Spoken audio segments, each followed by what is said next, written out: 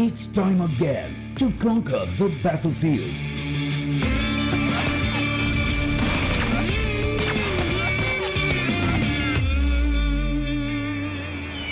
"20 squads, 16 days of action. Fight for the top 2 spots. More than $200,000 on the line. Get ready for the PMPL South Asia Season 2. Good things only come to those who wait, and we have waited for a very long time. Welcome, ladies and gentlemen, to the PUBG Mobile Pro League South Asia Season 2. My name is Super Johnny. I will be your host for this entire event. Due to the situation that's going on, we still can't have the players in the arena with us, but the show must go on, the festival must go on. And before we get things started, there are a few people, few exciting faces that I need to introduce to you guys. We're gonna start with our left-hand side, well, with my left-hand side indeed, where we have the amazing voices behind the action. It's gonna be our casters, ladies and gentlemen, Ocean and The Experiment. How are you guys doing? We are good. We are good. We are ecstatic. We are energetic. We are excited. I want this action to begin right now. Exactly, exactly. I want that action to begin right now. It's not even the action right now. I would say at the festival that's going to be happening, but with the fact that bragging rights will be there. Oh yeah, bragging rights are always going to be there. I mean, that goes without a question. And I'm happy you guys are excited because I'm excited. I'm pretty sure our audience watching us are going to be excited as well. But along with these two, there are 2 more people that are going to be joining me and are going to be, well, along with me in this entire festival and this entire journey, ladies and gentlemen. It's going to be a very talented, very knowledgeable analyst. So it is Fixes and Shadow. How are you guys? Well, to just start off, it's going to be a gala this time around. 15 teams from the South Asian region, 5 teams from the Pakistan region. Let's get this party started.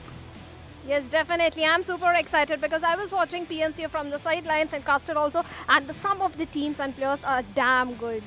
Well, they are really good, no doubt about that. The sort of action we got to see in the scrims and during the PMCU as well. I mean, we are really excited to watch every single one of these players. Plus, there have been a few changes as far as the team is concerned, as far as the format, the tournament, the point system, all the good things. And as I was talking about the format, let's have a look at the format as well, because there are going to be a few things that are going to be happening for the very first time in this PMPL South Asia Season 2, ladies and gentlemen. So, it's going to be a 3-week-long league stage where the 20 teams that have qualified are going to be divided into 5 groups of 4 teams each. There are going to be 12 play days for the league stages, and 5 matches are going to take place every single day. The matches are going to be played in a round-robin format amongst the groups. 3 teams, the top 3 teams from every single group are going to qualify for the final. What about the 16th team, you ask? Well, the 16th team is going to be the best of the 5 remaining teams. And the finals are going to be 4 days of action-packed PUBG Mobile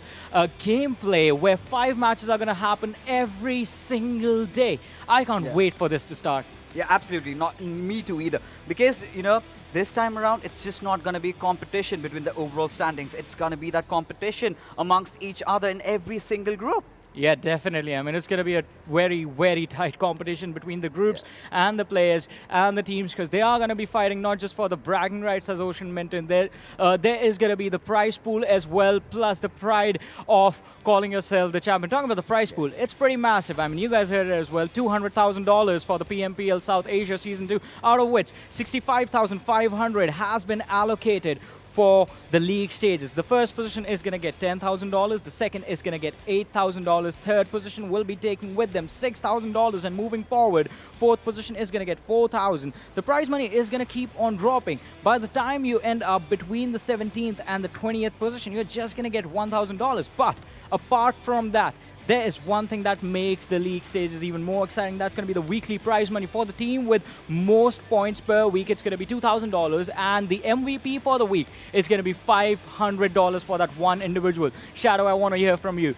How excited are you to see who is going to be that individual who's going to be, well, walking home quite rich? Yes, definitely. That's a huge prize pool. They will be walking home rich, and they can even double up their money, because if we have MVP of the match winning $500 per week, they can buy a lot of gifts. They can buy a new device, even buy some gifts for us. They can go for that. We don't mind. You can buy something for us. Yeah. Oh, well. I Oh, well. love that. Yeah, Fixers looks pretty happy. I mean, we can all see the smile on his face, trying to get some gifts. Yeah. But let's have a look. That is even more exciting. We saw this thing in action during the scrims. This is the new point distribution system, wherein instead of getting 20 points for getting the chicken dinner, now you will get 15 points. On the second position, you will only get 12 points. On the third, you will get 10 points, and the points are going to keep on dropping. And the decrements of 2 points are going to be reduced every single time you lose a position. So it's going to be fourth position getting 8 points, fifth position getting 6 points, and so on. 13th to 16th position will just get 0 points.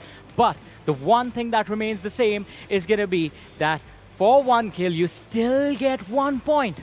Well, we did see a glimpse of what can really happen during the scrims going on. And now, 8 to 16. Well, till 8 to 12, you just have that 1 point, and that's going to be so troublesome. Imagine you just end out there. Oh, that's almost half of the lobby out there. And that's going to definitely hurt. You need to bag all those kills for yourself to ensure that you have a decent standing. Exactly, you gotta get a decent standing. Definitely need those standing points, and the kills are the thing that are gonna get you those crucial points for yourselves. But talking about things and moving forward from here, let us have a look at the groups and the teams as to how they have been divided. So starting things off in Group A, we have Assiduous Esports, some of the biggest names from the South Asian region coming in. Then moving forward, we have INES from Bangladesh, who are going to be representing their country again in the PMPL. Moving forward, we have Team T2KSG, and stepping in from Pakistan, it's going to be the team of SCYTES. But that is just Group A.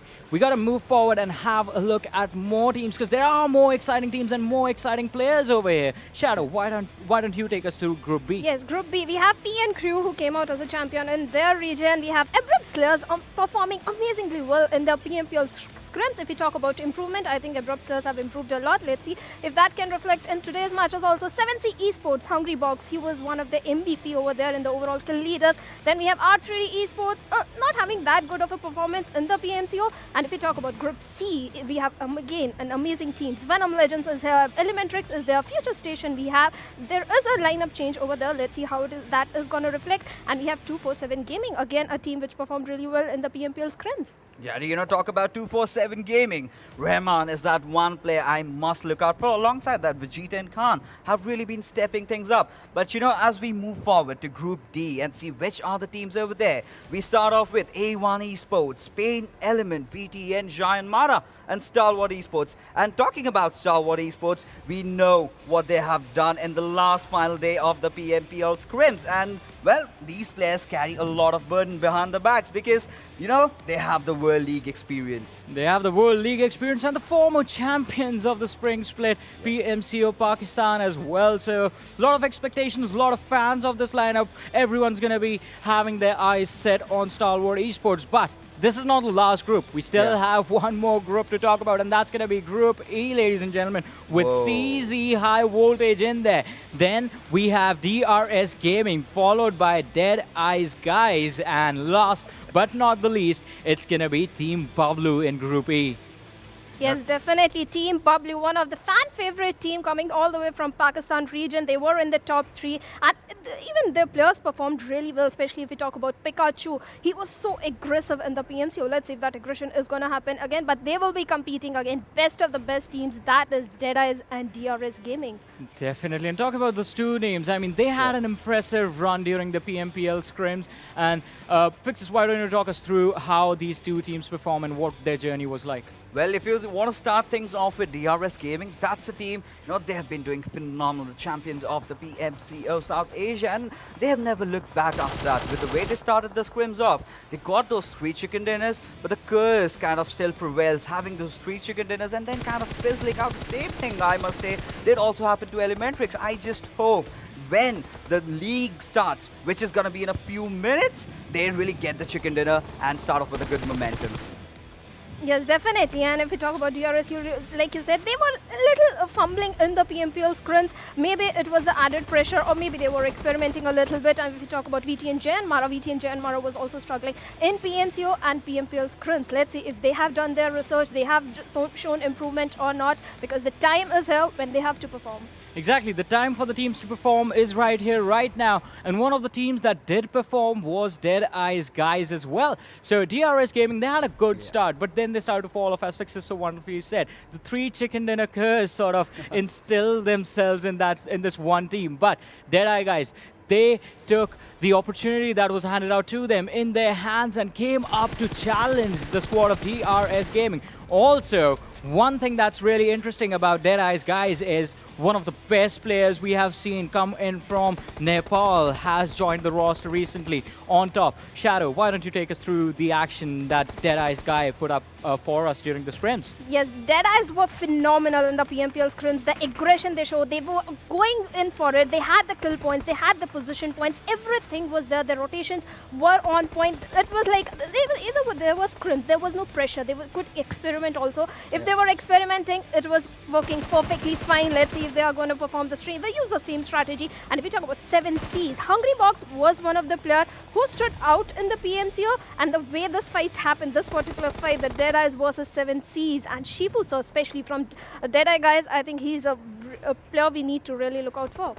Well, definitely. I mean, these are going to be some of the teams you have to be scared of, and you have to be careful on those teams. I mean, even in this clip, we saw On Top wreak havoc on his opponents from, well, on top. That is his iconic position. He likes to get the high ground and likes to punish his opponents with the vision advantage that he has. But this team is really coordinated. Look at the play that's happening right here.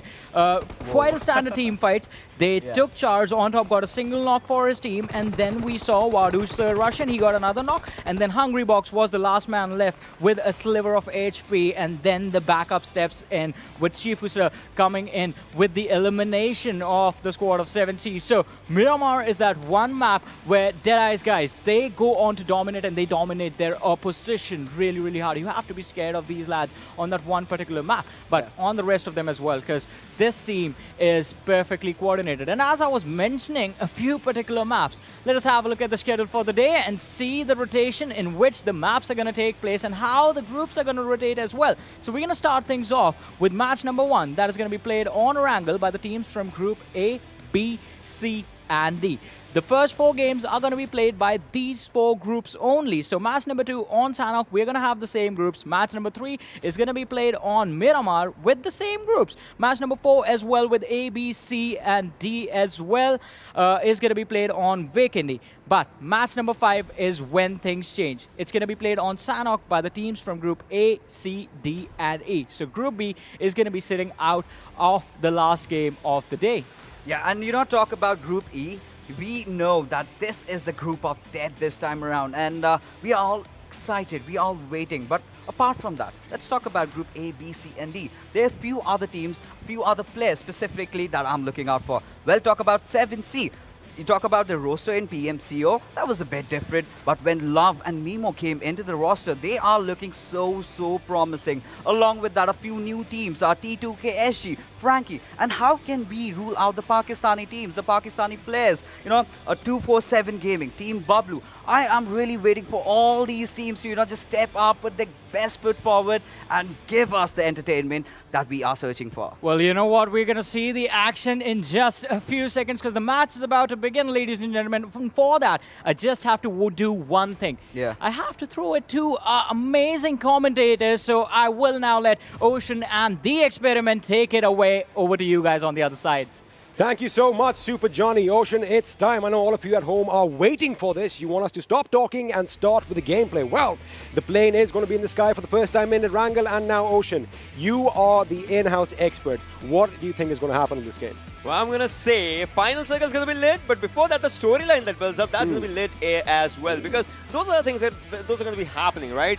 A, B, C, and D. Now is the real deal. The first game that starts up builds up the momentum, and that momentum gets carried forward to the next games, next days, next weeks, and whatnot. That's what it's all about. If you have a good start to the day, I'm sure you're going to have a good tournament, and if you have a little bit of a shaky start, ooh, nobody wants to be caught in that position. But let's have a look at all our players. I just love this. It's like as if I'm like a fly on the wall, kind of like peeping into their lives right now. But look at that splash of color and have a look. A few of them prefer the darkness. They prefer the darkness right now, but in the game, they'll surely be the ones making crates out there. We'll have to see what happens as these players are determined, are focused. They know their game better than anyone else. They know their team better than anyone else, but we'll have to see which team comes up on the top. Yes, sir. And of course, you all watching at home, you're probably rooting for your favorite teams. Let me ask you a question. Can you recognize your favorite players? Because I think, well, Ocean's already pointed a few out to me. I've picked my favorites over here. I'm sure all of you watching at home are going to be picking your favorites as well. But Ocean,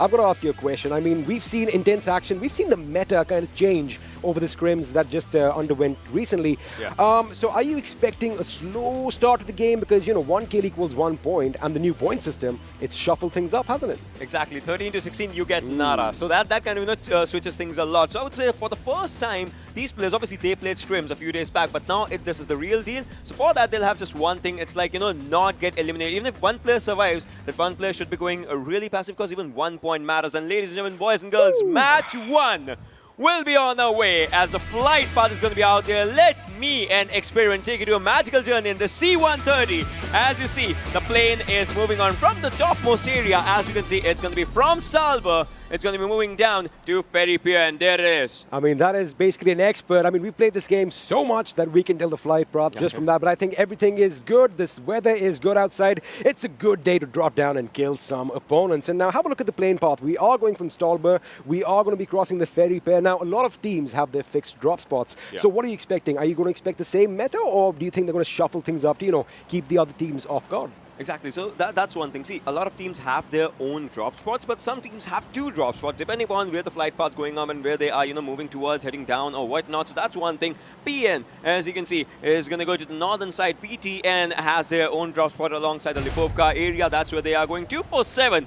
So this is one of the best teams, I would say, in the Pakistan region. We'll have to see what 247 does. FS, this is an incredible team from the Bangladesh region. So it's like, as you can see, Nepal region is also out there. So all these teams, P and Crew and all those things, all these teams are ready for that action-packed fight. But, well, we'll have to see where the first blood comes down from, because that is the most important thing. That's what, starts up everything. Absolutely. And, talking about all these teams, they are the best of the best from their region, because this is, after all, the PUBG Mobile Pro League.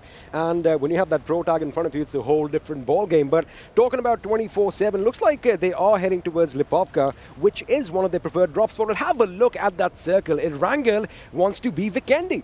Well, Erangel wants to be Vikendi. This is going to be the query-ish area circle, as we talk about the circle drops and all those in circle rotations. But right now, you can see Morte, he has spotted one. Jamie, will it be his game? This is the first 1v1. As you can see out here, Uzi is going to be out there. TBP, proper TBP angles coming up. But no, Uzi wins this one with 4 bullets to spare. But then the reload is going to cost the first crate, as Morte from Stalwart takes the first for himself. Well, that was quick. I'm pretty sure I wasn't expecting a kill this early on. A knock maybe, but this is exactly what we were talking about. This is how this game is unpredictable. It's barely been a minute, and wait a second, we have a little bit of retaliation, because looks like Kashuf, they're running around the rockets. A little bit of a ringer roll situation.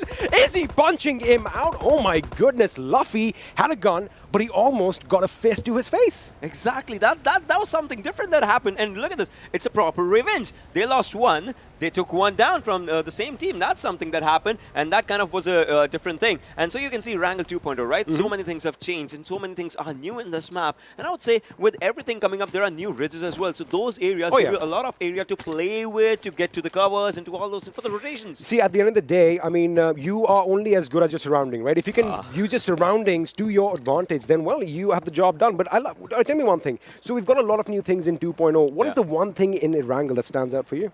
I would say that was very well put by you, first of all, Mr. That, you know, you are very good as your surroundings. And so there are some new areas, like on the backside of Pochinki, the Pochinki Hill, there are some new covers. And those covers are pretty amazing. Obviously, players, some of them have used those, some of them have not used those. We'll have to see how those things come up, because those were new things. And that's where it all was going down. But look at this, 247. You can see on the map, there's someone right next to this Mr. It's Khan, and that is going to be PAINxELMT. And this is the new prison. So this is also one of the best places that they have, you know, modified with everything. They have, in fact, and you know, it just makes the place look a bit more homely. It kind of gives that feel that it's actually, you can actually be there. You know, I love the fact that they've redone the whole map. But again, surprises, as right at the beginning, we've had a little bit of a calamity. We've had a little bit of an exchange. One man has gone down from each team. I mean, you couldn't have scripted this, right? I take one of yours, you take one of mine. But the question is, are they going to still continue that fight, or are they going to move back and, you know, live to fight another day? I would say so. It's one thing. See, they have read the kill feed. They know who their opponents are. They know who they have taken down. So now they're like, let's not take a fight right now. Let's just play a bit safe, or do a bit onto the other side. We'll focus on the loot first, because, you know, there are 4 pillars to this game. I always say that: landing, looting, rushing, and surviving. You have landed good. That. You go for the loot, you have to rush as well, but not rush right now, because you have like full 30 minutes for yourself if you're playing your cards right. And then survival, if you're the last person surviving, you get the chicken dinner. Absolutely, and especially at the beginning, right? When you have like a squad dropping and you barely have any guns on hand, I think looting is, of course, it should be given higher precedence.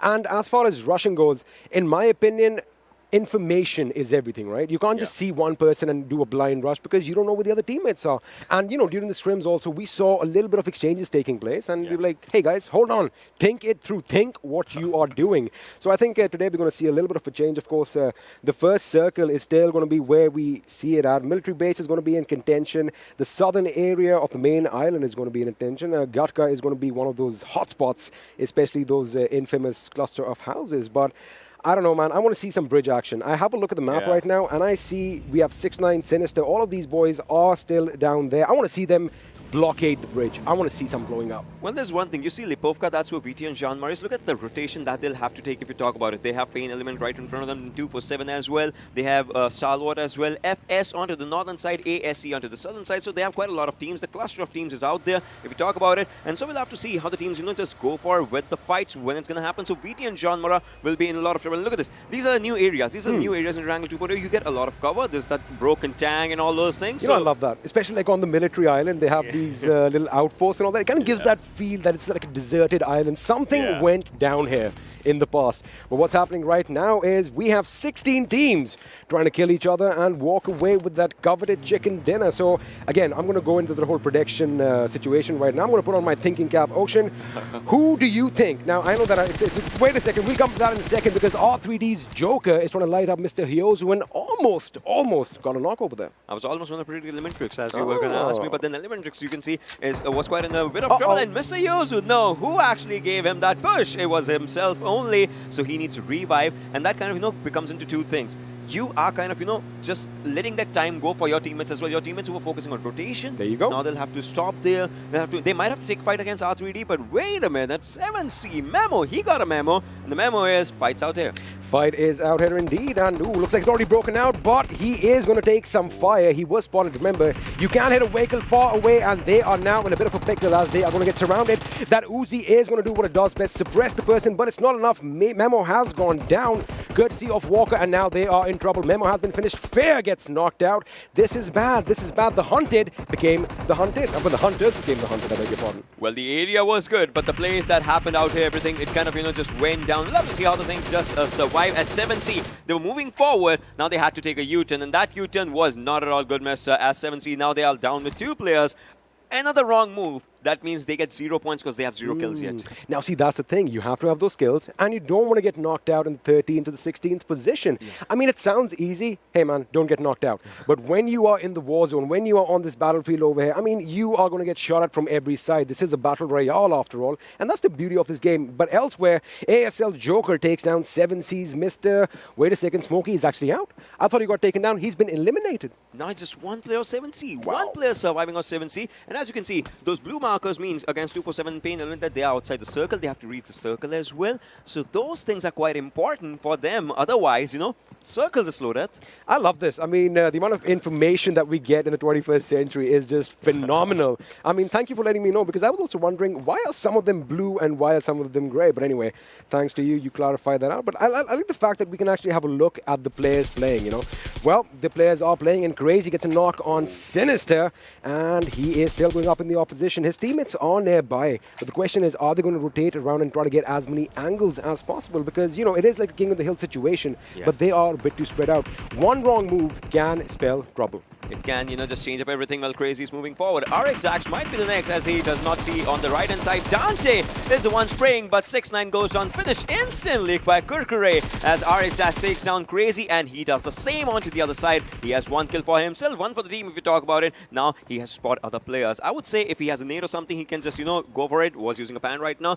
Might not be having a nade, but no, he knows the location of Kurkure as we see onto this direction, and Jax has to move forward. Now again, King of the Hill, but well, who is going to cross the hill? That's quite a situation out here. That is indeed, and looks like Sinister's teammate Dante is trying to go in for a revive. The smokes have been deployed. He is now over his fallen comrade's body, getting that revive in, and looks like he might just get it. But have a look at the members, Muffin and Hanuel. They are kind of creeping in, and of course, this is the third-person perspective game. So even if they are prone, they might have spotted them, but looks like they are in the clear right now. Hanuel is trying to light up the enemy. He does get a few shots on Sinister. Doesn't get the job done, but again, it is a stalemate and anything can happen right now. Totally true. It is a stalemate right now. The fights are kind of slow. We are down to the second circle. 1 minute, 60 seconds on the clock for the second circle to come up as well. Almost hitting up the 10-minute marker. All right, so almost hitting up that Molotov and grenade as well. But onto the other side, PN Ayush. Another last survivor needs to go for the revive if he can. If he cannot, needs to get inside the circle because there's that blue line, as you can see. Venom Evil Eye, on the other hand, you know, just going for the kills confirmation because that gives you points. I mean, the Evil Eye, after all, is going to bring you some good luck. There is some juju at work over here, and he gets the job done. That is going to be detrimental. PN's Mr. Boro has been put out of his misery. Now, I think that's going to be a tough call for them because they have 2 members, and it's going to be tough surviving till the end. And, you know, just talking about Venom, have a look at them. 3 men still alive, 3 kills to the name. Almost a squad wipe. Rafa, that's like, you know, 66% of the kills of the squad, if you talk about it. I mean, of the 3 alive people. But, well, there's one thing. Think about it. We started from 64 players. Now we're into 52, but no team got eliminated. That's how crucial it is. You know, surviving in those 13, outside those 13 to 16 is that important for the teams. If they get eliminated in before that area, it's kind of 0 points, and you kind of, you know, you have to wait for the next lobby, and you have to wait with a lot of pressure. You have to indeed. I think survival has in fact become an important part of the game now, because earlier all you had to do was just, you know, hold on till the end and take fights at the end. But now you have to survive throughout, you have to kill throughout, you have to pick fights. But now let's join Venom as their job is still not done. They are at the edge of the circle. Plenty of time for them to move in, but Muffin and his teammate Hanuel are still picking a fight. Meanwhile, Sonim gets a knock on Jax. And well, with that, we have the first team to be eliminated from this game, and it's A1 Esports out in the 16th position. Ouch, that's gotta hurt. That's gotta hurt pretty bad if you have to talk about it. Morte, on the other side, actually did something decent. If we talk about it, if we have to see about it, we'll have to see how the things, you know, just go up. But Kurkure is out here, you know, enjoying those things, enjoying those loot areas for himself as well. But he has to see where he can go as a circle, again, is moving forward slowly and steadily. You know, talking about guys like Kurkure, and then we have Muffin. It's not fair because I feel hungry right now. Is that? I've got the munchies. I have the munchies. If you feel hungry, you gotta have that chicken dinner, man. Oh, I like that. I like that. I think that's a motivation. You know, name yourselves as food because you are going to get hungry, and that's going to just, you know, drive you a bit more. Motivation comes up. There you go. Hunger is the best motivation anyway. But a lot of shots fired right at the center of the circle right now. You know what? I might just see a little bit of a bridge battle because if the circle kind of just implodes on itself, if it's like a concentric circle, that could be possible. My dream might just come true. Well, I've seen those matches, the full water zone matches is what I've casted as well, and those things have happened. Airdrop number 2 has the poetry of 100 bullets, M249, ladies and gentlemen, and T2KSG's Jane is going to feast on that. Poetry of 100 bullets. I would say it's a song of 100 bullets because it is ratatatata and it's singing. It is singing when you have that going on, but I love it either way. Of course, an M249 is a versatile weapon. Man of culture, I would go with poetry. Oh, so I get it. So basically, I'm the heathen over here, and this guy is the man of culture. I like that. Look at the circle. Wow. I mean, I've said this before. Somebody give me a crystal ball, please, because I can look into the future.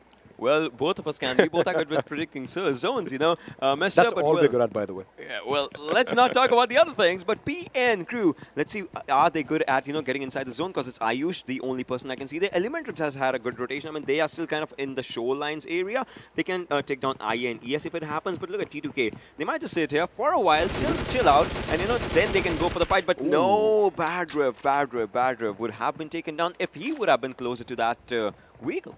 He could have been taken out. I think it did take a little bit of damage. But again, you come to expect that now, right? Because anytime you see a vehicle, chances are somebody is going to shoot at it. And I'm pretty sure you've been in a situation as well. You think you're safe, but then a few seconds later, boom, and that's it. You're knocked out. But meanwhile, Joker, they are still trying to get a foothill over here near the lumberyard. And they do have to kind of move further into the circle sooner than later. Of course, you want to have a central position so you can kind of, you know, think and proceed further from there. But let's have a look at the circle on our screens once again. A few teams are still out. Meanwhile, Tamim is going to light up a member from ASL. Is he going to do it? Nova is unscathed. I don't think a few bullets even connected over there. He's still surviving, he's still moving, and that movement is a good movement because he reaches to his teammates. I mean, that's good cover. That's a potential cover as well when he's moving out there. But look at the circle again. If the circle, again, you know, decides to shift south, which is a rare case, that is going to be something, a trouble for a lot of teams. But if the circle goes north, then T2K might have to rethink if they are going to stay at the bridge or if they have to move forward from the underlines of the bridge and, you know, reach to the other side. We'll have to see what happens. And again, you know, it's not going to be an easy ride crossing that bridge because places like Ferry Pair are going to be occupied. Along that beachfront, we already saw a few teams, you know, shack up near those shacks, so to speak. So it's going to be difficult. But again, let's have a look at the kill leaders for now. Morte is going to be leading with 2 kills. Well, everybody has 2 kills right now. Hanuel is on the chart over here. Joker's got his name up there. Venom Rafford has 2 kills as well. Now, again, I like the fact that it's all spread out. Yeah. And, you know, they're kind of testing the waters, Ocean. They're trying to see what the opponents are made of. They're backing off in a smart fashion. But towards the end, that isn't going to work. Exactly. Those are the things, you know, you have to see. You might just land up and you're like, oh, I'm really good with the game. I have no one around me. And then in one rotation, you're caught so bad, you're just the only one surviving. And on the other side, STEFS Malik goes down by Kopshi. So that is not looking good as now. R3D Joker, we heard it. The shots were out there. That means a fight somewhere closer to these players only. As you can see, Bad Rev again trying to spot the players. See, they speared him. And I would say that might be a bad decision for them. It could actually be a bad decision. But one thing that is just catching my eye right now is have a look at Bad Rev. He is comfortable. He's sitting down. He is on the floor. He's got his cushion up on his laps. You know, it's all about comfort. You don't have to have fancy gaming chairs to get the job done. But meanwhile, Bad Rev over here is going to take some shots from Venom's direction, almost getting knocked out. But it's that reaction. That was lightning quick. That was really good, and now he found a comfortable place, and he has, you know, another 55 seconds as we speak just to get inside the next circle, but that's, you know, 500-ish meters away. So we'll see where the movement just goes down, and we'll have to see where the circle is, because circle, again, I'm thinking, has thrown up a curveball. I mean, that is what PUBG Mobile is all about, and we are going towards the northeast this time, so I guess Team T2KSG are going to have to move out, and have a look at this. They are taking the bridge. They're like, you know what, let's just have some cojones, and let's just drive right through. Let's just go for the party, and the party's inside the zone. You all are invited, ladies and boys and girls. As you can see, this is the first game. Well, look at this, Luffy and Rohan. They are moving from downward direction. They might just contest VTNxJyanMaara, or might just go for one of the areas and might just let themselves out there. However, all those rocky cliffs in that little congregation where you see Team 19, that was JyanMaara, where Luffy is heading, it's going to be tough getting up. Exactly. That's going to be a problem. So I think they might be hiding this one out. He might have to, you know, go to the bridge area again and get through from those areas. Risky. But that's a risky and a longer rotation. We'll have to see what happens. ElementriX is Sonim. So he has spotted the player. He knows where the players are. Now it's one thing that, you know, he has to either keep his eyes out there or might just have to wait for it so those players make a mistake and just run out. See, whether you play out in the open or you hold down a fort, so to speak, you've got to be vigilant 24/7. You have to keep an eye out around you at all times because, again, we said this before, it is a battle royale, it's PUBG Mobile. You can get shot from any direction, be it left, right, up or down. So you've got to be quick on your feet. Meanwhile, Nang over here with that Mini 14, trying to get a few shots on, does get a couple of bullets connected to Venom, and now he's trying to disable Frankie's car. Again, you want to disable all these vehicles at these stages because a vehicle is pretty much a mobile cover. You want to make sure the opponents have no cover. And you want to make sure that you have a lot of cover in out there. I mean, the maximum you can have is 4. One individual having each for them. That's perfect. Yeah, we'll have to see if that perfection goes down or if you get, blasted out in that car while you're moving for the covers, because those things might happen. Oh, well, I mean, we're talking about this, and now the second team to be eliminated from this game is 7C Esports. That is going to be a bit problematic, but again, let's see what they do next time. We have 14 teams still in contention, and surprisingly, a few of the teams are still outside the zone. They need to move quick because the zone is almost going to catch up, and now, at this stage, Ocean, the damage is what is really detrimental. Yeah, the damage is something that's going to be really detrimental. But look at one thing. If you have to talk about it, most of the teams are taking down the edge of the zone. No one's focusing on the center right now because they know that's where, if you're at the center, you're kind of, being taken down by every team. But look at this. ASL Joker getting that Grenadier's tag on himself, taking down players. But Anubis goes down by Sonem, who's using DP to its perfection.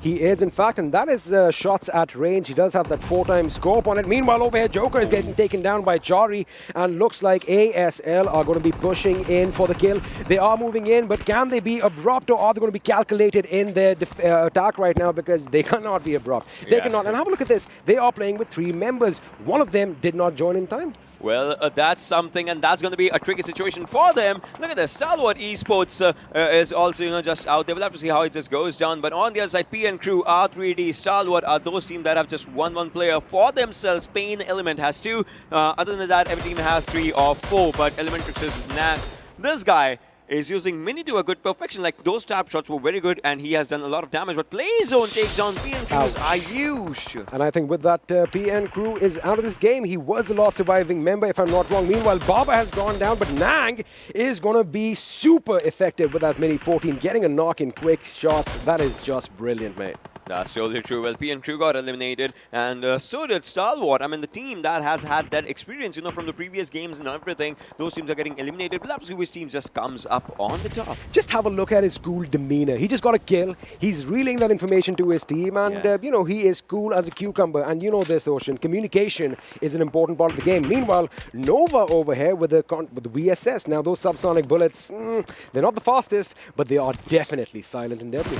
They get the job in the silent ways out there. You just use them, but we'll have to see what happens as Rahman. Now, this is one thing. Rahman's out here right next to those players of FutureStation, and he's the one putting on pressure on them.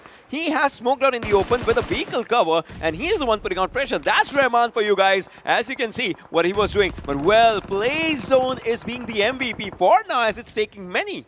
I think the Playzone definitely has racked up the most kills right now, but we'll come to that in a second as Evil Eye lobs a grenade in 24/7's gaming direction, but it's not going to connect. Meanwhile, the Playzone is going to tear into INES's tear, and with that, I do believe INES could be out. Rahman, the man we were talking about, explodes. He is blown up into a few pieces over here, but it looks like the revive might come through, and it was his own vehicle that blew him up. Well, INES Yashiro still surviving outside, but Evil Eye goes down. Wasif using Uzi to perfection, but can he just, finish up the job? If he has to go for it, we'll have to see how it just goes up, but no, he's going for the revive, but he is getting shot as well. Joker goes down by VTNxJyanMaara's Wang, and he actually confirms it up as Novax also bites the dust by T2K SG Zod. But look at this, a perfect smoke cover onto the left-hand side from where he was getting shot at.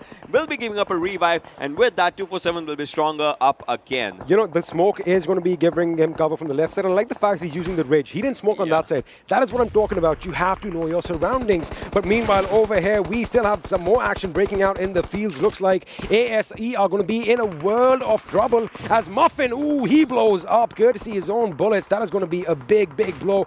Gurkure has his work cut out. He is the last man standing. Meanwhile, INES are going to bow out from this game in the 11th position. Wait a second. Nightwing from far eliminates the team. ASE is out, Ocean. Yes, he is done. Whoa. We are down to single digits on the number of teams. 9 teams and 26 players alive. Might be another one going down as Evil Eye again has his Evil Eye onto the players. Nightwing's on domination. That means the guy has 3 kills for himself. Jane using up that M249. This team, they lost 1 player, Shuvo, right at the start of the game. But still, the team managed to get those 7 kills for themselves. That's a pretty good, a pretty bold move you're talking about. But ElementriX is, Nanga, I guess, he has also been taken down. 247. Rahman F4 gets out in that situation. 247 as well is in a bad spot for now.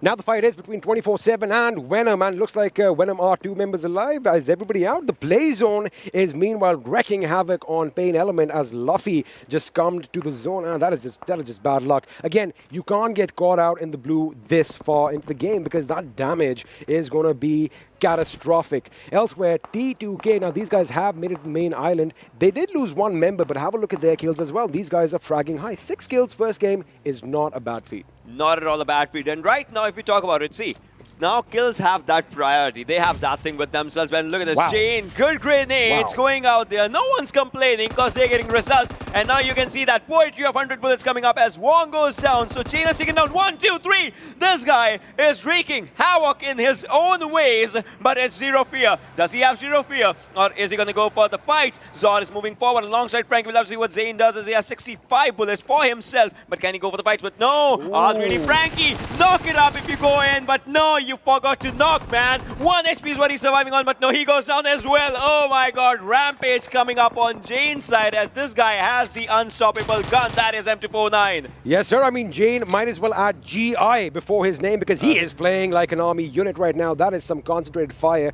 He is super effective. Meanwhile, we have Rohan from PAINxELMT trying to make it to the zone, and looks like JyanMaara's Giro Fair is going to be laying down the lead on Jane and Zod. Now, they are in a bit of a pickle because they are in that little valley. They've got opponents on all sides. They have a vehicle, they have that smoke cover, but smoke does not stop bullets. And if it was me, if I see smoke in the open, pretty much I'm going to pop down a few shots in that. Yeah, I'm just going to go for it. You know, if see if the crosshair connects something or something, you get that information. But well, right now, as you can see, we are heading to 24th minute of the game. As of now, down to 6 teams, 14 players still surviving. Which team is going to get that first chicken dinner for this PMPL Season 2 South Asia? We'll have to see that, but Zero Fear moving forward has been spotted. Might be a back decision. No! Ghost has been taken down, but on the other side, Zero Fear as well goes down. We are down to top 5 as of now.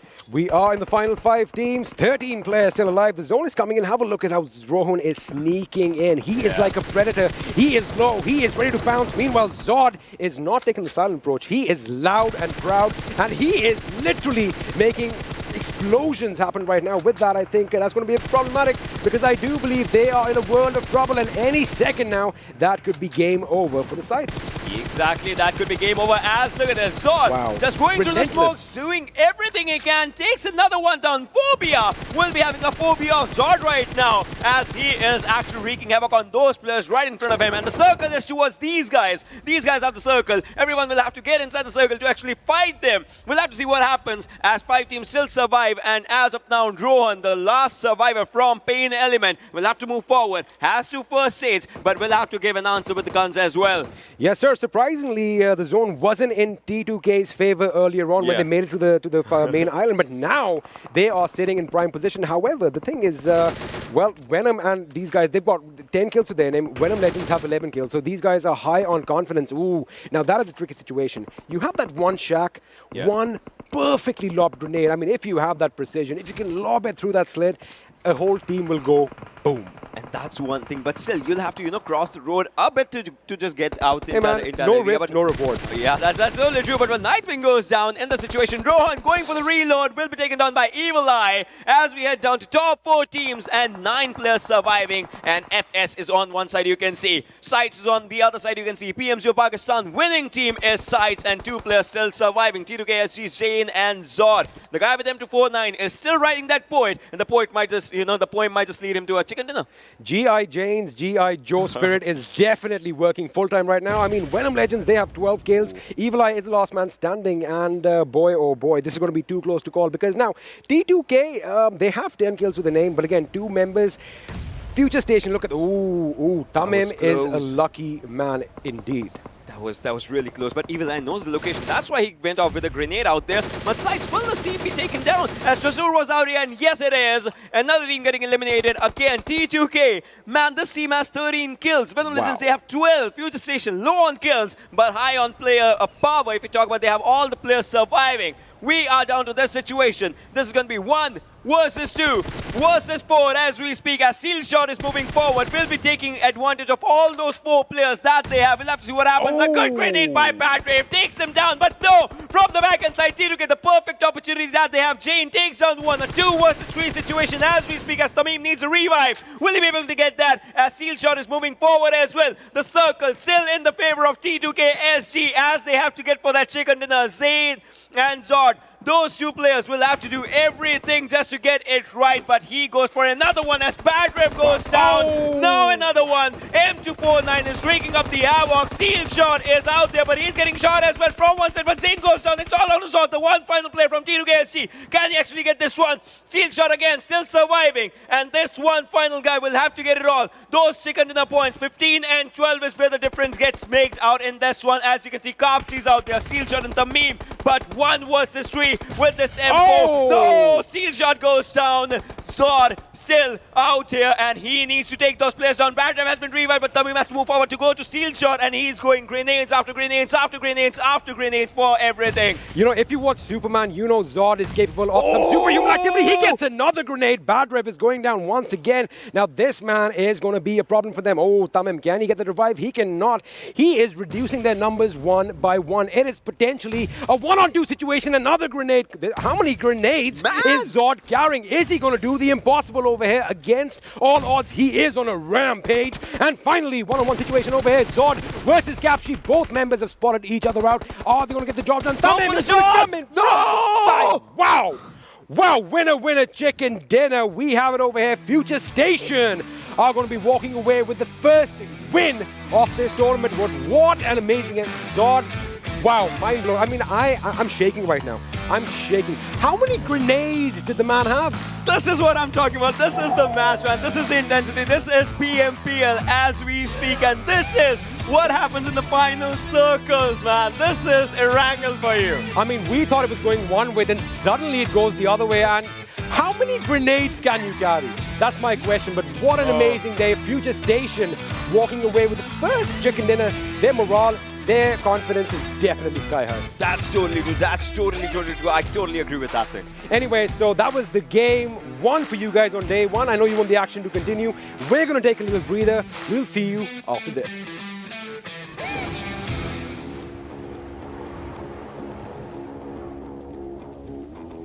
Mountain Dew? Squads. There's loot on the horizon. For however you find victory. For the combat chauffeurs. For those who strike from above. Or from below. For the experts in pan-to-pan combat. Whether you're taking a leap of faith or just aren't afraid of a close call. Fuel your path to Winner Winner Chicken Dinner with ice-cold Mountain Dew and with exclusive loot from Mountain Dew fuel stations. Spawning on a map near you. Hello once again and welcome back to the PUBG Mobile Pro League Season 2 of South Asian region. My name is Super Sohnian. What an amazing game number 1, ladies and gentlemen. My analysts are going to be helping me break this one down for you guys. And I want to ask you guys the same question Experiment was asking again and again. How many grenades is one guy going to carry? You know, carry 10, carry 6, whatever you do. If you use it right, then you definitely are going to get the result. Well, starting things off, you know, we had a very good flight path trajectory. However, the circle was directly onto the southwestern side. A lot of teams were on the eastern side and they had to just rotate in, and we saw a lot of skirmishes out there. We did see a lot of skirmishes, but T2K Zod did put up an amazing fight in the end, but it was Jane who made sure that the team had a lot of kills, had a point secured, and that is why he is going to be our MVP for match 1 of day number 1. By the way, ladies and gentlemen, position. This is the same MVP format that we had in the World League. So there's going to be 20% weightage for the kills, 40% for the damage, 40% for the survival time. And the stats that you see, the pentagraph in front of us. So the edges of this pentagraph are going to be the highest stats of the server. The light blue region is going to be the region, the stats for our MVP. That is going to be Jane from Team T2K SG. And the dark blue region is going to be the average stats of the server. So 7 kills, 1484 damage. That was highest in the server. Survival time of only 25 minutes, 29 seconds. I mean, it makes sense, right? The other team did get the chicken dinner, and Jane was taken out in the middle of him trying to go in and rotate with Zod to a better position to try and take the fight. But still, an amazing, amazing performance, not just by T2K, our team that got the chicken dinner, FutureStation, and also Venom Legends. Yeah, of course. You know, starting things off, well, Venom Legends, they were at a very good spot. But you know, I would really commend the players of T2K. They started off in the southern island, and all the way up they had to rotate in. But who would have thought a team like FutureStation just sitting in that one shack, and they ended up getting a chicken dinner? Yes, definitely. That was a surprise because FutureStation was pinned down besides that shack for a very long time. Yeah, but Shadow, I'm going to need your help for this. We have the top players on our screens right now. Why don't you take us how these lads performed in the match? Yes, it has to be T2K Jane with that perfect M249 coming into the action. 7 kills if we talk about the damage. 1484,048 for damage, followed by T2K Zod over there with 6 kills and 991 damage. I think this team is phenomenal. We need to look out for them. But then we have Venom's Sufret over there with a total of 6 kills and 627 damage. Then we have Venom Legends. Venom Legends and T2K, I think these were the two teams who were literally going for it in the end. We have Nightwing over there with 4 kills and 917 damage. Survival time is going to be 24 minutes and 20 seconds, followed by Evil Eye. This is the guy who performed really well in the PMCO also. He has got 2 kills, 645 damage, and a survival time of 25 minutes, 25 seconds. Well, definitely Venom Legends, they are a team you need to be scared of. I mean, they are venomous and they are legends in their own right, especially the way they played out in the very first game. But along with these two teams performing, there were a lot of interesting things happening. I mean, as soon as the game started, apart from the trajectory of the plane path, you have to talk about those early fights, man. You have to talk about those early trade-ins coming in, wherein one guy was literally just trying to punch his way out of a 1v1 situation. You know, this has come down to, you know, when you drop down to your locations, you need to get somewhere, you need to find those vehicles, but sometimes you find those unfriendly neighbors who will try to punch you out. But, you know, as the game went along, you know, we saw that initial fight, but I would like to focus on the fight after that. Everyone really tried to contest for the center, but nobody imagined in their, you know, nightmares, in their dreams, that the circle would kind of go towards the eastern side. And it went on shifting, We did witness a fight between the players of Venom Legends and 247 initially. Well, Rahman, I must say, he was just not in the right place, in the right position. He got taken out early, but Venom Legends definitely did held on. But in the end, it was FutureStation. So they took their a happy time kind of getting inside the circle when the other fights were out there. And well, you have to give it up to the lands of the T2K. They really played well. Exactly, they really played well. But finally, let us have a look at the standings for this game and see how things went out for all the teams. How many points did they get in the very first game? Well, T2K, 15 kill points coming in for this one squad, 12 placement point, 27 points in total. Venom Legends as well, 12 kills. These two teams giving a statement right from the very get-go. I mean, look at this. Kills matter so much this time around that the team with the chicken dinner has been pushed down to the 3rd position.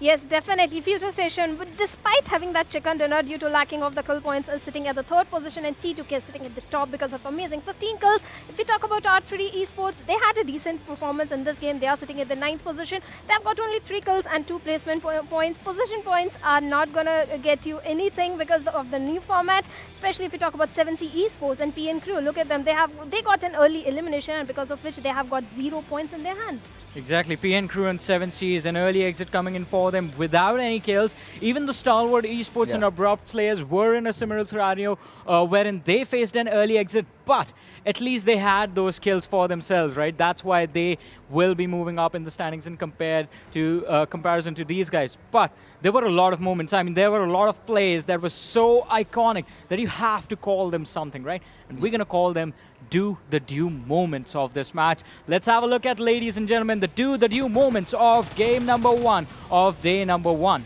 So, well, you know, starting things off, this is very iconic to Stalwart Esports. We have seen them dropping every single time around Shelter, and, well, PAINxELMT did also trade one off. But these are the fights that I was talking about. Every single team really trying to contest for the center, and then when the circle kind of shifted, everyone was just caught off guard. Team ElementriX, they were looking promising for some time out there, but there is another team, Team 247. Well, they had the center, but they were kind of spread out, were not, you know, providing ample cover fire to their teammates, and that is where Venom Legends really capitalized and got all those skills racking up. Team SCYTES, again, kind of sticking up to their old strat of going for a survival-based gameplay. They were lucky for some time having those compounds. Well, it was the players of T2K, especially Jane and Zod. Those M249s and those grenades coming out and just pushing all the way up to the top. Definitely. In fact, if we talk about T2K in that particular fight, they had a lower ground, and the only option they had to knock the players of VTNxJyanMaara was a grenade. That was a perfect move coming in from Jane. He knocked one player, directly pushed in with that machine gun, M249, and look at that. That was a slight mistake from the part of Frankie, but I think next time he will be coming back stronger. And SCYTES, what they were doing in the open area when there were so many players, they were literally pinned down in the area when the players of T2K were knocking them down. And Rohan, if we talk about Rohan, he played a little smartly rather than his teammate. There you go, the reload coming out. You know, that kind of, you know, messed things up for him.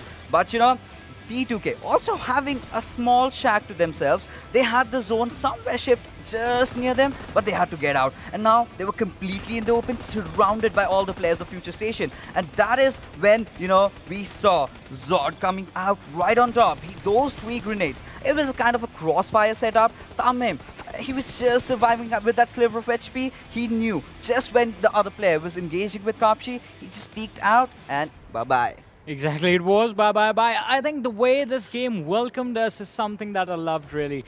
I loved it a lot. Yeah. I mean, the first circle moving towards the initial circle being formed to the southwestern side of the map, and then we had the bridge circle as well, wherein in the third circle it was the teams deciding whether to cross the bridge or not, and then it just took a northern shift. So a lot of surprises coming in, but let us now have a look at the damage histograph of this game and see how much damage was being outputted by every single team during those team fights. And oh my god, T2K, 3,044 damage by the squad, 15 kills coming in for them, an impressive performance. Look at this, they made every single tick of damage count for themselves, but Venom Legends just taking away a lot of kills away from their opponents. Yeah, absolutely. You know, starting things off with T2K, 3,000 damage in the first game itself.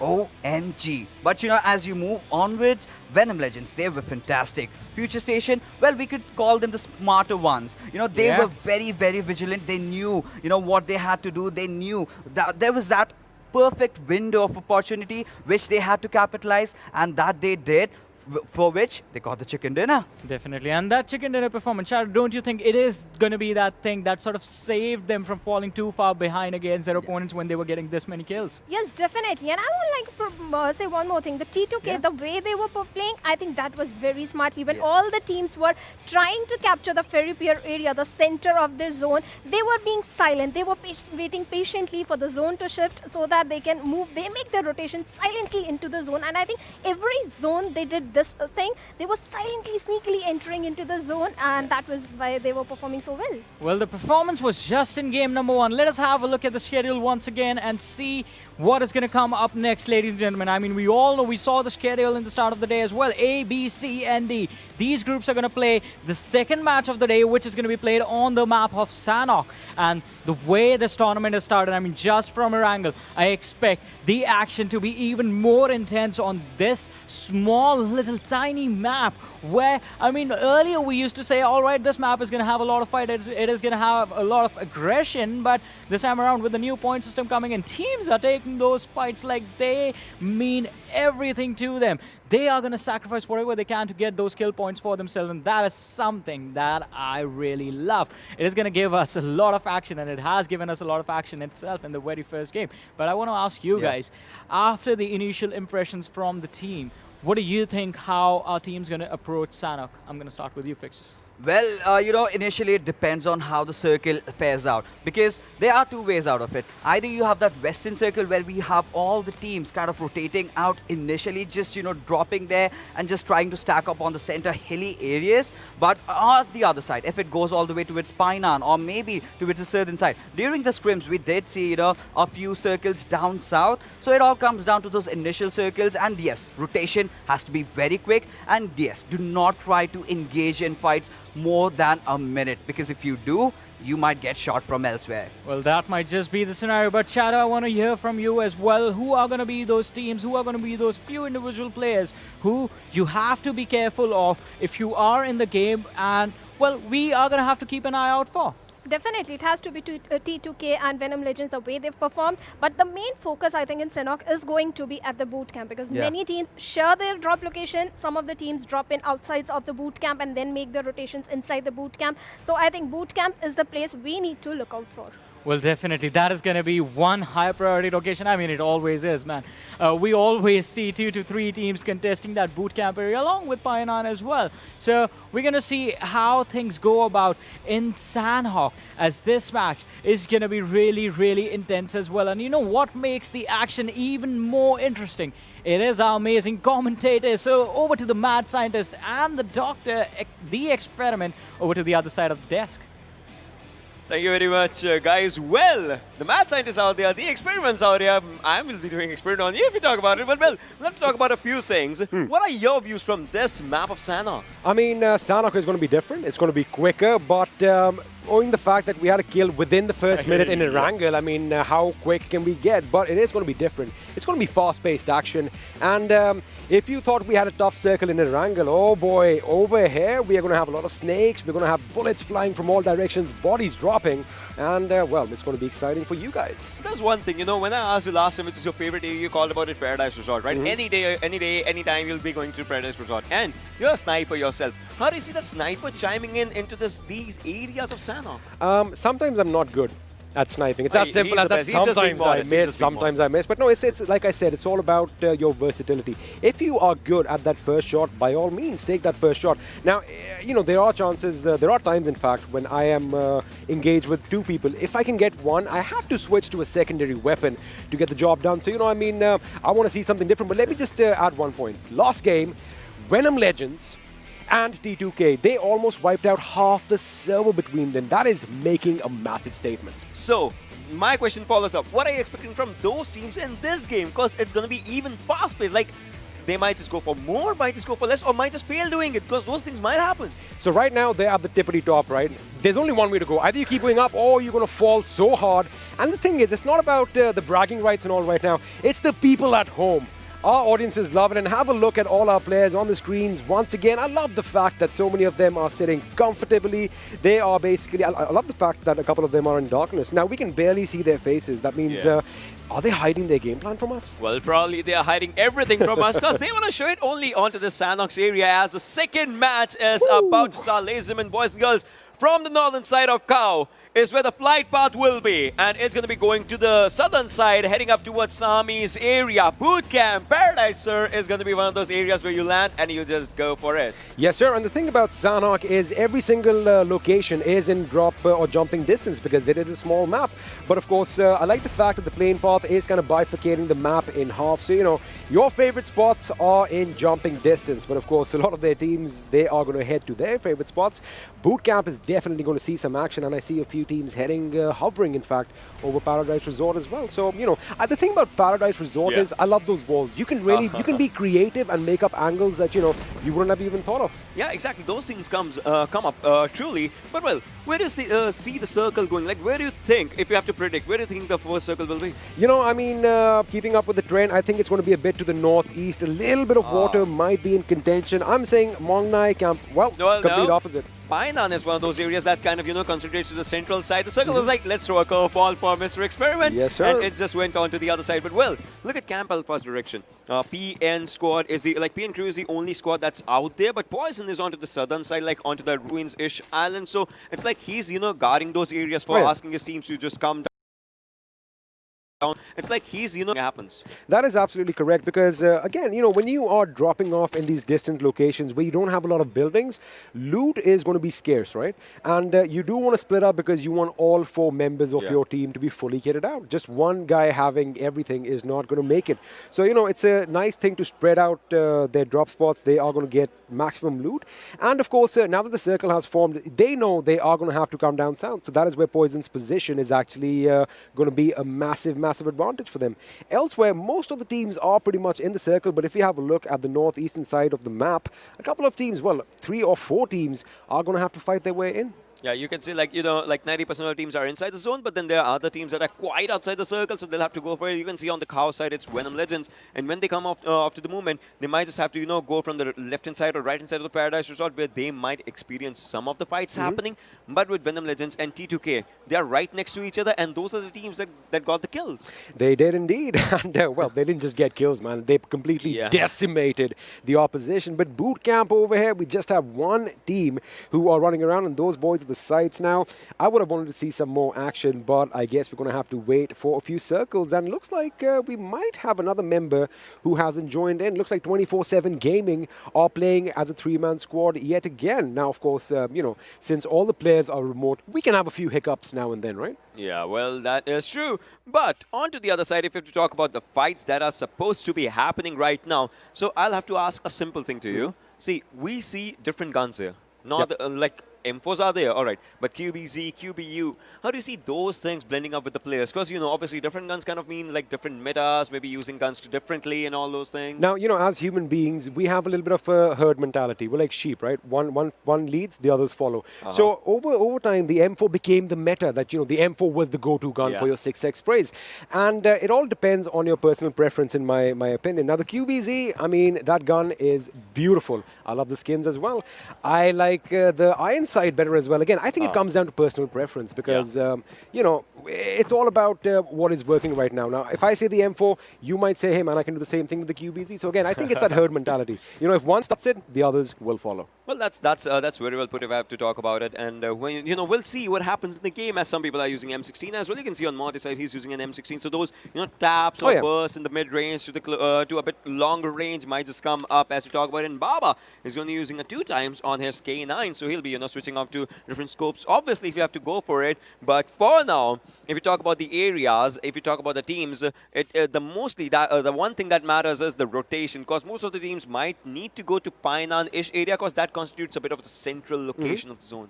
It does. And, you know, those buildings, they give you a good vantage point, a good 360-degree view. I mean, you are pretty much in a valley, but it's a big valley. You don't have mountains or hills right next. So, you know, it's not a valley, what do you call it, a kill valley situation. That is not going to happen. So I think that is one advantage. Plus, you have a lot of cover. You have a lot of different angles from Painan itself. Now, you know, you talked about rotations. Let me ask you a question.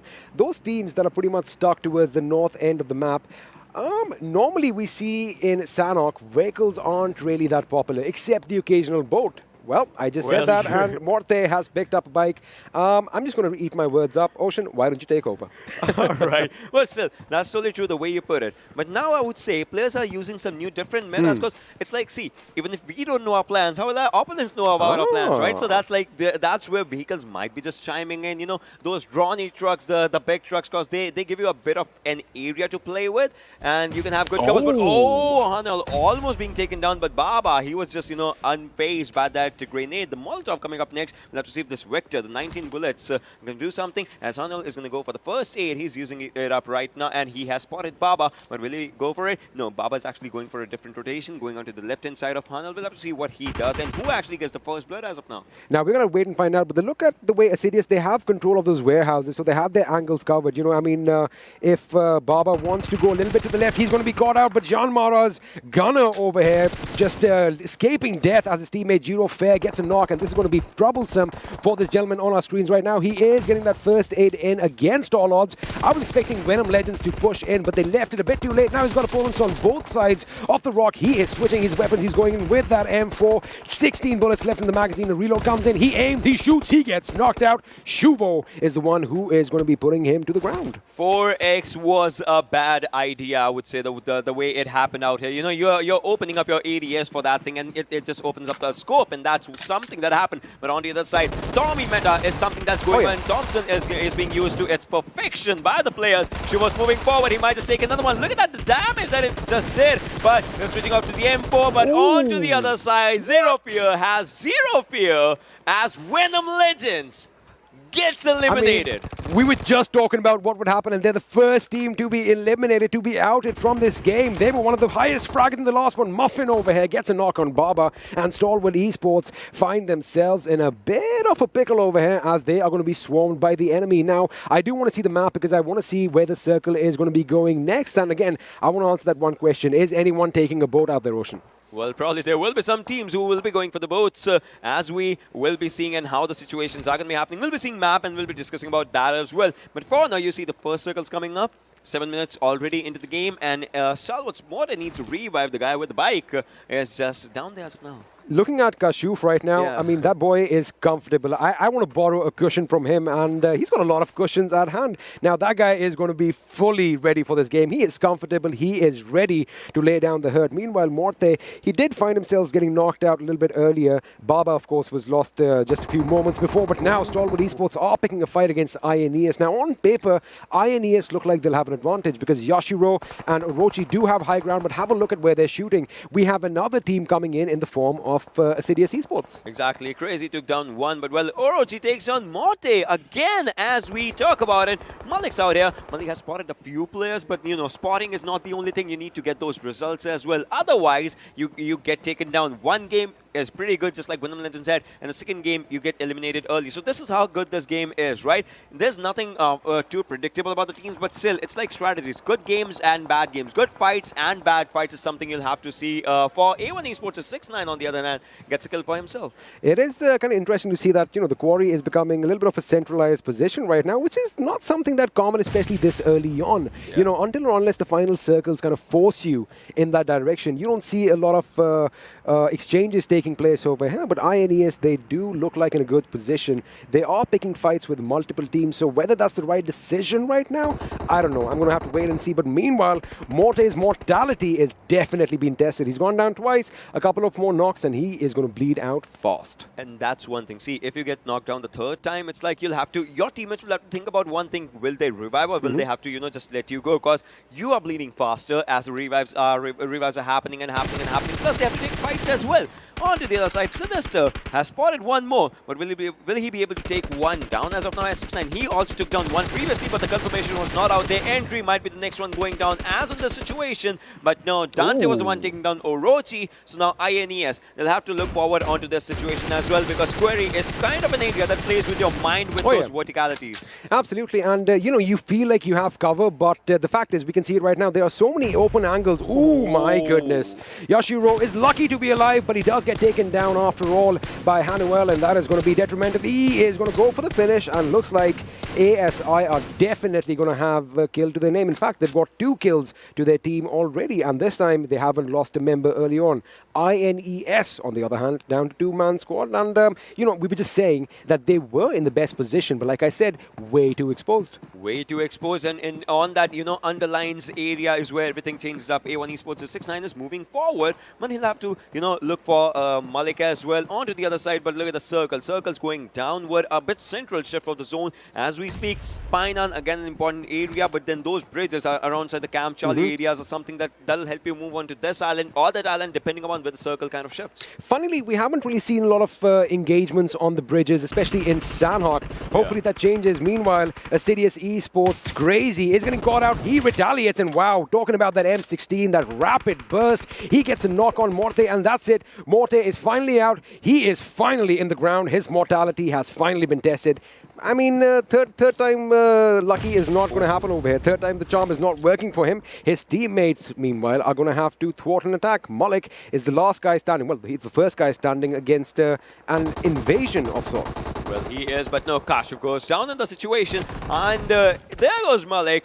Now Malik was the last man standing, but he also, being taken down. That means the team gets eliminated. Stalwart getting 0 points from this round of the kills and of the placement. That means, it just goes down for the team right now. Wasif is trying to spot the players from R3D. Walker is pretty low on health, goes up, popping up of the full med kit. There it is. But now Raza is something they won't be able to save. And there is one more. And Anubis, the god of death, again, just trying to spot the players if he can. A1 Esports as Shoykot takes down PAINxELMT's Jimmy, but can't. He was not at all saved.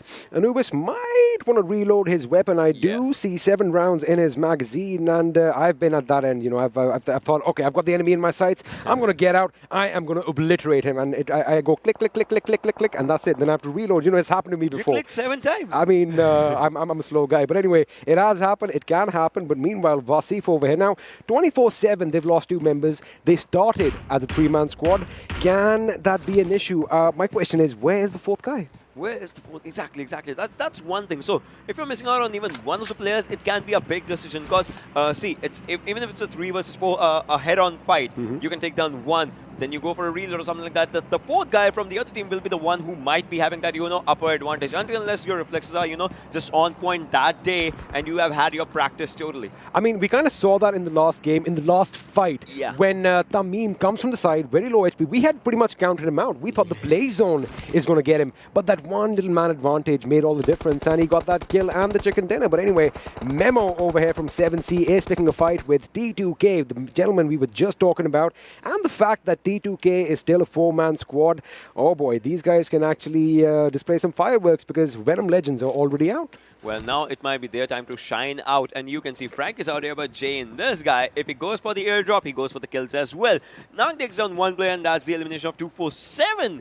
As of now, as we speak, 13 teams alive, 49 players surviving. 7C Memo. Last time, if you remember, they were in the vehicle and they had a very, wrong turn, if you talk about it, for the swords. But now we'll have to see what happens as they are pretty much concentrated with all their players, and they have one team right in front of them, but that's going to be a difficult one because it's T2K. Absolutely, and just looking at T2K as well, one name is popping out for me. Now, I like the name Jane, but for all purposes, now on and henceforth, I'm going to call the person G.I. Jane because that guy is deadly.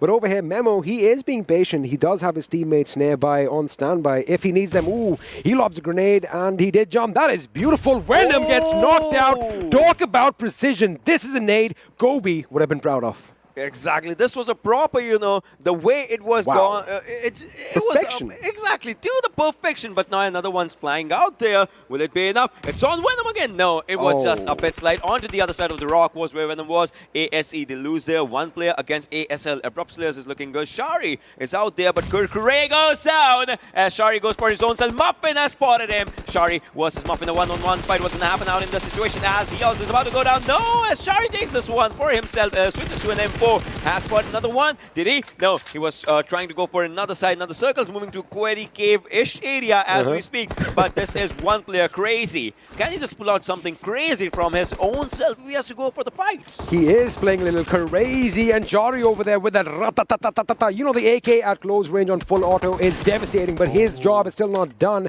Nova X is trying to put down a little bit of hurt in their direction. Crazy is going to patch himself up. He is the last man standing, and now here come the Abrupt Slayers. Nova X is going to go on the right flank from his team's point of view. Meanwhile, 2 members are going to go left. They are one behind the other. Crazy can get a couple of knocks over here, but it is not going to be enough. Of course, 3 guns are going to be more deadly than 1. Yeah, it's you know, 3 times the pain is what something that happened, but now they're going to go for Shari's revive, and obviously I'm going to be enjoying the loot for now, but there's another team coming from the back ends, and they'll be knocking on the doors of ASL if they're moving for that rotation, but PN Crew, they're also moving from PAINxELMT's area. We'll have to see what happens. But on to the one side, did you see ElementriX was R3D.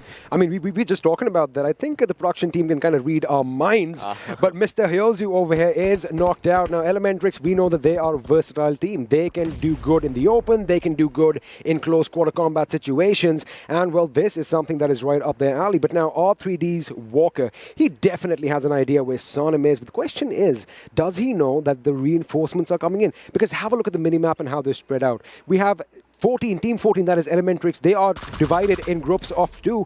It is a good shot, but oh, wait a second. Blah, blah, blah gets a nade knock, and that is something that is going to put them on the attacking foot. And Mr. Hyozu has been revived as well. That means ElementriX is looking really strong, but Anubis is on the other side. But that Molotov! The guy walked over the fire, and he's going to take down one. Shaw goes down by Sonim as the help arrives out on time. Now it's Joker's turn. What's Joker going to do? Now, that's quite open, but no shots were connected as Joker's out there. Joker has another chance, but again, misses that one. But a good grenade coming up as it was about to take down Joker. He's applying bandages. That's something that's happening, but no! Joker takes down one. Will be bent on finishing him, and there it is. You know what they say? Fires can't really stop vampires. And talking about vampires, Dracula is the biggest. Blah blah blah. But a heart or a bullet through the heart is definitely going to stop him. That is something we just saw. And ElementriX, they've lost their one member. R3D looked like they were basically done for. But against all odds, they survived. Now again, ElementriX could have pushed in. They could have finished the job. But look at the way Joker is just holding down the fort. Joker! And now he is on fire. And he takes that last hurrah. He goes out. He knows that, you know what? I'm done for. Let me see if I can do something. Mr. Hyozu needs to revive. Touch him. All right, he gets a revive on the final slit out there. That was a magical revive coming out. And, you know, the magical hand going out just to, you know, wake him up again. That's something. I mean, talk about... I mean, that's a fraction of a second. I couldn't even see a single HP bar over there. But again, that means ElementriX are going to remain a 4-man squad. And that is going to be devastating for all their opponents. Well, that's totally true, as we can see, you know, the fights that are going to be happening. But well, talking about all the other things, look at this. FS, the team that won the previous game, they are looking quite decent, I would say, because they are inside the zone. But where the next zone is going to be, that's a bit of a question as the circle moves out to Quarry side. The Quarry Cave area, as we were predicting, is where the circle is. And FS, as you guys can see, is having a really open area. They might just end up in that building. They could, and they have a airdrop right next to them as well. So I hope there's an AWM. I want to hear some boom.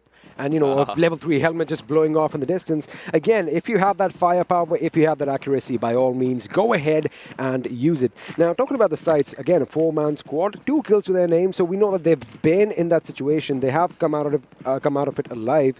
But the question is, I think they need to up their aggression a little bit. Because if we quickly go back to the scrims, what do you think? How were they in the scrims? So they were decent. You know, see, they had good games, bad games, everything. So they're not not at their best, I would say, for that one. Probably they were hiding some of their strategies or something. I think so. That might have been one of the things. But right now, because SCYTES, if you're talking about that name, that team won PMC Pakistan, right? They are winners for a reason. And that winning strategy might be just coming up back as of now. All right, obviously, you know, just one game has happened. You cannot, you know, discuss everything on the basis of one game. You'll have to go for it. Well, 6-9 used 30 bullets, but did not get that much of a result. As of now, obviously took down a few HPs, but not all of it.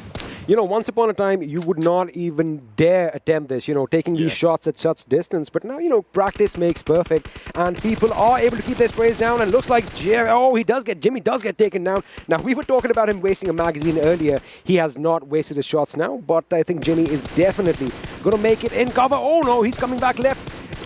I mean, he could have been saved here, Ocean. Yeah, if he was going right side, he could have been saved. But, well, that was the wrong decision out there. But on the other side, from the back ends is where PAINxELMT might be going down as T2K. Again, the team is starting. And there it is. The team is going good with kills. But Mr. Boro, oh my god, they go down with a grenade. And PN might be in a bit of a trouble as they have 2 players surviving. They are moving forward. A1 Esports players, they are looking decent. But, well, Ayush has a good AUG, the luxury weapon coming out for him. But will he be able to make the maximum out of it as Poison and Ayush are the two survivors? Phobia's moving forward, but can he just sniff the snakes out? As the snake is right next to him, Poison's out there. Phobia, low on health right now. Can he still find that snake? Razu takes down Sandesh. That is a bad thing for P and crew. That is absolutely bad. Now, they do have the high ground, but the thing is the sights are moving in, and Phobia gets the knock on Poison. That is going to be devastating. Poison has been finished off. PN are in a world of trouble. Mr. Boro and Ayush are up against guys who are hungry. Ayush has been spotted, takes a few shots. Razul takes a few shots as well. Phobia is the one who gets that knock on Mr. Boro. Ayush reciprocates with that luxury weapon. The AUG we were talking about. Phobia is out. Now this is amazing. Phobia is out. They have been reduced to, I do believe, a 3-man squad. PN are still alive. Mr. Boro did a really good thing. He just dropped up his first shades and he was just, maybe a revive will be coming up or not because it's the 4th circle. It's going to be shifting around to the 5th circle. And the northern side of Cave, the southern side of Query is where the circle's going up. 7C has a really good area because they are blocking the entrance of the other teams as we talk about it. Plus, they also have that hilltop on the map right now. So, that high ground is going to be really, really effective. We do have a couple of compounds in the final few circles as well. The question is someone going to take it? And what's that I saw? Frankie just fell to his own death. Well, he just went down, but FS Tamim taking down Mr. Hyozu as we speak. Playzone takes on Mr. Boro. So P and crew, they are in a bit of a trouble as we say right now. Mr. Hyozu as well, he needs to revive. Obviously, he was taken down as we read the kill feed, but now we'll have to see where the fights just end up because we are under 10 teams, 30 players surviving. That's 3 average per team if it goes for it. But for now, Hungry Box, Mr. Smokey, and all these players from 7C, they'll have to make up an impact. They have just a single kill right now, but let's see how they up their numbers. Well, they do have that man advantage. Let's see if they are going to rack up the kills as this game proceeds further. But now, this is what's exciting. They do have opposition coming towards them. Now, this is going to be an important battle. Joker goes down courtesy of Ghost, and Ghost is going to make sure he finishes what he started. Elsewhere, Abu gets a knock on Bad Rev. He goes down. Memo is coming in. We have Pandemonium over here. 3 teams are colliding head-on with one another in this King of the Hill situation. The question is, who is going to come out of it alive? FutureStation, they are shot up, but they aren't out. 7C, they've got to be careful because have a look at ElementriX. They can actually do some damage on them as well. Circle is kind of being that, the villain in this situation. If you're not obeying Circle the proper respect as it should be, the Circle's not going to obey the respect to you as well. That's like proper Newton's laws of motion as it's just going up out there. But well, Fear, he has spotted the players. Oh my god, Fear goes on Tamim. That was a very good reflex coming out there. But Memo, he has to get inside the circle. He is inside the circle, but will it be enough? Yes, it was. As 7C, 2 players need revive, but still it was worth it. But on to the other side, the Circle had a very good shift. 7C, that was a very well coordinated attack on T2K, and they just wiped out a member from the squad. And the way T2K have kind of rotated down south, they've taken charge of those compounds. The rotations, how quickly did they move out? And T2K is brilliant with their rotations as they are the only team again inside the circle, just like the previous game. Right now, all they have to do is one thing, get those kills and maybe get those points that were not being given to them in the previous game. We'll have to see what happens in this game, as now they have all the players surviving for themselves. ElementriX have just won. Nang is surviving as we speak. A1 Esports is Sinister needs to revive. ASL Shari is the last man surviving. As you can see, the survival status, but no, Hungry Box goes down. Smokey, Nang is taking down players as he's a solo man, and as he goes down, he actually goes down as the team gets eliminated. We've had 3 teams getting eliminated in quick succession. We are now down to the final 4 teams. 11 players are still alive as Memo and Smokey are trying to make their way towards some cover, but T2K are going to be just rampaging from in there, just laying down, just flying lead all over the direction. Ooh, A1 Shocketh almost gets a knock on Jane over here, but look at their loot. They are well kitted out. Level 3 helmets, that is not a joke. And they're not going for the kills right now. They're going, playing, because they had good kills in the previous game. Now they're playing for a good placement if they can go for it. Venom goes down. 6-9 goes down on those areas. C2K again surviving really strong. But now one thing is that the circle is kind of a thing. 2 teams surviving. A 4 versus 4 situation. If you're not inside the circle, you might be missing out on a lot of things. But Dani goes down as we speak. Jane is moving forward again. It's Jane, the one that's starting. But man, give him some space as he has to get inside those houses. But no, 6-9C, he's surviving on 1 HP. But Sinister is not giving any chance. Goodness, T2K actually get those chicken dinner points, get those kill points. This team did amazing. did that one spray. That was an amazing spray, and everybody came in the crosshair one after the other, kept dropping like flies. And with that, the winner chicken dinner is heading towards T2K, and we called it. They were going big. I think the moment Venom Legends were eliminated, it kind of boosted their morale, and the way they rotated. Oh my goodness, the zone control. I loved it. There was one thing. There was one thing that was coming out of it, and that was, now overall standings will be out there. Think about the impact that T2K has already had on that thing. I mean, they have the kills, now they have the placement points, and they have a few kills as well. It's not like they won without anything. So, I mean, we talked about statements earlier. This is the biggest statement. They are the top dogs for the moment. Exactly, they are top dogs for the moment. Well, this is where it comes down. The game ended on to 6th and 7th circle transition. Not a lot of the area, so kind of, I would say it was pretty amazing the way the fights just happened. We saw action at the quarry right from the beginning, came back to the quarry, then we finally went a bit north of the cave, and this is Sanhok for you. Anything can happen, and that's what we all love. Exactly, anything can happen, but well, what is the analyst desk has to say about this? We'll have to see about that thing as well, as this team gets an amazing chicken dinner, but that's going to be happening right after a short break. Don't go anywhere.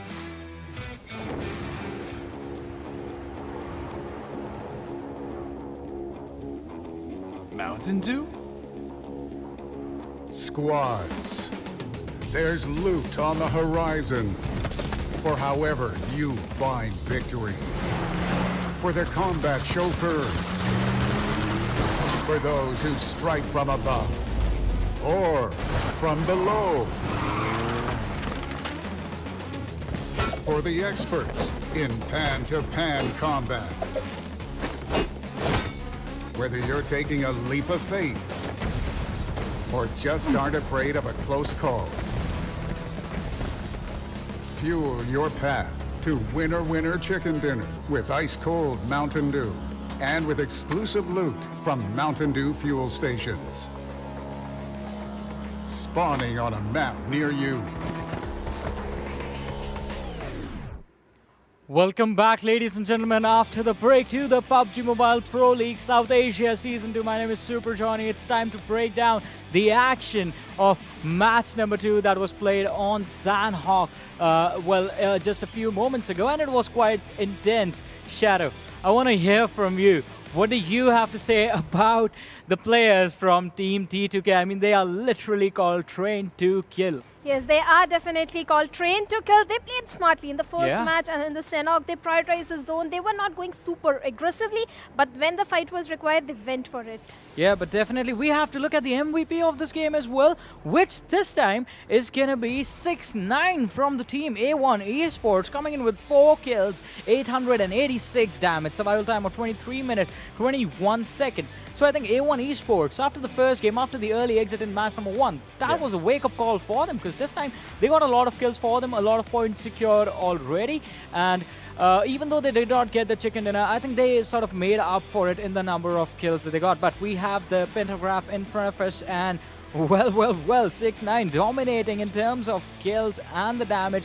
The entire server. Survival time almost reaching the maximum point as well. And, well, it is going to be there because they were the last ones to be taken out.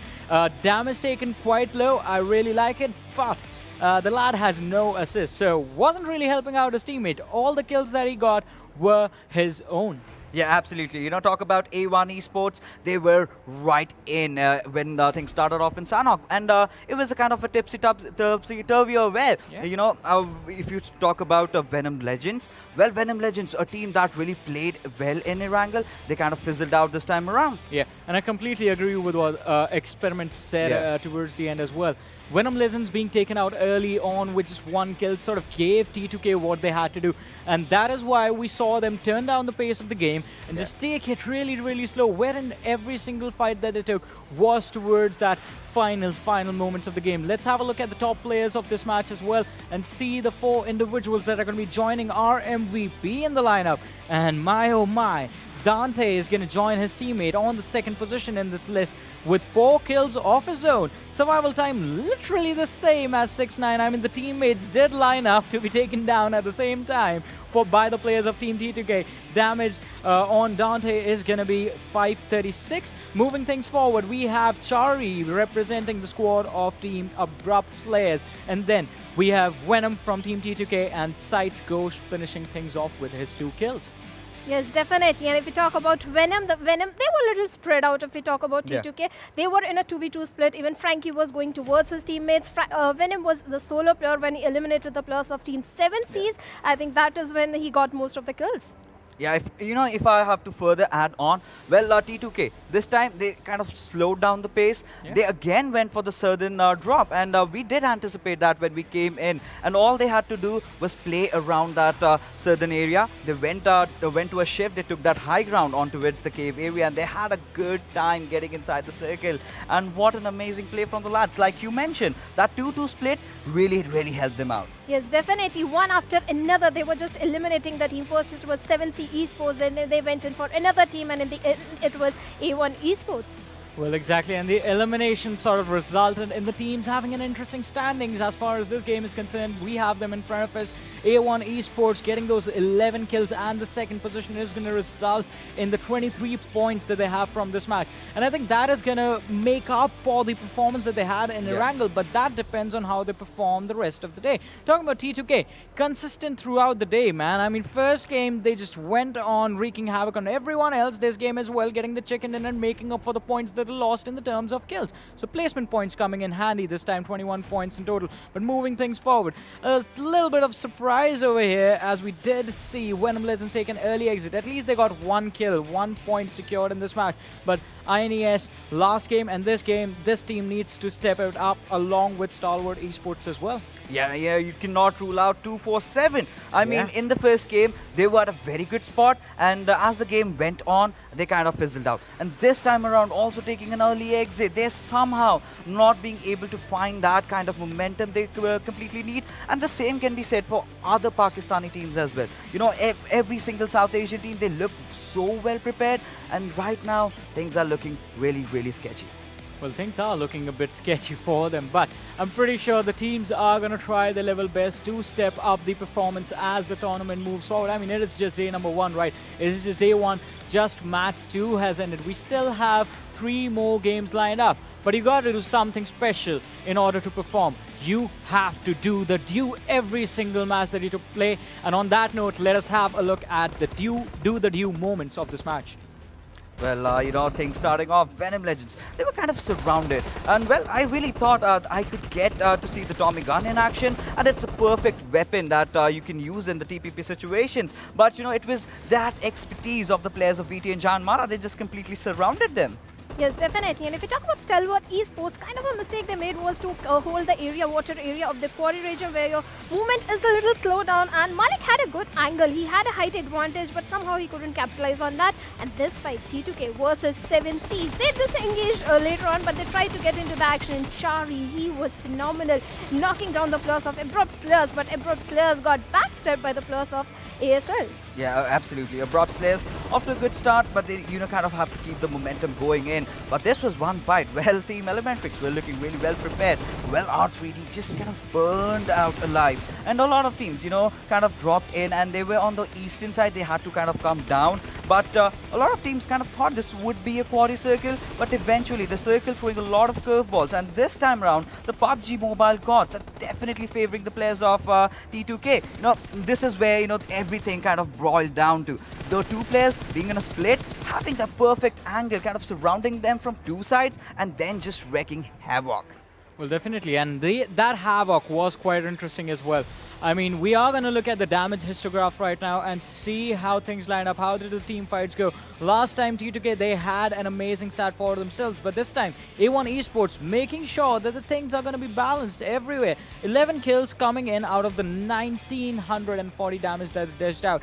SCYTES as well, I mean, they were called the champions of PMCO Pakistan, and finally living up to the reputation that they have built for themselves. 1400 damage, 8 kills, that's good balance that they have going in for themselves. But let's have a look at the teams that did really well in match number 1.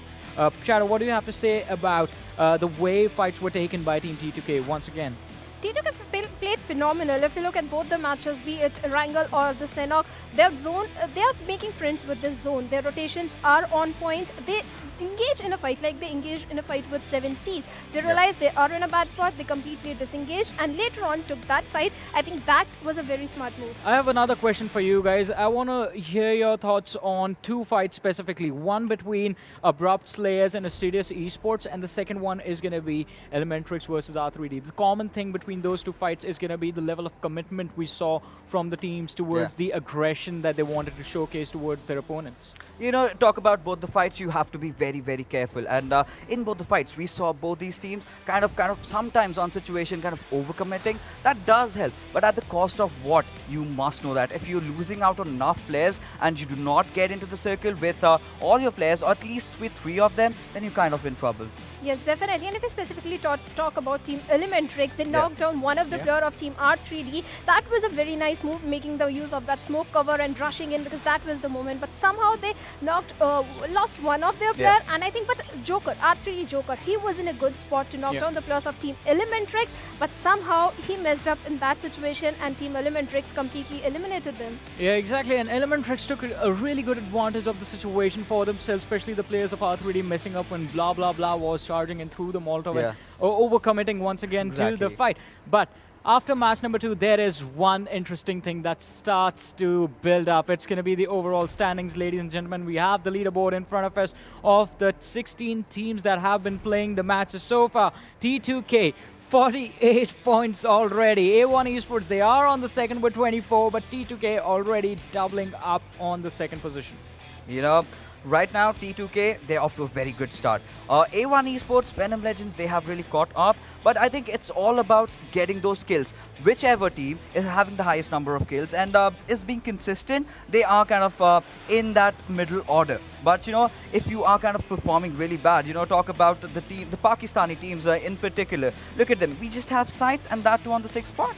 Yes, definitely. And if we talk about INES and 247 Gaming, they are sitting at the bottom with 2 and 1 point respectively. R3D Esports tried to do a comeback, but that mess up with ElementriX. That's why they are at the 12th spot with total 8 points. PAINxELMT, if we talk about this team, in the first match, players kind of eliminated they lost 2 of their players in the early fight, but last player, Luffy, somehow messed up is in a rotation. That's why they are having a trouble with the rotations. Absolutely.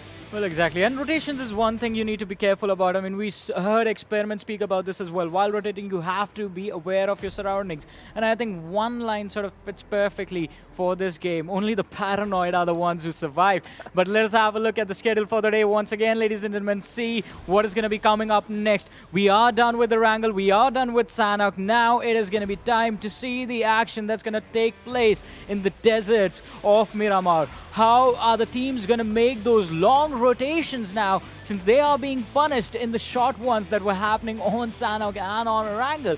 Miramar is going to be pretty tricky. You have to worry about your rotations. You have to take care of your vehicles, because if the circle is quite far away from you, then getting there is going to be a really big challenge. Yeah, of course. You know, talk about Miramar, me and Ocean, while we were casting the scrims, we saw some really, really haywire circles going out there. And this time around, what is of absolute essence is that all the players need to make sure that they have that high ground advantage for themselves. Yes, definitely. In Miramar, if you have a high ground advantage, you are going to win that fight. Winning that fight chances your increase. So always go for a height advantage if you can, especially in a Miramar. But having a compound cover, since we have land area, so much compounds are very limited. So you have to be friendly with the heights and the ridgy areas. Exactly. I mean, you have to be aware of the ridges. You have to be aware of the high grounds as well. Need to look out for those compounds that are going to be there. But I want to know from you guys as well. There are these individual teams and these individual players that have been known to control these high grounds really, really well. I mean, especially if we are going to talk about the squad of ElementriX. What do you have to say about that? Well, Team ElementriX, they've had quite a roster shuffle. They've got some new players coming in. But, you know, the team that I am looking out for this time around, Johnny, has to be Abrupt Slayers. Talk about that match where they were just, you know, jumping around and then getting all those kills and the chicken dinner. I think Abrupt Slayers is definitely my pick for Miramar. Yes, definitely. That can happen. And we saw in PMPL Scrims, if we talk about improvement, Abrupt Slayers have improved a lot. We saw that in the PMPL Scrims. So let's see if they can do it in the Miramar. Exactly. And there's one one team that has been performing really well. Yeah. Let's see the performance. Remember about T2KSG. Let's have a look at how the players have been doing in the first 2 matches that they played. And, well, the stats look amazing for almost all of them. Venom, he has been putting in the work from behind the lines, from the shadows, he has been helping out his teammates. But Frankie, Zod, and G.I. Jane, as Experiment likes to call him, they have been impressive. Yeah, of course. You know, during the PMPL scrims, one thing we did witness, it was just Frankie that was delivering. And I was completely all the time saying this one thing, teamwork is going to be of absolute essence. And that is what they have done right. And now they are absolutely looking strong. Yes, definitely. I totally agree to it because the synergy and coordination, it totally shows in the Miramar, in the Erangel and Sanhok, both the matches. They have good synergy, especially when they took fight with 7Cs. When they were in a 2v2 split, and when Frankie was going to his teammates and Venom just eliminated 7Cs, that showed a good coordination between the team. Well, I'm going to be super excited to see what is going to happen in the 3rd match of the day. And for that, let's once again go over to our amazing commentators, ladies and gentlemen, over to Ocean and Experiment. Thank you once again, Johnny. And, well, Ocean, Game 3 is about to be underway. We are heading to the deserts of Miramar, my friend. It's going to be different. It's going to be slow. Is it going to be slothy? Probably. You'll have to see, what happens. Plus, now we know one thing, that T2K has had an incredible lead. Can anyone just get to them? 48 points. They are twice better than anybody else right now. Second place, A1 has 24 points. So, I mean, if you do the maths, double the points. These guys are definitely making a statement that they are the ones to watch out for. But Miramar is going to be the deciding factor because we'll be halfway through the day after this. And that's when the nerves are going to start shaking. Exactly. Plus the areas of Miramar, all those areas, if you talk about it, Picaro, San Marin, Hacienda del Patron, those areas are pretty... Lost is the biggest city out there in any map of PUBG Mobile. Those things kind of, just play with your minds as well, because you're going for the rotations, you go for the those areas of Lost. You start from northern side, have to go for the southern. So those things kind of, just play with your mind. They do play with your mind, in fact, and well, that's what it's about. That's what separates the professionals, the best of the best, the creme de la creme from the rest, because it's under those situations how you basically, what you make of those moments. But again, the players are ready. Everyone is pretty much going to be on the plane soon enough, I'm sure. They are running around in the lobby right now, just trying to psych the players out. Would you do that? I mean, would you just, say in your huddle, or would you go to the opponents and just go and keep punching them? So I'll be the nice guy. I'll go to the opponents and say all the best, because, someone has to do that. Someone has to do that for the bunch. Well, maybe you're going to psych them out. It's like, wait, why is he wishing me good luck? Oh, yeah. They've got something up their sleeve. Exactly. So mind games come up when you be nice. I mean, that's one thing I would say. Because when the match starts, you have to be brutal, and match 3. There we go. You said the match started again. Perfect timing from you. Match 3 is underway. The plane is in the sky once again. And let's find out where we are heading to. Looks like we might be flying over the southeast. It is Puerto Paraiso. We're going to go all the way over Landriela. Now, the plane path is pretty much to the south. Is that going to be a problem for teams, say, who want to go to Campo Militar? Exactly. Those are the things we have seen, like, Fixus was talking about. We saw some southern plane paths, and the zone was totally onto the northern side. That means if a team just goes down, gliding area kind of increases, and then you have to glide forward. Reaching San Marin might be a challenge for some teams as well, if you want to go to that area as well. Well, I guess one of the best things about Miramar is you have plenty, and I mean plenty, of vehicles around. You've got those Mirados, you have your pickup trucks, you have the big boys, you have buggies, you have bikes. I mean, it's not going to be difficult reaching your favorite drop spots, is it? Oh, not so much. But well, if your favorite drop spot is El Pozo, you can reach there by dropping out at the end side. But if your favorite drop spot is maybe El Azhar, you might have to take some vehicle. Plus, if you get a buggy, buggies are a bit unstable in these, those areas, those bridges of Miramar. And if you go down, you go down. You do go down. In fact, we see a lot of people spinning out, getting shot in the head, and then, blaming the buggy. Anyway, buggies and bikes, they are death traps. But now the question is, where is the circle going to form? Because look, let me just ask you a question. Suppose you want to go to Campo Militar, right? Now, while you are mid-air, probably the circle is going to form. My question is, do you change your... Okay, like right now, a few teams that are still in the sky, are they changing their drop spot, or are they going to still stick to what they started off with? For now, they'll be sticking on to their home spots, because that's one thing. But Joker, no shot connected on him yet, but Jimmy was trying his level best, just to take him down. And obviously, I would say, had he been a bit closer, he might have just done that. Plus, no helmets when you land, right? No vest when you land, so you might be just going down in the situation. But no, this is a good one. Mutant coming up, but Shaw is moving forward. The Mutant, can he lay down a few shots? Now, that iron sight is a bit difficult to control, especially with that little recoil. Now, you know, you can use that weapon with its burst mode or with single shots. Now, single shots I would prefer because, you know, you can control it a bit better. Yeah. But the thing is, the Mutant has a 2-bullet spray. I think that's more damage. If you can control that recoil a bit, I think it's more effective than an M16. The sway comes up with the gun, right? That sway kind of plays with you. But Mr. Bro, look at him. Low on his health, but still trying to move. And Honel's like, I'm not going to let you go. I'll chase you if I have to go for it.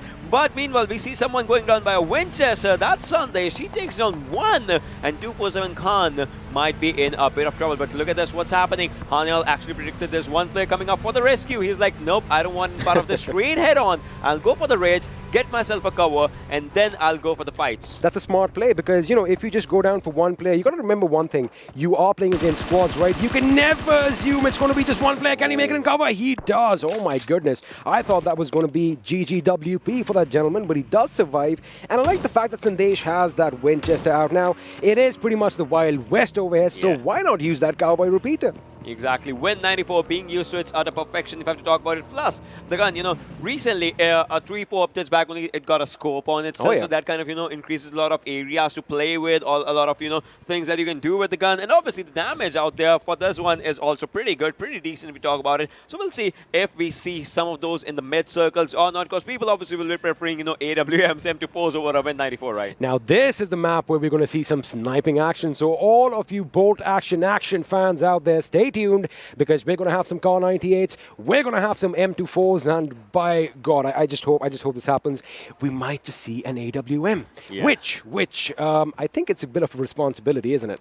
Yeah, AWM is not a gun, it's a responsibility. Those who know, they know about it. But well, talking about all these things, look at the fights that are going to be happening, because A1 Esports, they're outside the circle. They have T2K, the team that's actually at the highest point in the overall leaderboards. They have to get inside the circle. That's challenging, but you never know. The team just enters in. I mean, they did that in game one when they were the only team in the military island. We'll come to that in a second, as Shaw is now trying to reciprocate. He does get the knock on Jimmy. If you remember, Jimmy was trying to knock out Shaw earlier on, but the tables have been turned, and now looks like Jimmy is going to bleed out in a painful death. I did see his teammate on the minimap for a split second, but looks like they've got the losses and they are going to be fighting as a 3-man squad. As of now, exactly. That's one thing they'll have to do. But R3D, so this team, in the scrims time, they had a bit of an ups and downs situation. We'll have to see how that comes up. But Stalwart Esports, now he is actually focusing his total attention on the players. Has 171 damage for himself. Let's see if he can increase that, because if you increase the damage stats, you might be increasing kill stats as well. Not just do the damage. Don't do the damage only. Go for the kills as well, because the one kill, 1 point. Yes, sir. Can I point one thing out that I really like? Have a look at that. 64 players alive. It's not 63 like in the last few games. That means, remember, guys, it's all about punctuality. All right? If you are late, no one is going to stop for you. We've got to change that, but that is exactly what's happening. We are getting responsible. Malik with a grenade, and I think, is Rohan going to make it out? He does. Does he have HP, or is that a glitch? What am I seeing here? I'm telling you, he's barely breathing. That's one thing, and he's running for his life. That's one thing that's happening. 64 might just turn into 63 if they find out Rohan, but no, Rohan was good with that hide and seek, and he goes down, but Jimmy goes down, and now it is 63 as of now. Sure, the grenade opening, no, it was the first blood that just happened. Now, then obviously, our first blood, it's kind of an important thing because it maintains one thing, that my team is doing this for the points. I mean, that's what I was going to say. First blood has a special feeling to it. I think it's like a great confidence infusion, so to speak, because you're like, oh, damn, I just got the first kill of the game. I think I can do it. And, you know, if you survive to the last few circles with that, it can be really good. But Rohan elsewhere is going to get knocked out, I do believe. And it looks like Baba is going to try and finish off his wounded opponent. Now, teams are clashing. I wasn't expecting this, to be honest with you. It just started and it started, I would say. So it's still a slow start, but it looks like a good start because all the teams there, you know, understanding these ridges as of now. Because you know your game, you know your opponent's game. When what happens when, you know, you take down one of their opponents, then they go a bit passive. You might have a chance to go a bit aggressive, but that aggression can also take you down. It's all about balance, isn't it? I mean, you've got to know when you need to push and be aggressive. You've got to know when you've got to hold back. Even if you have, you know, the best of the best moments, like you can get a kill or something, you can't expose yourself, you know, your position or something. So trigger discipline is something that we have definitely started seeing. All right, I have a question for you. Go for it. Suppose you're playing this lobby right now, and if you land somewhere outside the zone, right? So what's going to be your first priority? If you have a team out there, would you go for the fights or would you go for the zone preference or whatnot? All right, now it depends on where I am. Now, the thing is, if I have enough loot as a team and if somebody even comes up, we can get the job done. Now, let me say I'm INES right now. Yeah. Now, INES is all the way near Minas Generalis, right? Yeah. Now, suppose if any team kind of comes close by. Now my question is going to be this. Are we kitted out? Can we take a fight? Because I would not mind staying out in the blue for the first circle or maybe even the second circle, as long as I have enough med kits, as long as I've got enough ammunition. And, talking about that, have a look at the bottom of our screens. JyanMaara are going to be going up against T2K. So again, now the thing is, if I'm comfortable in my loot and in my players' skills and all that, I will take that fight because kills are important. Kills are important, but see, that's one thing. Because in the maps of Miramar, see, zones are always kind of a thing because they will take you down. Because zones are, see, Miramar zones versus Sanhok zones. There's a huge difference in the first zone's distance, right? If you're outside the circle. That's one thing. Plus, maybe if you lose one or two players, you win that fight, right? You get those 4 kills. But at the cost of losing 2 players, that also kind of plays with your mind as well. Absolutely. I mean, you take a loss, it is a loss that is, it's going to be a heavy defeat, so to speak, because it is going to, whoa. Wait a second, that buggy is being used to good use. Defying gravity almost, or maybe the torque is really high. I need to talk to that engineer because I'm really interested in off-roading, but wow. That buggy was really getting the job done. Yeah, if it gets the job done, it gets the job done. That's one thing. So these are the guns that we'll be seeing much more. SKS, SLR, all those things, and maybe just a bit mid to long range sprays with those 4 times or maybe 6 times scope just coming up into the equation. If we talk about those guns, those are going to be something. So apart from bolt actions, if you talk about it, DMRs might be put to good use. And Shari on this area, you can see, has smoked onto his area, has to spot the players of ASE.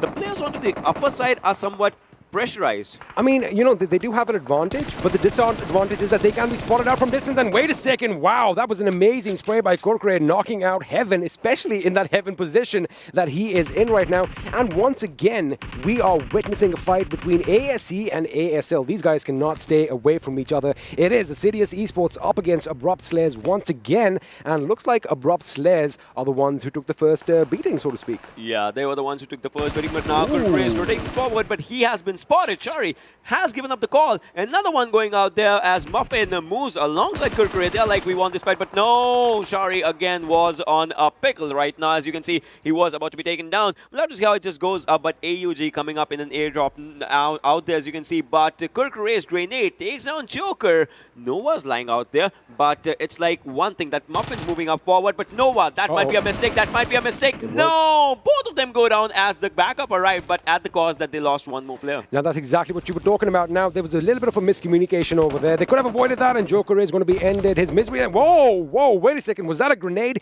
Heaven's like, you know what? You should have finished me, because he is coming back. He gets that knock. He is still in this fight. I thought that they're going to be scattering away, but they are picking the fight right now. No, on to the other side. Look at that. Morty takes down one, but he also goes. So these are the things, the communications, how fast you can go with those things. Your good fights and bad fights, those are the things you have to see. But Baba's moving up forward. Will he go for the fight? Yes, he is. As out there, he spots one, but no, Yashiro was the one taking down Baba in the situation as the cover arrives. Orochi's out there as well. Yashiro will be popping up a first hit for himself, then might be going for a revive, but Stalwart, they are in quite a tricky situation as the circle's going to be coming as well, and they have to move inside the zone 600 plus meters. Well, they do have a vehicle, so that is going to be something that is going to work out for them. And I like the fact that entry against all odds is not going to have an early exit from this game, so that is going to be something in their favor. Jane, meanwhile, is laying down the lead on the team from JyanMaara. They are under fire. Malik over here is going to be in Orochi's crossfire. Can he get a headshot? I want to see the MP4 in action. Wait a second. Malik goes down with a shot to the head. I love it. I called it. Let's go. Bolt action. Well, bold action coming up really good in that situation. But wait, what happened out there? Oh my god, that was wrong entry, going for a wrong entry. But the backup was arriving out there, but entry. Now it comes down to one thing. Can you save your teammate? Out in the situation when the circle's going out there, Yashiro has reached domination, already has 3 kills, 4 for the team. But Stalwart Esports becomes the first team to get eliminated, and Jane on the other side. Why are they falling to their deaths? Well, again, this is Miramar. You know, wait, guys, let me give a little public service announcement over here. Yeah. All vehicles, like in real life, wait for it to come to a stop before you get out, because chances are you are going to get hurt pretty bad. It happens in real life. It also happens in this game. But now let's have a look at the circle. We are kind of coming in closer, and looks like Creative Fields is pretty much at the epicenter right now. We might have some urban warfare if the zone shifts either to the left or the right. Hacienda, San Martin, El Pozo. What are you a fan of, Ocean? On a map like Miramar, would you like those long distant engagements in the open, or do you want to see some urban warfare? Well, Hacienda del Patron does means House of the Boss, so I would want to see the last person standing, because that guy will be the boss out there. So I would say, yeah, exactly. I would say somewhere around San Martin, because if you're out there in those city-ish areas, you get a lot of houses as well. If you want to, go for the rotations, you don't have to go through the roads only. You can go from one house to the other house. That gives you adequate cover. Plus, if one of your teammate is down, make sure he's down inside the house only. But well, look at this. T2K, they are moving inside, and the blue zone is kind of just taking them out. That is exactly what you had mentioned earlier, that they are going to have a hard time out in the zone. But like I said, you can take the damage from the first two zones, especially in a map like Miramar. It's not going to be, it's more like a prick. It's more like a little mosquito sting or something. Yeah. But it does get a lot deadlier later on. Now, this is what I love. I love the fact that Miramar has this open ranges. We have these mountains. We have these peaks. And, well, as a sniping fan, this is right up my alley. But now, 24/7, they haven't had the best start to this tournament. And they are a pretty versatile team. They can get the job done in different situations. What do you think is going wrong, or what do you think isn't going right for them right now? I don't know. For 247, I would say somewhat the calls are just ups and downs, because players see. Every player is pretty skilled if you're talking about it, and they are kind of at the center of the zone as of right now. If they lose a fight out here, it might be because the calls, because gunpowder is at point for this team. They will be looking on to all the directions. It's just one thing I want to see, how they, facilitate with those calls with each other, because on the one side, it's ElementriX. R3D is coming on to the other side as well. A1 Esports right at the front of them. ASE as well. Because all the teams are surrounding you, so you'll have to see, even if you're at a ridge, you're not safe. See, the thing is, you can kind of have a look at how the teams are a little spread out. Now, a few of the teams are going to be going for that high ground, which, of course, as we have a look at FutureStation, they are doing just that. But Abu definitely has spotted them. That information is going to be relayed to his team. And again, you did scrape on this point earlier. Communication, man. Yeah. I think it's key. Your talks, your comms, you have to be clear, crystal clear, letting your opponent's positions be known to your teams, letting them know what you want. I think that is something that is changing now, because people are talking a bit more. People are more patient. Like we said earlier, the trigger discipline is finally in this game. Communication is much more deadly as compared to the gunpowder, I would say, because if you find someone, you'll have to say, see, I saw someone onto the northwest direction, and all your teammates will be focusing on that direction. Maybe you are not able to take him, but maybe someone from a team is. Imagine those guys who get the distance right as well. And that was something of a little bit of a homely picture right now. We had one of the players, the family members were in as well. So again, PUBG Mobile is a family-friendly affair. You can have your little kids in the room as well. Nothing is wrong with that. I like the fact that, the families are sticking together. Of course, the times are difficult, but it's still, they have time to play PUBG Mobile. I love that. But now, talking about ElementriX, these guys, the analyst desk did kind of brush up on this earlier, that they had that little tussle with R3D Gaming. That kind of went wrong for R3D. Do you think we're going to see something like that again? Because, you did mention, when you take down a person, you look at the kill feed. Yeah. Does the name matter? Name kind of matters, I would say, in one or two ways. It's like, you kind of understand, see, if R3D, suppose, an example, if R3D did not have first and second good games, then if a team, challenges them and they're like, all right, this is R3D, they are kind of low right now, we can take them. Like, it kind of comes up like that. Or if a team just takes you down, suppose this happened in one of the tournaments, I don't know, a team was attacking another team that was actually at the top. So the team attacked them, they're like, let's not rush right now, let's just take, because this team is kind of in the form. I get you, yeah, the form definitely matters, because for me, when you are at the top, I think you have an extra target painted on your back. But again, you've got to have, cojones to actually go for the big bad dog out there. But let's come back to the game right now. FutureStation's thumb meme is going to lay down some lead, and well, the opponent is not rendering. But at this distance, you can still damage the vehicle. Yeah. So, if you pop out a few tires, especially in a buggy, and that thing goes in an uncontrollable spin, well, that gentleman is going to have to run towards you. So I guess this is my argument. Is it a wastage of ammunition, or do you think it's the right thing to do?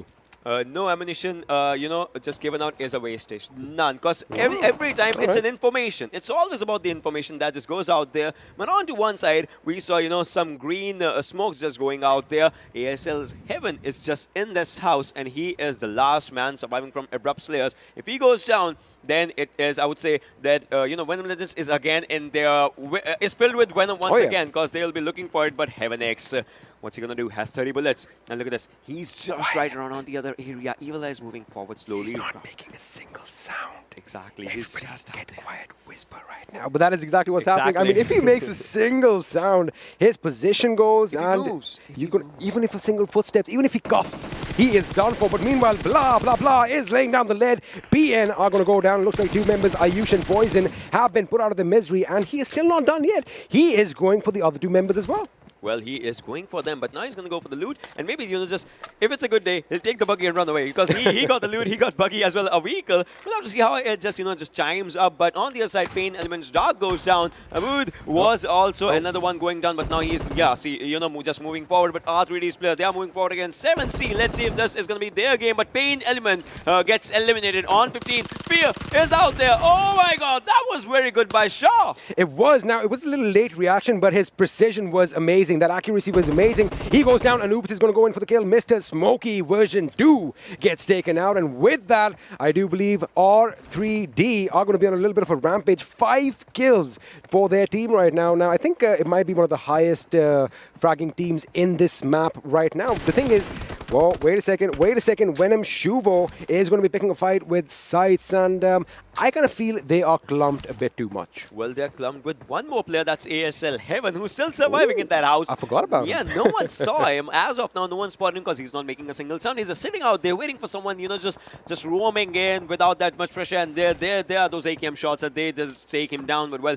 Mr. Hyozu on the top of the mountain, but we'll have to see when the circle moves on to the other direction. He might have to come down. He might have to move inside to the center of the zone where ASE is, because ASE is in a very good spot. Even if the circle goes down, up, right, center, anywhere, the central location is always in the circle. That's what the zone meta has been. It definitely has been. And have a look at where ASE are right now. You see that road to the north? Yeah. They have that little flat ground. They have the mountains to their north. So they're not in a valley of death situation. Meanwhile, someone who is in a valley of death situation is INES. They need to get out of this quick, because if an opponent comes on the high ground from the other end in the form of A1, they could be in a world of trouble. And look at that. See, that's the thing about height. You can get these unimaginable angles that you're like, you know what, my back is secure, but suddenly a bullet comes flying through the air, hits you, and you're like, uh-oh, yeah. I did an oopsie. Yeah, I did an oopsie, but look at this. Exactly what we were talking about. ASE will be the only team inside the next zone. As you can see, the 5th circle's just forming out there.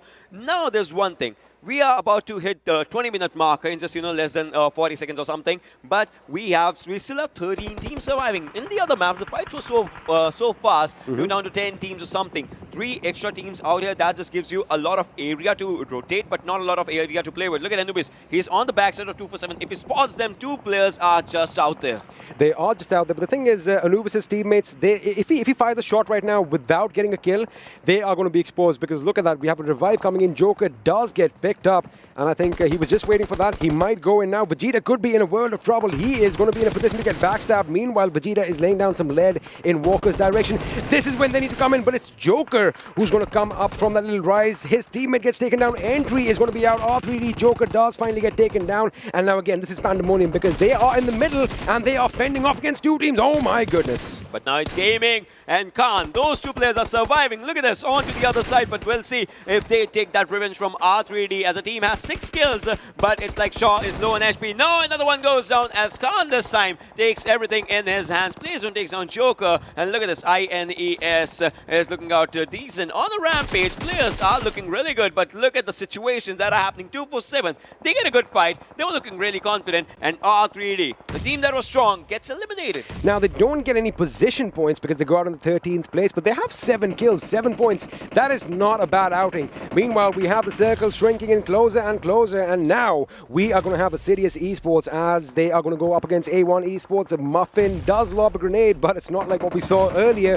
That is not going to do any damage. Sinister barely gets out of harm's way as he is going to patch himself up, but they've got to be quick because have a look at who's creeping in behind them. If 24/7 Gaming get that ridge, it could be detrimental for both teams. Exactly, 24/7. They are looking really good. Yashiro, on the other hand, gets a grenade attack for himself as he takes on players from T2K. What? T2K is in a bit of trouble. They're gone. That's something. They are gone. They are gone right now. Maybe FS might just go for the second chicken if they go for it. We'll have to see how the situation just come up. But as of now, ASE versus A1 Esports, and just like you said, 247 is also chiming in. They are going to chime in, and I think they might just, wait for these two teams to pick each other apart. And oh my goodness, that is going to be a bit of a misfire because Hanuel has knocked himself out with a grenade, and he has paid the price as Sinister, in his sinister ways, comes in and seals the deal. But now their work is not cut out. Explosions going up. Crazy goes down to that explosion, and A1, they are pushing up. Now these guys are getting the aggression up and basically in our faces. Exactly. Dante is out here, but what's happening is the circle's forming out here as well. Kurgray moves forward, takes down Dante. That was a very, very good Russian and just, very good usage of timing for himself as well. Sinister 1 HP. Will he survive longer? That's a question, but no is the answer as he goes on. Kurgray does not have a helmet. Still is going for the fight. How longer can he survive in this situation? Shoykot is out there as well. This fight is a 2 versus 2 situation right now, but no, Shoykot goes down. A1 Esports a 6-9 is popping up those grenades. Muffin might just go down. We'll have to see how the situation just pan up as 6-9 is the last man surviving. You don't need a helmet when you want to go Super Saiyan with that hairdo, and let's see if that is exactly what's going to happen. Muffin does know where 6-9 is, and 6-9 is going to move in. Is he going to get that knock? Dante has been finished. He is put out of his misery. Now we have the Chinese samurai hat on. He is going to go in. Opponents on both sides. Kurgray fires. Kurgray misses. Kurgray goes down. 6-9 now up against last surviving member, but he couldn't do it. Muffin is going to be the one who walks away with the win. And INES is also made into the circle. You can see the team number 6, that's INES. They're right next to ASE. That's surviving. Look at this. ElementriX. They have their players. They have all the 4 players. The only team that has all the players, but no, spoke too soon as Badrev takes down 2 players of ElementriX. Now they're down to 2 players. They have good kill numbers, Mr. Yozu and blah, blah, blah. Let's see what happens. But is this a wrong decision? Is this a right decision? We'll never know. But no, blah, blah, blah. That was a wrong decision. Opening up in this area. He's low on HP. He's popping up those smokes for himself. But how long can he survive? Mr. Yozu goes down in the situation as right now. Badrev is looking really good. Orochi still with an M24 is trying to get a few more headshots. Let's call it. Is Evil Eye going to get taken out? He gets taken out again, and once again, that is a headshot. Let me tell you one thing. Orochi is the man you want to give the sniper rifle to. He is the man who's going to bring results as well from that sniper rifle. He's my kind of guy. Yeah, that's totally true. I mean, that's true, but Shuo is still surviving. We'll see. Will we see another one just popping those heads up or not as we are down to 6 teams, 10 people alive. 247 gets eliminated on the 7th position. FutureStation, INES, Assiduous, ElementriX, Venom Legends, PN Crew, but no.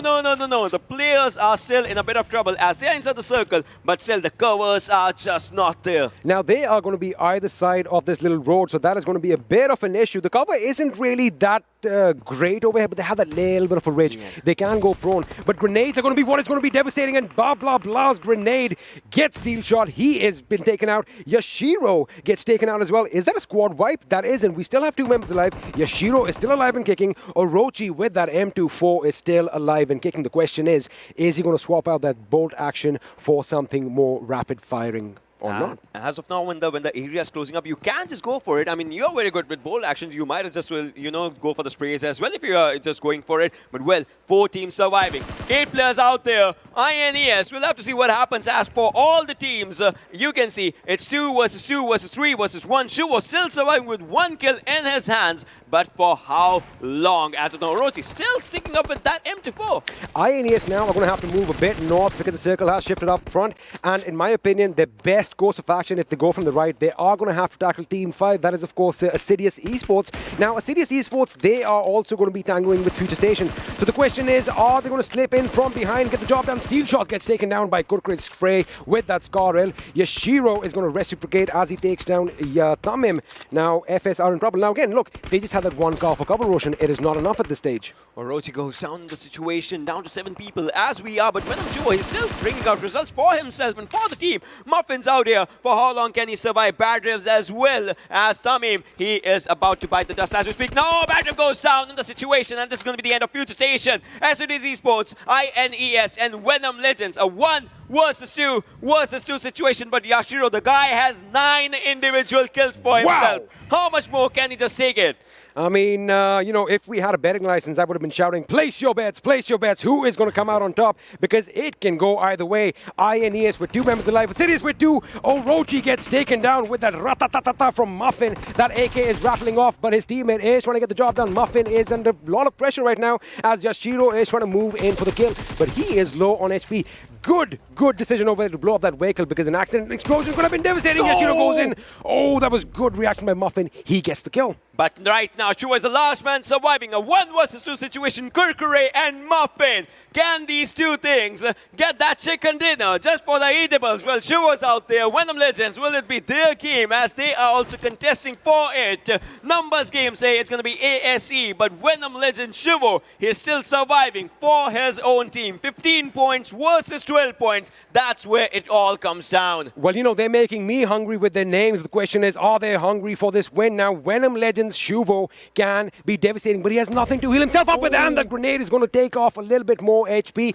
They have an idea where he is. I think this is when he starts, you know, talking to his maker, because it is going to be devastating. Wait! Kurkure comes in from the left. He almost gets taken out. That could have been an equalizing effect. They are actually spraying on that tree. They still don't know the area. They still don't have the area. Look at that. They are actually mauling those tree areas. Shiva still surviving. Can he take down one? Can he take down one? No. Kurkure is still surviving as well. Muffin has his cover for himself. But right now, if the guard goes down, that's a proper cover for Kurkure in this situation. How many bullets does he have? Is he going for the grenade? Yes, he is. That grenade, if it connects, it will be a 1v1 situation. But in those areas, you can still see Muffin is good with HP, and Kurkure still survives. That guy still lives in the situation. Venom Shuvo, he has to pull out a miracle if he can go for it. Kurkure, will he survive this time? And yes, he does again as he's moving backwards. Again, a 2 versus 1 situation. The zone is favoring ASE. They're just sitting out there. They're like, we want that chicken neck because Venom Shuvo, he has to get on the road if he has to get inside the circle. 8th zone, ladies and gentlemen, boys and girls, and 28 minutes on the clock as this game might be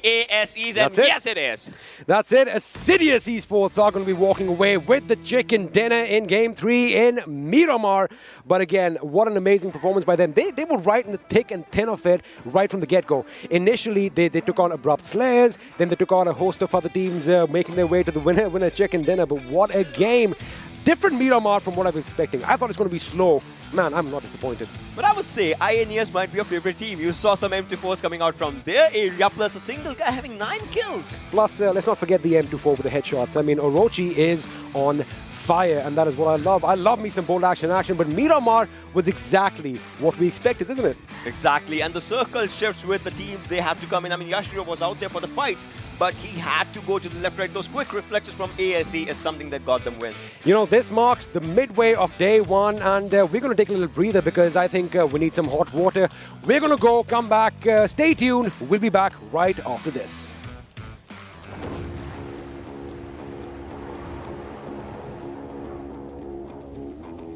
Mountain Dew? Squads. There's loot on the horizon for however you find victory. For the combat chauffeurs. For those who strike from above or from below. For the experts in pan-to-pan combat. Whether you're taking a leap of faith or just aren't afraid of a close call. Fuel your path to winner chicken dinner with ice-cold Mountain Dew and with exclusive loot from Mountain Dew fuel stations. Spawning on a map near you. Welcome back once again, ladies and gentlemen, to the PUBG Mobile Pro League South Asia Season 2. My name is Super Johnny. The third game on Miramar. Well, it was pretty intense and it was interesting as well. And to help me break down the action, it's going to be my analyst joining me once again, Fixes and Shadow. So, we saw the pace of the game drop down quite a bit in the early stages, but toward the late game stages, the aggression, it was non-stop. Yeah, of course. You know, you're starting off with Miramar. I kind of anticipated Team ElementriX to have a really good game, considering they drop off at power grid, and that was where the initial circle was going to. And they had a very good high ground advantage for themselves. But after that, they somehow did have a lot of trouble coming down, but Assiduous Esports were just right there. Yeah, Assiduous Esports had an amazing performance, but so did our MVP for this match, ladies and gentlemen. INES Yashiro. 9 kills confirmed by this one individual player, 996 damage, survival time of 24 minutes and 43 seconds, and 2 assists as well. And INES, I have to say, INES and Assiduous Esports, both of them stepping up in this match is going to be so important for these squads, because that is going to mean that they can actually keep up with the rest of the competition. Had this game been a bad one, they would have been so far behind. I mean, imagine that. They won 3 bad games. You do not want that. This match was really crucial, and they made it count as well. Now we have the pentagraph in front of us, where we do see that Yashiro, in terms of kill, he was the top fragger in the entire server, but the damage and the survival time did go to the other players, and so did the assists.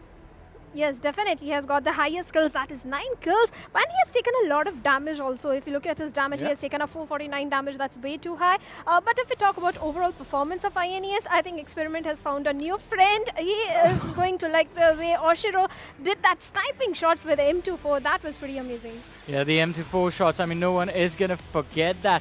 But it is going to be interesting to see who are going to be the rest of the top players. So the top 5 players from this match are on our screens, and even the Yashiro and his team of INES had an amazing performance. ElementriX, they're going to find out. Blah, blah, blah is going to be in the top players list. On the second position with 5 kills, 22 minutes and 27 seconds of survival time. And look at that damage. Oh my goodness. 1237.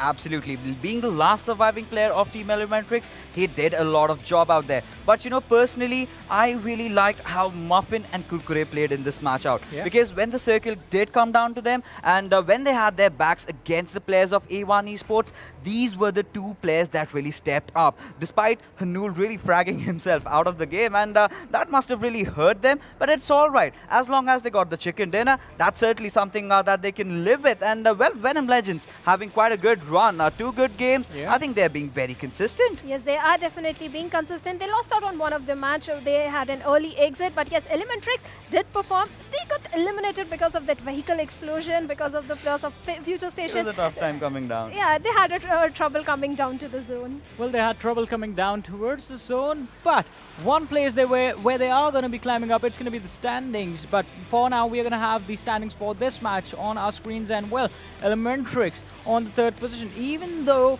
the position points were there, they were able to secure those kill points for themselves, resulting in the 3rd place finish. But Assiduous Esports with the chicken dinner and the 11 kills, they are going to be a couple of happy lads after this one. INES as well, 10 placement points, 11 kill points, 21 in total. So good performance. And as Fix, as you were saying, Venom Legends making a comeback after the bad performance on Sanhok, making a comeback in this 3rd match of Miramar was really crucial for them. Also considering the fact that T2K, the leaders of the leaderboard, had an early exit. Yeah, of course. You know, you can, every day is not a Sunday. Every day, every single match, you cannot expect to win. There are those good matches, and then there are those bad matches. But what you have to really focus on being consistent, and that is what they really need to, catch up with. And we've seen T2K, they have gone off to an explosive start, like you said, but consistency is the key. And if they do not maintain that, somewhere down the line, the same thing can happen with what happened with DRS during the scrims. I completely agree with that. But in order to keep a consistent performance, you have to fuel the fire that is inside the players, and you have to fuel that explosion constantly with the Mountain Dew, and you are going to be able to do the Dew time and time again, ladies and gentlemen. So now let us have a look at Do the Dew moments for this Miramar match. Yes, definitely. Assiduous Esports, the way they performed, even the plus of team Abrupt Slayers had the height advantage, but they couldn't really capitalize on that. And Abrupt Slayers just got eliminated in that situation. I think Assiduous performed really well. Even the Kurkure got knocked out, but later on he got that revival. And if we talk about Stalwart Esports, it did manage to pin down the plus of team INES, but they kind of, that aim to for sure. I think XP loved that. You know, that was a whammy out there. And the Stalwart players, they did not see that coming from anywhere around. But this is where Team ElementriX were really thriving, right? They had that high ground for themselves, and I'm completely parched off in this, deserty map of Miramar. I'll just get myself a duo out there. But, talk about 247 Gaming. Well, they were looking promising. They got a few squad rights. But this is where A1 Esports really competing for this spot. I love that. I love the conviction out there from the players, but that is where you should not overstep. And this is the breaker of a fight. They still were having better numbers, but coming out right in the open, that was costly for them. Yes, definitely. They kind of overcommitted after eliminating two of the pros from Team Abrupt Slayers, but the way this duo performed, Kurkure and Muffin, amazing, eliminating A1 Esports, coming into their compound, and Venom Legends, they also had a kind of a rough time. And if we talk about FutureStation, the two teams, INES and Assiduous Esports, were just rushing in towards them, not rushing them, but shooting towards them when they were pinned down besides an area. Well, I was completely parched out. And, while we were having a glimpse at all those dew moments, I was actually doing the dew. Yeah, I hate you. You have 2 Mountain Dews on top of that contraption right there. And I'm not going to share that, I'm telling you. This man is not willing to share, having all the dew by himself. I'm a short guy, but with a big belly, so that's completely understandable. I need to satiate my hunger and my thirst. Well, I hope you are not thirsty after all the Mountain Dew have had right now. I'll still get myself refilled. Yes. Well, we have a couple of more things to look at, ladies and gentlemen. Let's have a look at the damage histograph as well and see how the fights went out. And oh my goodness. So today has been sort of an interesting day so far. Every single time a team has had the top damage, they have balanced it out perfectly with the number of kills that they've had. Yeah, Yes, of course. definitely. Yeah. And 2600 damage for Asia Scrims and making sure that they were getting those kills as well. They were the highest fragging team in the server. 11 kills coming for them. But I like INES. They had 11 kills too, matching the number from Asia Scrims, but only with 1535 damage. So an amazing performance. ElementriX, they made sure the high ground advantage that they had mattered in those team fights. And they made sure they got those 9 kills, and the 3rd place finish is going to be really, really crucial in this match. ElementriX, they were already in the top 8 as far as the leaderboard is concerned, and I think they are going to climb up. But quite unfortunate for A1 Esports on the other side. I mean, they had just 3 kills, but 900 damage for them. So had they sort of positioned themselves in a better way and been aware of their surrounding, they could have secured those kills. But one team that did not even get a chance to fight was PAINxELMT. Yeah, I mean, they were having a lot of trouble out there with the way they are playing, and they really need to pull up their socks because these are still the early days. But if they continue doing that, they might just go down. Yes, definitely. It is going to add an extra pressure also. You have been losing out on the 3 matches. You are left with just 2 matches. If you mess up in that also, you mess up in the first day. Day 2 is going to add extra pressure on you. Exactly. Day 2 is going to have a lot of pressure, but the pressure was already building up when the days were coming for the PMPL to get started. And, well, we have something interesting for you guys, so get ready to see an interview with the players of Team ElementriX, and here it is. Hello ladies and gentlemen, boys and girls, welcome to PUBGMOBILE Pro League interview session. And so far, interviews have been amazing, teams have been amazing, gameplays have been amazing. And let's actually, head on to one of the best teams, I would say, in the circuit that we're going to talk to. It's going to be none other than ElementriX, and the name is enough. They have been back-to-back in PMCOs, PMPLs, but well, without any further ado, guys, why don't you just start with the introduction of your own selves? Hi, this is Mr. Hyozu, and I'm the in-game leader of the team, and I play as a support. Hello, this is Mr. Nang Janghang Limbu, and my in-game name is X9, and my role is Assaulter. Hi, I'm Manjul Suresh. My in-game name is Orange, and I'm the Assaulter of the team. Hi, my name is Sonim Limbu. My in-game name is Iyok Sonim. I'm Assaulter in my team. Well. So many assaulters and so dominating team. Well, I'll start the questions with you, Mr. Hyozu. Just like, you said you're the IGL of the team. Plus, there have been many instances we've seen you in PMCO back-to-back, PMPL as well. Like you have been there just to showcase your experience. So how has your experience been, and how how have you grown in your own self?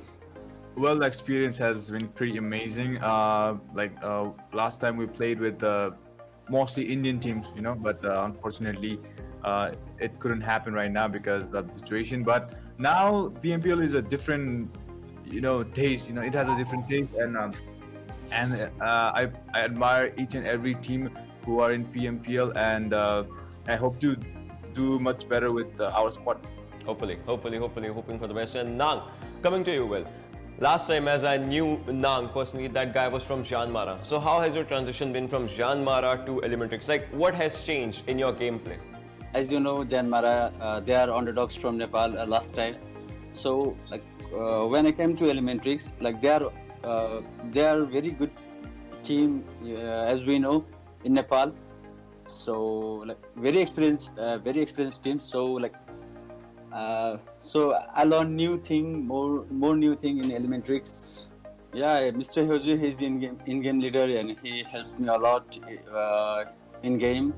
My old teammate Sonim Limbu, he is also from JyanMaara, and he helps me a lot. And my new teammate Orange, he's also a good assaulter in ElementriX, so he helps me a lot too.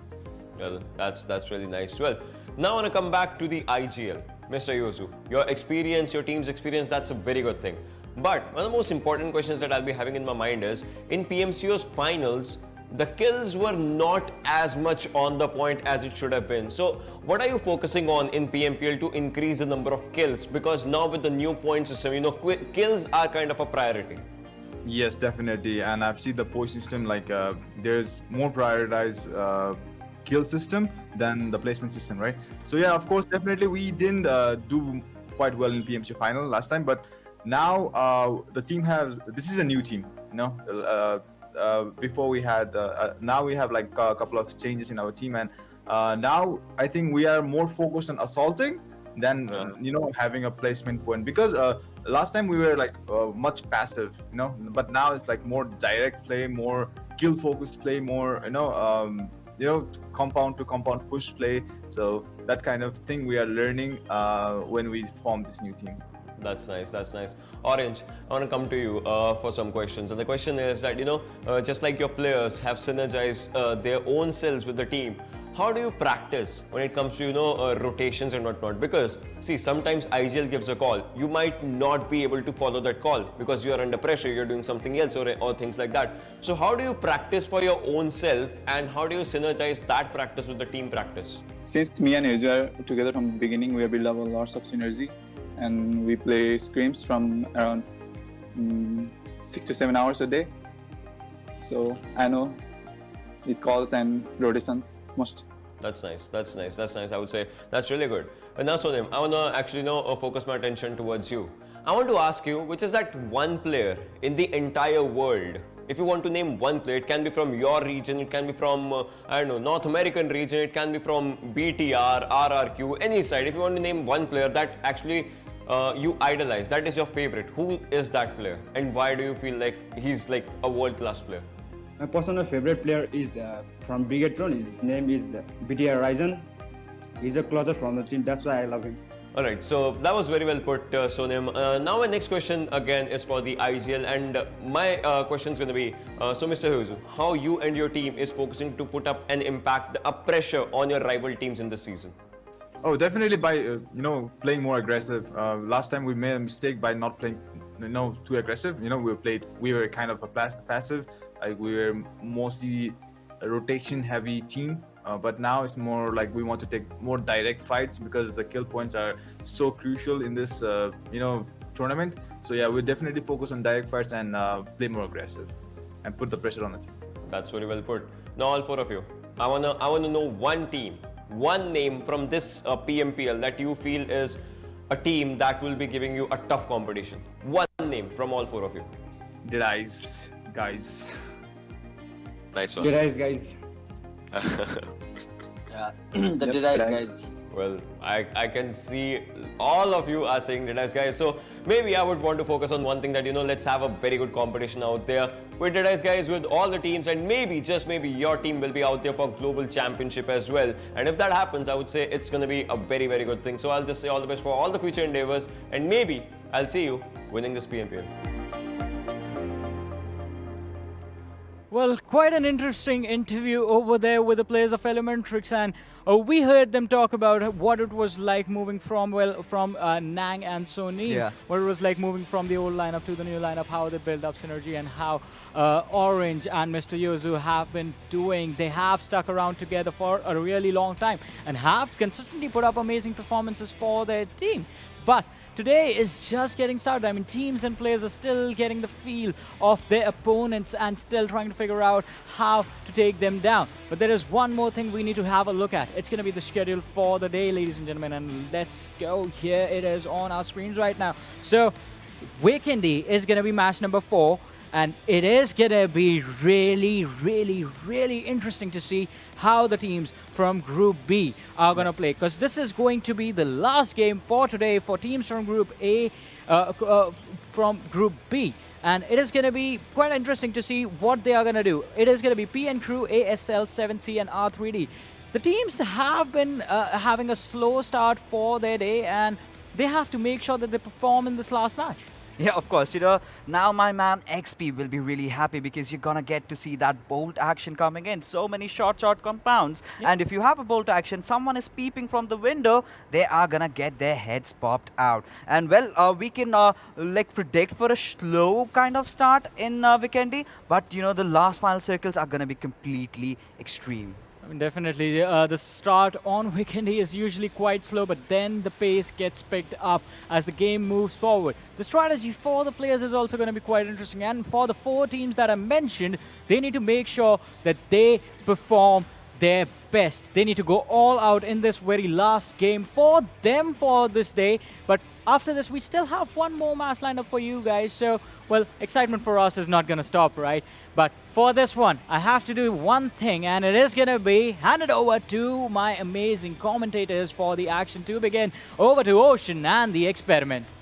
Thank you very much, Three Musketeers. They spoke about it. What are your views onto this frozen tundra lands as we just move on? I mean, it is going to be amazing. All that white snow is going to be red real soon with all the blood dripping down there. It's going to be a little bit steamy. It's going to be like from a cinema movie, but it is going to be action-packed. And now this is where the term sloth zones was pretty much coined. Now, if you don't know what sloth zones are, my man Ocean is going to take you through it. Well, exactly. All right. So these are those circles, right? When the fight's not happening, the players are in the comfort zone, just sitting out there, discussing strategies. And probably about the Group B, this is the last game for the day. They'll be, very much onto that area. They'll be using the maximum time to be utilized in that slot circles. Now, you did mention Group B, this is their last game. But Group E is going to come in the next game. I want to ask you a question. Have they been watching their opponents? Are they making notes and, making their little pointers as to how they want to tackle the situation? Obviously, it's going to be the answer as we speak, right? Because they are going to be out there thinking about every strategy that they can make to overcome, to counter-attack all their opponents that are going to be from the other groups. We'll have to see how that just pans up. But for now, as you can see, the players are once again ready for everything. They are ready indeed, and I like the fact that we are ready for the frozen tundra. We've got our jackets on. Heat is definitely not going to be an issue. All the players look ready. The plane is going to be in the sky in just a few moments. It is going to be Vikendi. I love that. I love the fact that we can, cycle through all the maps, and it's like you can't be just good at one map. Yeah. It's like, master, jack of all trades, master of none. You can't have that in PUBG Mobile. You've got to be versatile in every single which map. And by the look on the faces right now, the boys and girls are ready. The question is, you watching at home, are you ready for match 4, which is now underway? Fair Ocean, take us away. I almost called you Fixus over there. Well, that's one thing, but well, ladies and gentlemen, boys and girls, we are going to be out there onto this match of Vikendi. You said it, those areas are going to be red soon, and we'll have to see what happens as the flight path is from the northern side of Dobromesto, back ends of Krichas, and we move on to Peshkova as we speak. Cosmodrome is going to be an important area. Castle, I know, my man Johnny, he wants that castle circle very badly, but it's not just coming through. I mean, I love the castle as well. I'm a big fan of medieval history, and, well, the castle is just, special. But yes, the Cosmodrome, the cement factory even, are going to be highly contested places because, again, the loot in those areas is just phenomenal. But as the teams are now dropping off, everyone is going to be, it's not going to be difficult reaching your favorite spots. Now, the plane path is a bit towards the north, but again, you have plenty of vehicles in Vikendi. And I've got a question for you, Mr. Roshan. Are we going to have a slow start? Are we going to see some slot zones? Or contrary to popular belief, all the matches today have been quick-paced and, the action has been there from the beginning. Well, look at the circle. Wow. If you see this one, I would say this might be a good one. Plus, the central part, Goroka is totally empty. No one's like, we don't want to go there. We want to go to our places, and those are going to be outside the circle. We see Venom Legends at the area of Port and Zabawa. We see Ghost and his team onto Kricha's area. ElementriX at the Dobro Mesto. Stalwart. This has been an ups and downs of a day for this team as well. But T2K, the team is looking pretty good inside the zone right now. They are looking good, and it's kind of amazing to see that, all the teams are kind of separated except a few. Now, if you have a look at 7C Esports, they have R3D Esports pretty close by, but again, they have Trevno. Looks like R3D are moving a bit to the north. They are spread out, so they've got to be careful. If they get spotted out, if they get taken down, those revives are going to be difficult. And let me just say this. This is not a normal day for PUBG Mobile because in every single game, we've had teams colliding right at the beginning. But look at the Shoiko just sitting out there. What can he do in the situation? I mean, it's pretty difficult. If you talk about these things, these areas, and Ayush is just moving out there. Ayush, have you found that person out? I mean, the answer for now is going to be no. But once he does, he's like, all right, that's a kill for me. I mean, it could go either way because, oh my goodness, I mean, he knows the enemies all around. The question is, does PN Crew have an idea that someone is in their midst? There's a snake in their midst, so to speak, and sooner than later that snake might strike and it could be quite venomous. Well, Shoiko is just out there. I mean, I'm thinking, just feel the pressure of this person. He's like, I'm sitting out here. I need cover ASAP. You can see on that map area of Cement Factory, there is cover. But the cover will have to be, you cannot just go for those situations, the wrong calls in this area right now. Plus, Uzi and UMP are the two guns that Dante has. But can he maximize the utilization of that? Because the players, they're still lacking those helmets and all those things. They are. Now, the thing is, you know the opponent is nearby. So you have two questions on your mind. Do I emphasize looting first, which can actually put me at a little bit of risk? Because, you're moving around and wait a second, we have shots fired. It is, in fact, Poison who is going to be laying down some lead in A1ES's 6-9's direction, but he gets taken down instead, courtesy of Sinister. And that PP Bison is quite a stable gun at range, let me tell you that. A lot of ammunition capacity as well, but he does have his sights set on PN, and looks like the snake can finally move. Oh, Sinister goes down by the other side as Sandesh takes him out in the situation, but there are a few things you have to keep forward. That now everyone knows that there are opponents out here, but A1 Esports, can they just wipe it all? As Sinister also needs revive, but moving and reaching to Sinister can be a tricky situation in this area. But no, moving forward, Poison will be out there, and Poison will be poisonous with the gun if he spots someone. Now that is absolutely true, and the thing is that they kind of did trade off a little bit over here. Let's have a look and see if the opponents are going to be able to pick up their fourth member. But A1 Esports, now I like the name A1 Esports first of all. I like the fact that you have to be A1. You can't be just A level. You have to be better than that to make it to their team. So they are comprised of some of the best players out there. 6-9, a bit risky. He is trying to lob that grenade. That grenade goes in. It's a Molotov, in fact, and there is fire spewing up on the first floor of that building. So just moving backwards. Obviously, Ayush, just trying to go outside the harm's way. And Sinister still needs a revive on himself. He's still just bleeding out there. But now are the grenades coming up. But Dante, they are just sitting out there. Now Poison moves forward. Oh, wrongly called as two players go down. Thompson is in the hands. But for that, the ending will be coming up. We'll have to see what happens as now those things are coming up really good as it is. This is going to be the ending. No, still surviving for a while. But for how long? Poison. Oh, 6-9 goes out and PN Crew. Sandesh was 1 HP. Wow. He was 1 HP and he's going to pick up his teammate. That could have gone either way. Now, in situations like this, when you get a knock, you do want those skill points, right? Yeah. So chances are, if you get knocked, you are going to get finished. But I love the fact that they basically thwarted that attempt as they had a good coordinated attack from all angles. And, well, they got the job done.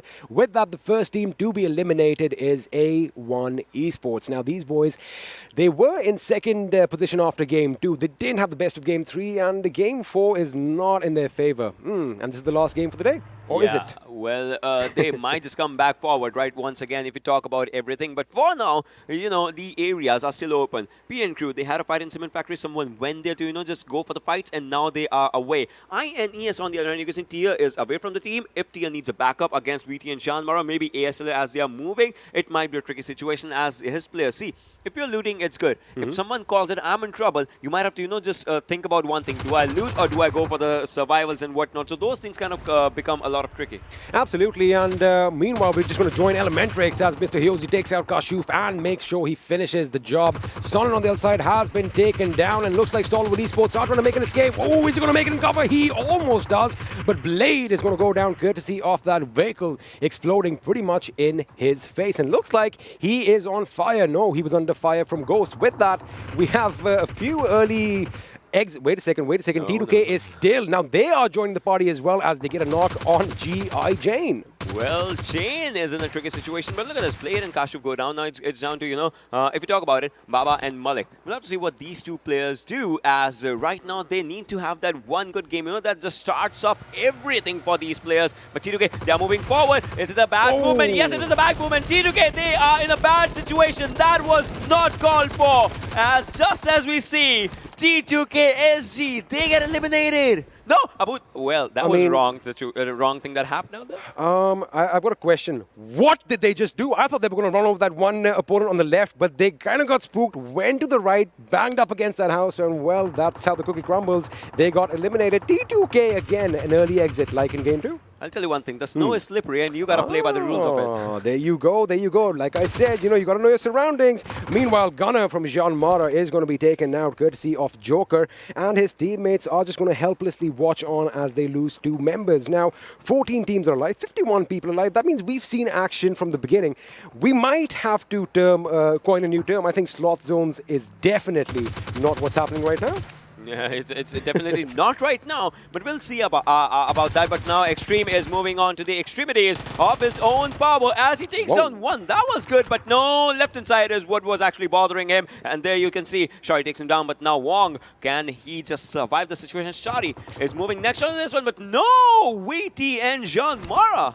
I mean, even I was confused. Where did he die from? The fact that they had engulfed the enemy like an amoeba and they just eliminated them is amazing. JyanMaara with an early exit in 14th position. We are going to join Shaw as he is attempting to breach this house. Can he do it? He's going to get shot from elsewhere. Hungry Box is going to come in, seal the deal, and knock him down. Now, that is going to thwart their effort to push in. But the question is 7C going to reciprocate? Are they going to come out? They are coming out. Looks like Walker could be in the line of fire. Oh, Walker could be in the line of fire, but right now as Hungry Box was taken down, he has been finished. So 7C lose one of theirs, but can they, you know, just take the other team down as R3D's out there? And Fear, this guy has done 1v5s in the same map. Can he just do it again as Fear's out there? And Fear has to move forward, but right now Memo as well has 35 bullets in his Uzi. But the thing actually is that he takes down one. Fear has taken one more down, but Anubis and Joker are out there. Can he take them down? Oh my god, that was a very good spray. Wow. As Fear takes another one down, and that is Fear. That is another 1v3 that this guy did. Talk about instilling fear in your opponents. That is what I think he's chose his name perfectly. I mean, you know, when you have that name with just literally, oh my god, it makes your bones shake. That is what he's doing. 1v5, as you mentioned earlier. 1v3, can this guy not do anything? When people face him, they face their fears. Oh, I like that. Face your fears. That's how you get over them. Basically, you have to face them. But when fear is a maniac with a weapon who's going to gun you down, it's going to be difficult. Meanwhile, Vegeta, let's see if he is going to go Super Saiyan right now and get the job done, because 24/7 have had a shaky start to day one. As of now, yes, they have had a shaky start. You know, those calls, again, can be a bit tricky. If you look at this, and PN Crew, outside the circles, they have to reach inside the zone, and that can be a tricky situation for them as well. But the zone, as of now, 4 circles coming up, and we are down to 12 teams. That's how fast-paced the game is previously. In the previous Miramar map, It was 20-minute mark. We still have 13 teams left. Pretty much. I mean, I'm telling you, this is something different. The meta has kind of changed overnight because, like you said, I was expecting no action. I thought maybe we were going to talk about the birds and the bees, but turns out we are talking about eliminations. And look at this. All the teams are pretty much concentrated towards the center almost, with a few teams still outside. Now, PN Crew, they have just entered Pod Vostok, so they've got to make their way in. Another team which is way out in the zone is FutureStation. But again, you have vehicles, you can make it easily. I've got a question for you, Ocean. Now, in a map like Vikendi, would you prefer fighting from the edge, or would you want to get one of those buildings or compounds in the center? Because cover, in my opinion, is essential, especially in this map. Well, it is essential, especially in just this map, just like you said. But look at this, PN Crew still taking that fight against the zone. But the first circle, I would say, is not that much, devastating or anything. But if you are letting the zone take the best of you, then obviously the zone takes the best of you, and that's where it all just ends. 247 Gaming moving forward. Let me just add a point to my cover story right now. Cover is important in every single map, every single game, right? What I meant was it's a white background. I feel if you are a good spotter, you can spot out opponents a lot easier. But over here, STE, they are now in an uphill battle as Malik and Baba are the last two members surviving, and it might just look like they have 24/7 Gaming kind of pushing up on their position. It does look like they know that the enemy is nearby. I think they might have even pinpointed the house that they are in, but the question is, how do they attempt to take them out?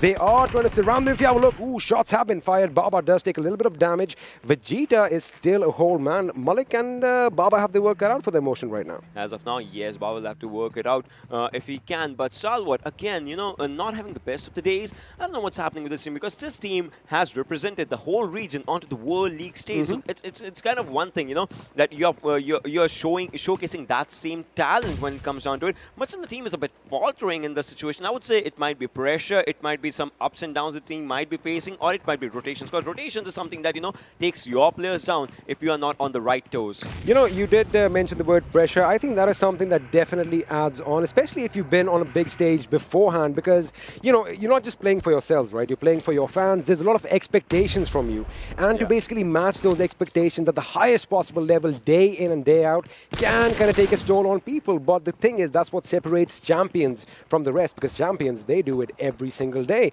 Let's see if Stalwart Esports can bounce back. It is, of course, day one, so we're pretty much just at the starting point right now. We have a long way to go. We have a very long way to go, but still, there's one thing. Fights happen in every circle, in every game, in every map, be it Erangel, Miramar, Vikendi, Sanhok, anything, you just name it. But there's one thing. Always there's one team that, just is standing up on top, might be getting eliminated on the other map. So it's not like, you'll be always a champion, but you're always a learner. Absolutely. I mean, some teams have their favorite maps, right? But the teams that don't have a favorite, and they're like, what, give us anything. Put anything in our way. We are going to overcome that hurdle. They're the teams that actually go on to bigger things, and that's what you need. You need that versatility. Meanwhile, Khan over here is trying to get a little bit of, he's trying to ascertain the position of the enemy.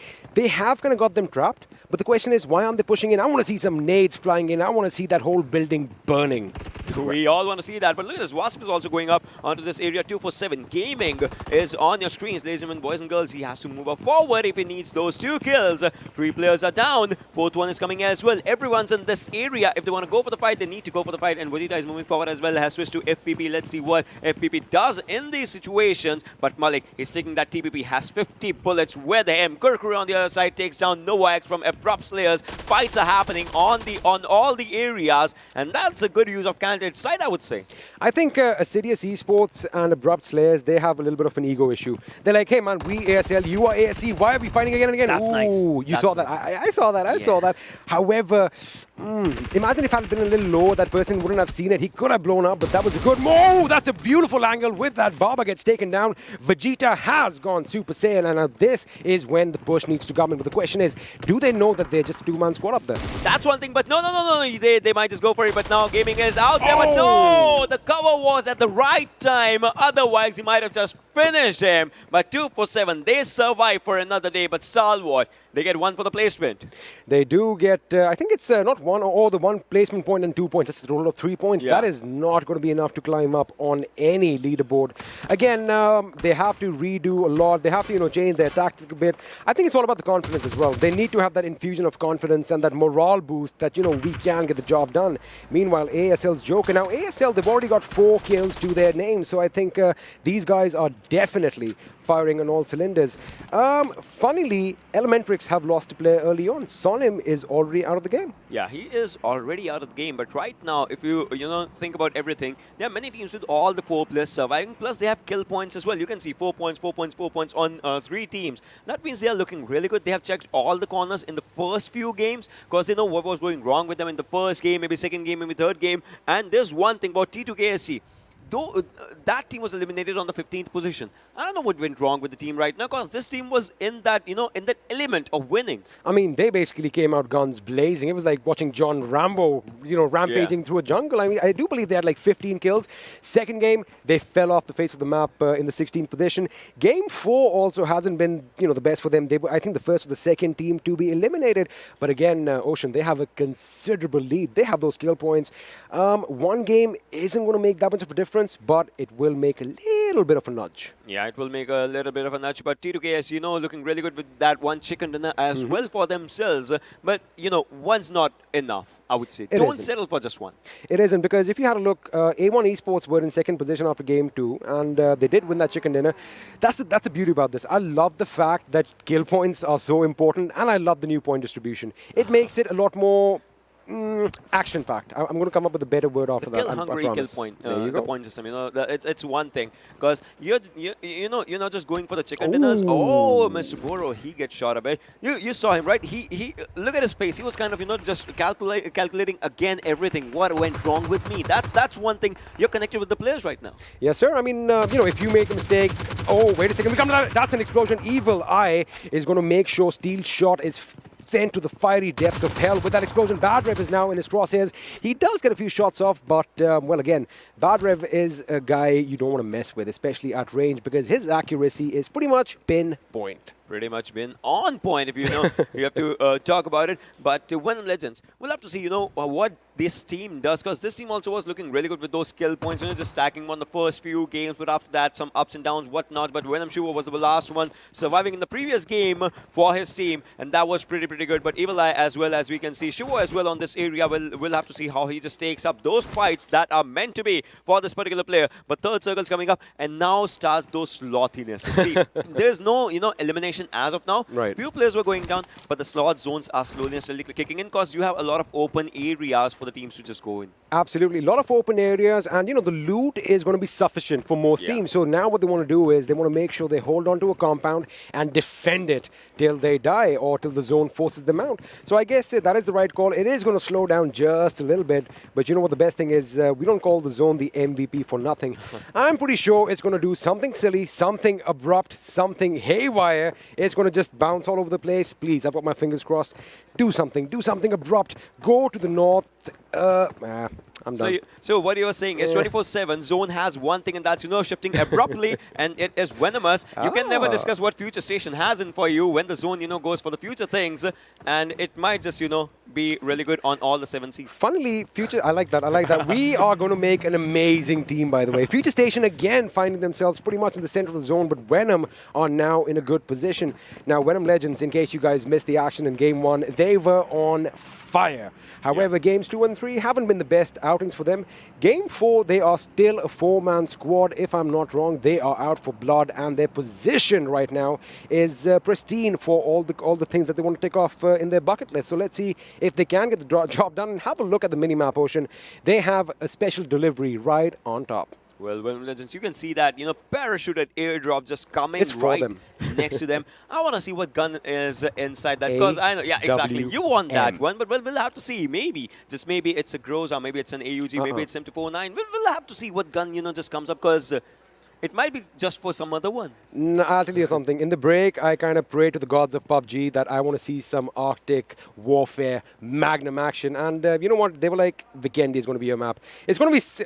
man. Well, Already. it has a Groza, Already. but it is out of bounds. Let's have to see if someone just gets that. I need to talk to the person who sold me that crystal ball because there's definitely a manufacturing defect. There's a glitch in that crystal ball, right? Yes, sir. But well, Joker takes down PAINxELMT players, and Jimmy also goes down. Shari's in domination as Abrupt Slayers are looking really good, and Chuvok goes on the top just to get that Groza for himself, and obviously the level 3 stuff will be out there. Shari, I mean, look at this guy. He has a ghillie for himself, and, you know, these things are going to be really, really useful once the circle is onto those, you know, golden brownish grasslands where you can use this. That's what I was going to say. Correct me if I'm wrong, but it is a ghillie suit. Well done. It's not really going to work in the snow, is it? You're going to literally stick out like a sore thumb. You will be, you know, you'll be just out there. If you're using the brown ghillie suit on that white area, no, someone else is going to steal it from your crate. That's what I would say. Or maybe they might just think it's a patch of grass. Unless you're very quiet and you take your bag off. I don't know. We're just speculating over here. At distance, you can pretty much make sure what is a bush and what is a human being, right? Yeah. But previously, you know, with all other ghillie suits, because there's white ghillie suit as well, you know, all those things kind of play with your mind. But we'll have to see with the circle. The next one goes on. Most of the teams are inside the center. We're talking about this one. 247 is in the center of the new circle. Have you ever felt this while playing the game, that when you go up against an opponent wearing a ghillie suit, you know psychologically he's got level 3 armor, level 3 helmet. Yeah. You know it's going to be a little bit trickier. Yeah. But sometimes that can kind of, you know, push you off the attack. Or sometimes if you get that guy, it's like, oh my goodness, I just did the impossible. I took down one of the heaviest armored men in this game. Imagine a guy who, you know, has everything. He looted 2 airdrops, got an M249 the first one, got an AWM the second one, has a ghillie suit as well, level 3 wow, stuff. that's wishful thinking. If you take that person down, then yeah, it kind of comes up, man, I just took down some of the most amazing people. But Mr. Yozu, he gets taken down just as he was about to reach that area, but he makes himself comfortable. We'll have to see what Nang does as Nang will spots. Oh my goodness. Oh, no. Did you realize that was almost a mistake? Yeah. He almost got knocked out. He almost, because he was just out there with that vehicle, and the vehicle rammed onto the other vehicle, and now ASE is like, we know where to put the pressure on. See, now at this time, in that situation, if I was a member of ElementriX, if I was Mr. Hyozu, my main concern would be to let my team know where the shots are coming from. Yeah. Because they can, you know, position themselves appropriately, but looks like they are moving out. The circle is going to be forcing all the teams out. Team 14 ElementriX, they are inside, but that little shack is only going to hold off against the attacks for so long, and this is dangerous. Crazy is a crazy man. I would not be driving that car if it was on fire like that. 7 extra bullets and the car is going to go bang, and for Nang as well. So both these players, they're just moving, but I guess Crazy is stopping out there just to take one player down. Mr. Yozu's car is going to deal a bit more damage, but so are the other players. But now they have a good advantage. Look at this. All right, so now they're inside the zone, and they'll be controlling the flow of ASE if ASE decides to just ram in. If they go for it, they'll be controlling the zone area. But these fights are happening outside Krichas. That means the players, if the circle goes for a central shift, they just have the open area to take the fights with. Now, you know, have a look at ASE's position. That's, of course, Assiduous Esports. They are on the southern side of this road. They've got to be careful, however, because towards the east, we do have a team in the distance. Not a lot of cover, because if you have those blinders on, and by blinders, I mean those horse blinders, right? You can't be just putting your focus in one direction. You got to make sure you have vigilance around in a 360-degree manner. And over here, Yashiro gets taken down, courtesy of Poison's G36C. Bad Rep is going to come in as well. 7C's Mimo goes down. Wait a second. INES, they are out. That was quick succession. We had a little bit of a fight. We kind of missed it, but INES eliminated in the 11th position. No kills to their name. Now we're down to 10 teams as we see and as we speak. 1 minute and 20 seconds on the clock, and teams are trying to get inside the circle if they can, because this is going to be the decider circle. I'm telling you. This circle, most of the teams are outside the zone. They have to get in. Suppose if PN has to get inside the circle, they might have to take fight against Venom Legends. 247, they have to get inside the zone as well. And onto the northern side, 7C also has to get inside the zone. PAINxELMT Rohan, the last surviving player. So all these teams, once they are looking for the movements, you can see on the map area itself, 53 seconds on the clock, and there are many teams right next to each other. The rotations will be it off for sure. Yes, sir. And once the minimap comes up on our screens, you'll have a look at exactly what he's talking about because we have the map on our screens. But anyway, you know, ElementriX are the only team which have cover in the zone. Wait a second, I'm going to come back to that in a second because a booth gets taken out by a fiery explosion. And now PN and Out for Blood, have a look at this. These boys are firing on all cylinders. They are working as a crew. 8 kills to their names already. That's potentially 2 squads wiped out. Exactly. That's potentially 2 squads wiped out, but we'll have to see how many more can they go. Maybe a proper squad wipe out again if they go for it. We have 10 teams right now, 24 minutes on the clock. Think about it, 24 minutes and 10 teams still survive. However, the number of players alive is half of what it was in Miramar. I think it was 43 or something when we had a look at the 20-minute mark. But right now, ASL against all, well, it's not a surprise. They are going up against ASE once again. I'm telling you, this is the start of a new rivalry. ASE versus ASL. Who is going to come out on top? And we'll have to see that, you know, because by the end of this league, it's going to be a big journey. It's going to be a good festival. But right now, guns are blazing everywhere as we say and as we speak. Novax takes down Phobia and will be finishing it up to confirm his own kill. Hanel takes on Ghost and will be finishing up by the help of Chari to confirm his own kill. So kills are being confirmed. Wasif has an AUG, the luxury weapon, coming up really good, but right now all we need to do is get inside the circle because that is an open road. You know, we were talking about the center of the circle. Wait a second, we're going to come back to the point in a second. That's it. The sights are out, courtesy of Venom Legends. Now, these guys are here to play. ASL, meanwhile, have 9 kills to their names. The funny thing is the sights were taken out by 3 different teams, and over here, 7 Seas Fair has been taken out as well. Now, Fair, if you missed the last match, oh boy, this man literally just lit the world on fire. Well, this guy was amazing, but look at this. Joker is going to be using a proper medkit for himself. Rafat is out there, but for how long as he is on the domination. But see, you can turn the tides at any moment, any second. Plays takes on PAINxELMT. That's going to be end of PAINxELMT as well. We are down to 7 teams, 23 players alive. But as of now, the circle is something. See, just as I told you, this was one of the most trickiest circles. This is where, you know, it all goes down. Now comes up your domination inside the zone. You have moved, that's a good point. But the domination inside the circle is something that's going to be a tricky one because open areas is something that's going to be taking you down. Now let's see where the circle is going to shift, because if it heads a bit to the west, FutureStation and ElementriX, they still have compound. Oh, it kind of has gone to the west. The question is that compound still in play? Because walls are definitely a lot better than smoke to block bullets. No. And let's have a look. It's not, ooh, they still have a wall. They still have a wall. You know what? I would take that any day over taking cover behind a tree. But over here, Venom Legends seem like they could be in a world of trouble as Sandesh has his sights set on Nightwing, lets a few bullets loose, does connect. However, it is not going to be enough, and looks like the revive is going to come through. Well, the revive is going to come through, but the timing is not a good one. As we can see, 55 seconds on the clock, and they have to move forward as well. Poison is out here. 247 Gaming and Vasif are 2 surviving members of the team. 247 as we speak.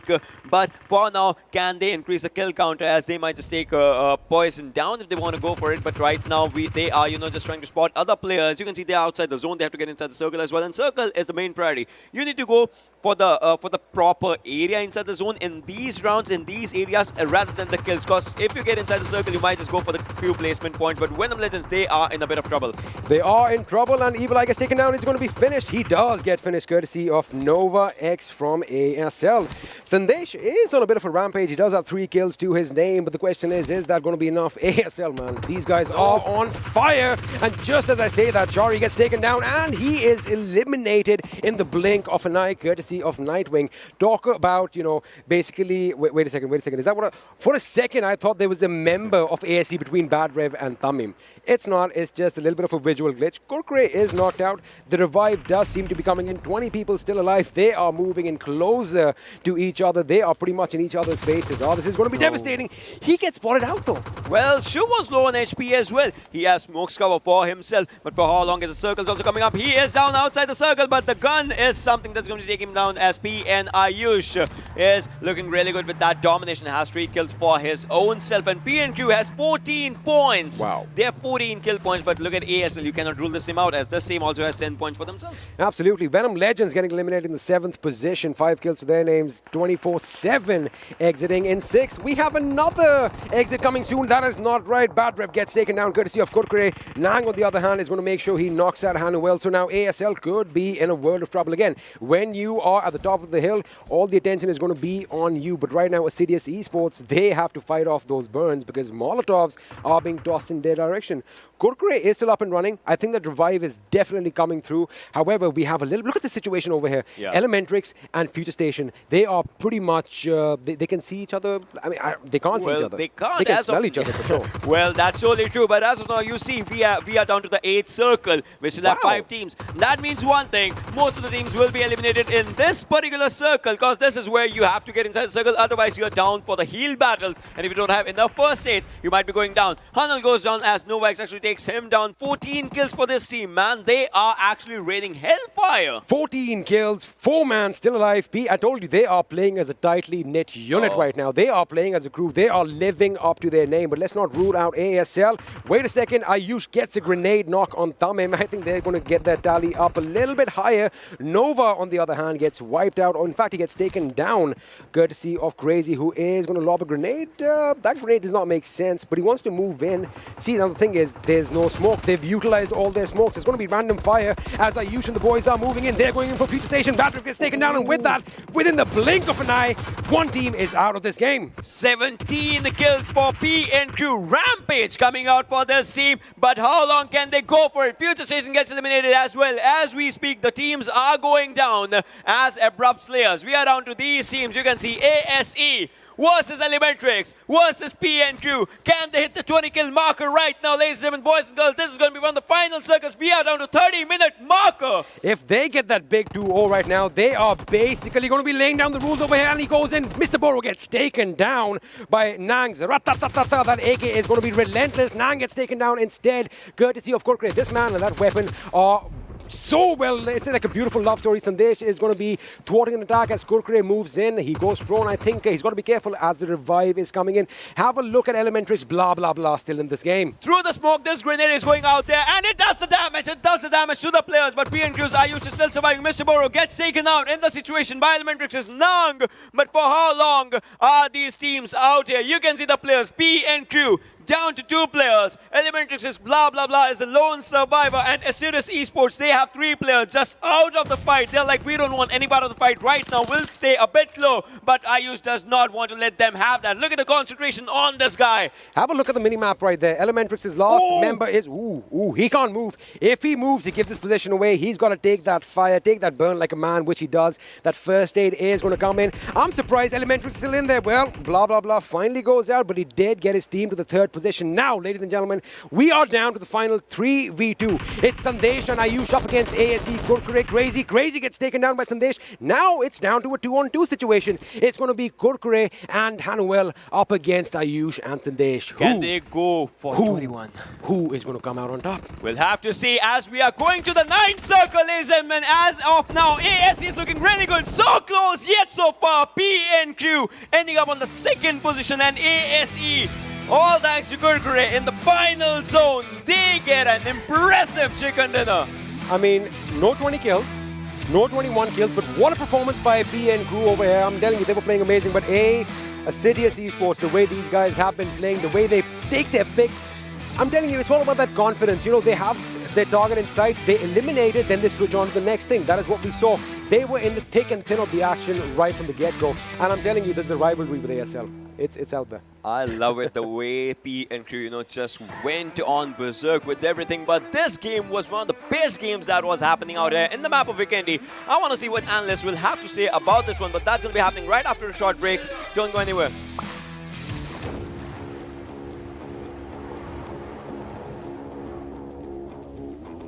Mountain Dew?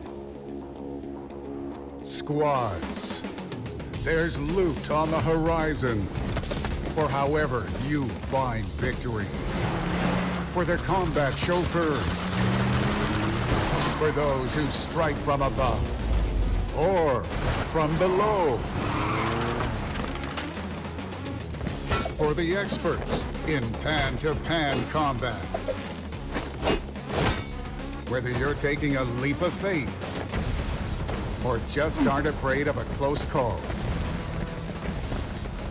Fuel your path to winner chicken dinner with ice-cold Mountain Dew and with exclusive loot from Mountain Dew fuel stations. Spawning on a map near you. Welcome once again, ladies and gentlemen, to the PUBG Mobile Pro League South Asia Season 2. And what an amazing game of Vikendi. I mean, it started off quite aggressive and then it slowed down a bit. I mean, it slowed down and went back to the slot zones that we were talking about before the game started. And then towards the end, an interesting performance put up by the players of PN Crew. And my analysts are going to help me break this one down. And as I was saying, PN Crew, they made sure their last game of the day, they made it count. Yes, they definitely made it count. They started with Cosmodrome by eliminating the players of Team A1 Esports, and after that, this team didn't stop. They were on a rampage, eliminating one team after another. Well, definitely, and after those eliminations came time to close out the game where they faltered up a little bit, but Assiduous Esports, can't forget them as well. Second chicken dinner today. This team looks like they have found the pace they were looking for during the scrims and are making an amazing comeback. Let's have a look at the MVP for this game and see that individual player who had an outstanding performance out of everyone else. And ladies and gentlemen, it is going to be Poison from the team of PN Crew. 6 kills coming in, survival time of 28 minutes and 29 seconds, damage of 953 and 4 assists. So he was helping out his teammates while making sure that his stats also look good. Yeah, absolutely. He is an angry man and he certainly means business out here over here. But you know, this was certainly their game to lose because, you know, with the way the circle completely shifted towards the players of PN Crew and considering the fact that they had the momentum, they had the players, they kind of, you know, choked up in the end because Assiduous Esports, they came all the way from down below.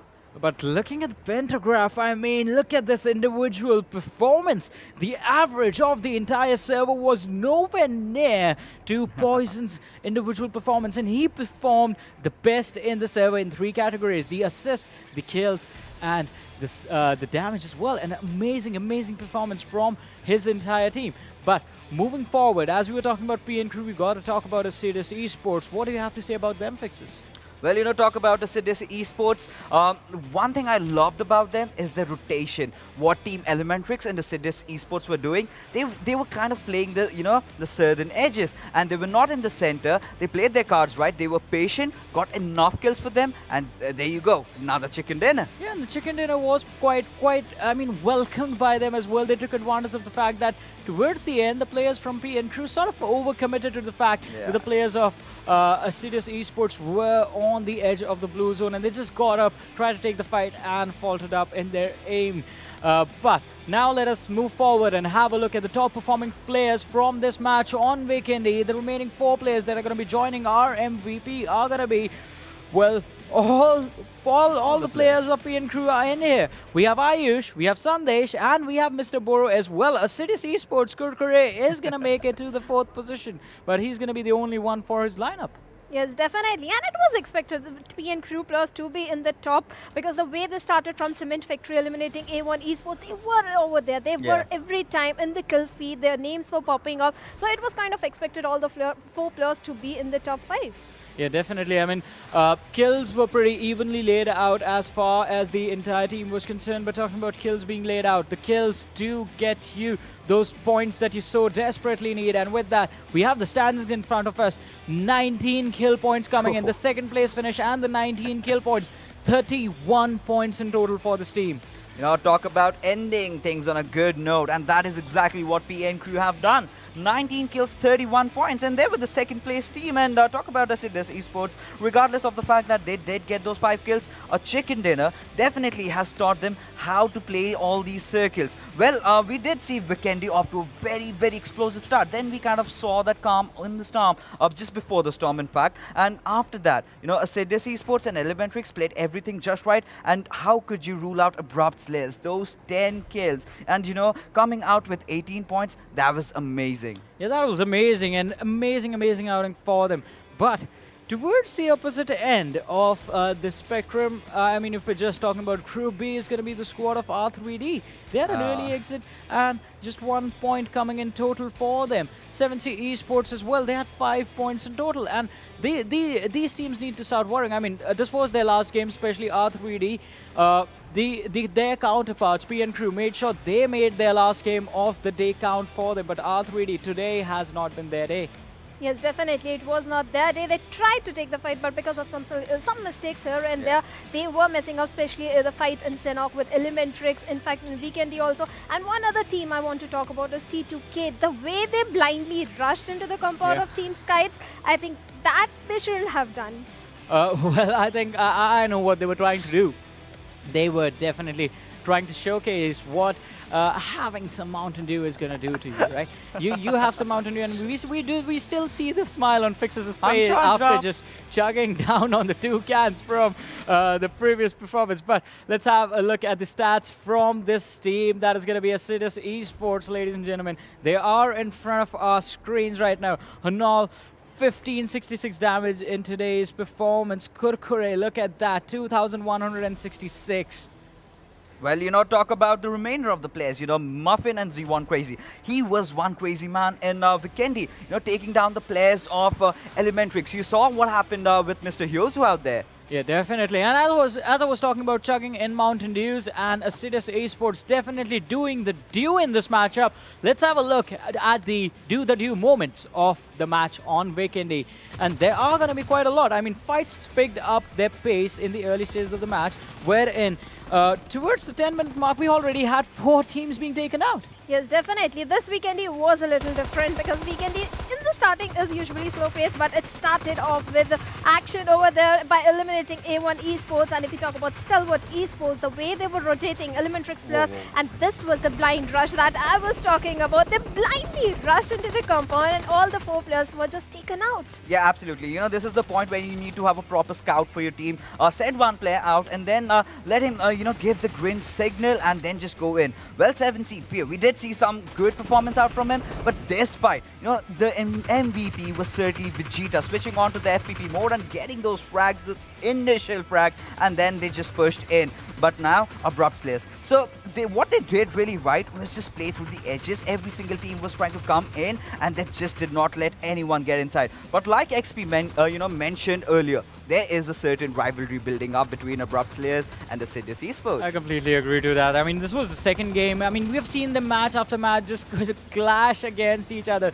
These 2 teams in particular. But then we have the players of P and Crew on our screens. They did take some amazing fight, but it was that crucial moment where the 2 players were caught off guard and then coming down to the final 2v2 situation. Look at that. Sandesh just overcommitted to Hanal, who did try and come in towards the circle, and just overcommitting in a 1v2 situation is going to be a little bit tricky. But the fights did go their way, and I'm pretty sure that is going to reflect really well on them as far as our damage histogram is concerned.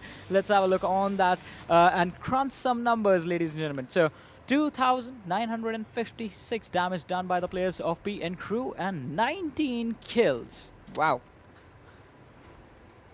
Wow, that was pretty amazing. 19 kills, having a double-digit kill is okay, but 19, almost touching 20 kills in a tournament, PMPL, I think that is commendable. And if we talk about the players of Abrupt Slayers, they did give out a hell lot of damage. Just look at that, 2,045 damage and 10 kills. Abrupt Slayers were making their mark. And if we talk about Assiduous Esports, they didn't get many kills. They gave out a lot of damage over there, but the kill points, they got only 5. Definitely, kill points were coming in for a lot of teams, but I want to focus on one interesting thing. You saw the bottom 4 teams on the damage histogram. They did some damage, but they weren't able to secure even a single kill for themselves. Yes, definitely. Kill points are going to matter. Damage is not going to give you any point. They fail to capitalize on the kill points. So I think they are going to make sure that next time, if you are going to give a damage, get a knock and get a kill. You can at least secure Conviction that one matters. kill. Yeah, you got to convict to that kill. You got to get that kill point for yourselves. But now, let's move forward and have a look at the game-wise standings, group-wise standings, I'm sorry, and see how the teams are doing amongst their own groups. And first, we are going to start things off with Group A. Assiduous Esports just leading a charge with 55 points. But Team T2K, they have had a good day for themselves. They have one chicken dinner, but the 2 consistent performances, 26 kills and 28 placement points, 54 points, not that far behind. I think SCYTES and INES are going to have some trouble catching up to these 2 teams. Moving to things forward to Group B, this was the last game for the day for Group B. So Abrupt Slayers and P and Crew doing an amazing job catching up to them. Yeah, of course, But now 7C Esports and R3D, they're in a bit of a pickle over there. They really need to go back to the drawing boards and figure things out. But as we move forward to Group C, we have ElementriX, Venom Legends, FutureStation, all going neck to neck with each other. But 247 Gaming, building that hype on them, well, they are kind of fizzling out. Yes, they are definitely fizzling out. And if we talk about Group D, A1 Esports, they had their ups and downs. And today, in one of the matches, they were the first team in Vikendi to get eliminated, VTNxJyanMaara. I'm happy to see they have worked on their rotations. They are giving priority to the zone. And PAINxELMT, this is the team that needs to do a lot of homework today. Yeah, definitely. But looking at these numbers, I find a couple of interesting things, right?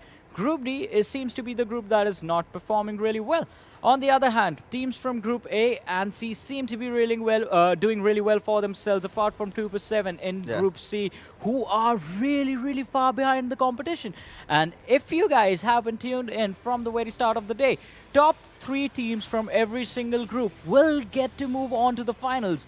You need to make sure that you're already moving on to the finals and not waiting to be left in the bottom 5 so that, well, out of the bottom 5, only one will get to move in the top 16s and in the finals. Let's once again have a look at the schedule and see the next matchup that's going to be played, ladies and gentlemen. It is going to be the map of Sanhok.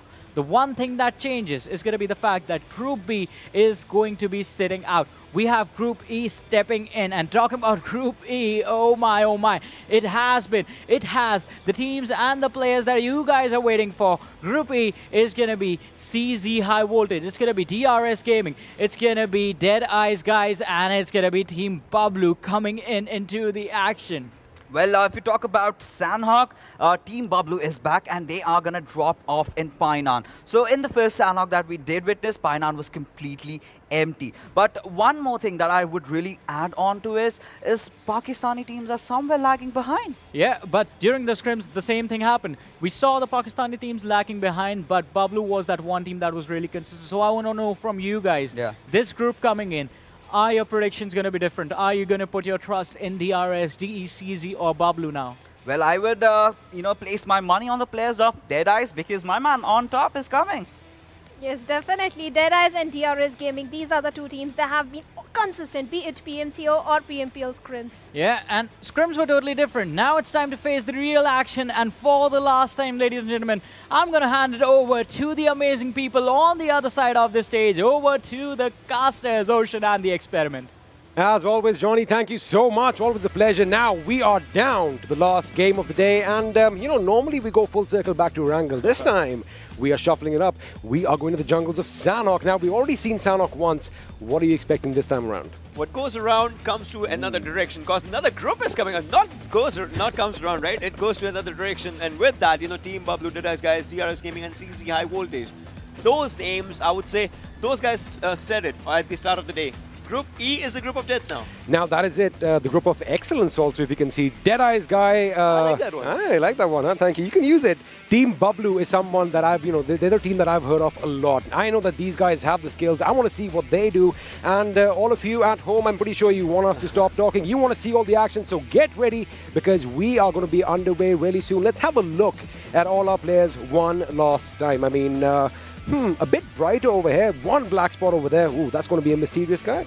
Well, but we'll see his name in the kill feed for sure. As right now you have to be on the left side of the kill feed, because you have to stay alive. Last person standing, last team standing will be the one for the last game for today, because this is day 1 and this is where it all comes down. So Group E, they've studied everything for now. Obviously, they were watching everything, so now they know what teams are going for. And the map of Sanhok, they'll be ready for it. I don't know about you, but it doesn't feel like it's game 5 for me. I am still fresh. I'm full of energy right now. And the fact that all the players are a bit more aggressive, it's a lot more entertaining for us. And at the end of the day, that is what all the viewers want to watch. You don't want to watch people hiding in houses. You want to see them smack each other around, and well, this is going to happen once again. The plane is going to be in the sky for one last time on day 1, as we are going to fly over the tropical, beautiful island of Sanhok. Ladies and gentlemen, boys and girls, match number 5 is on our way, as a flight path will be right next to you. You can see the plane C-130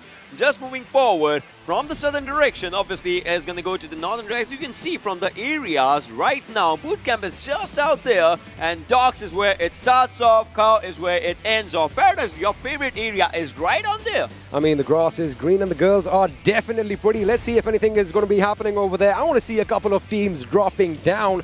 But again, this is Sanhok.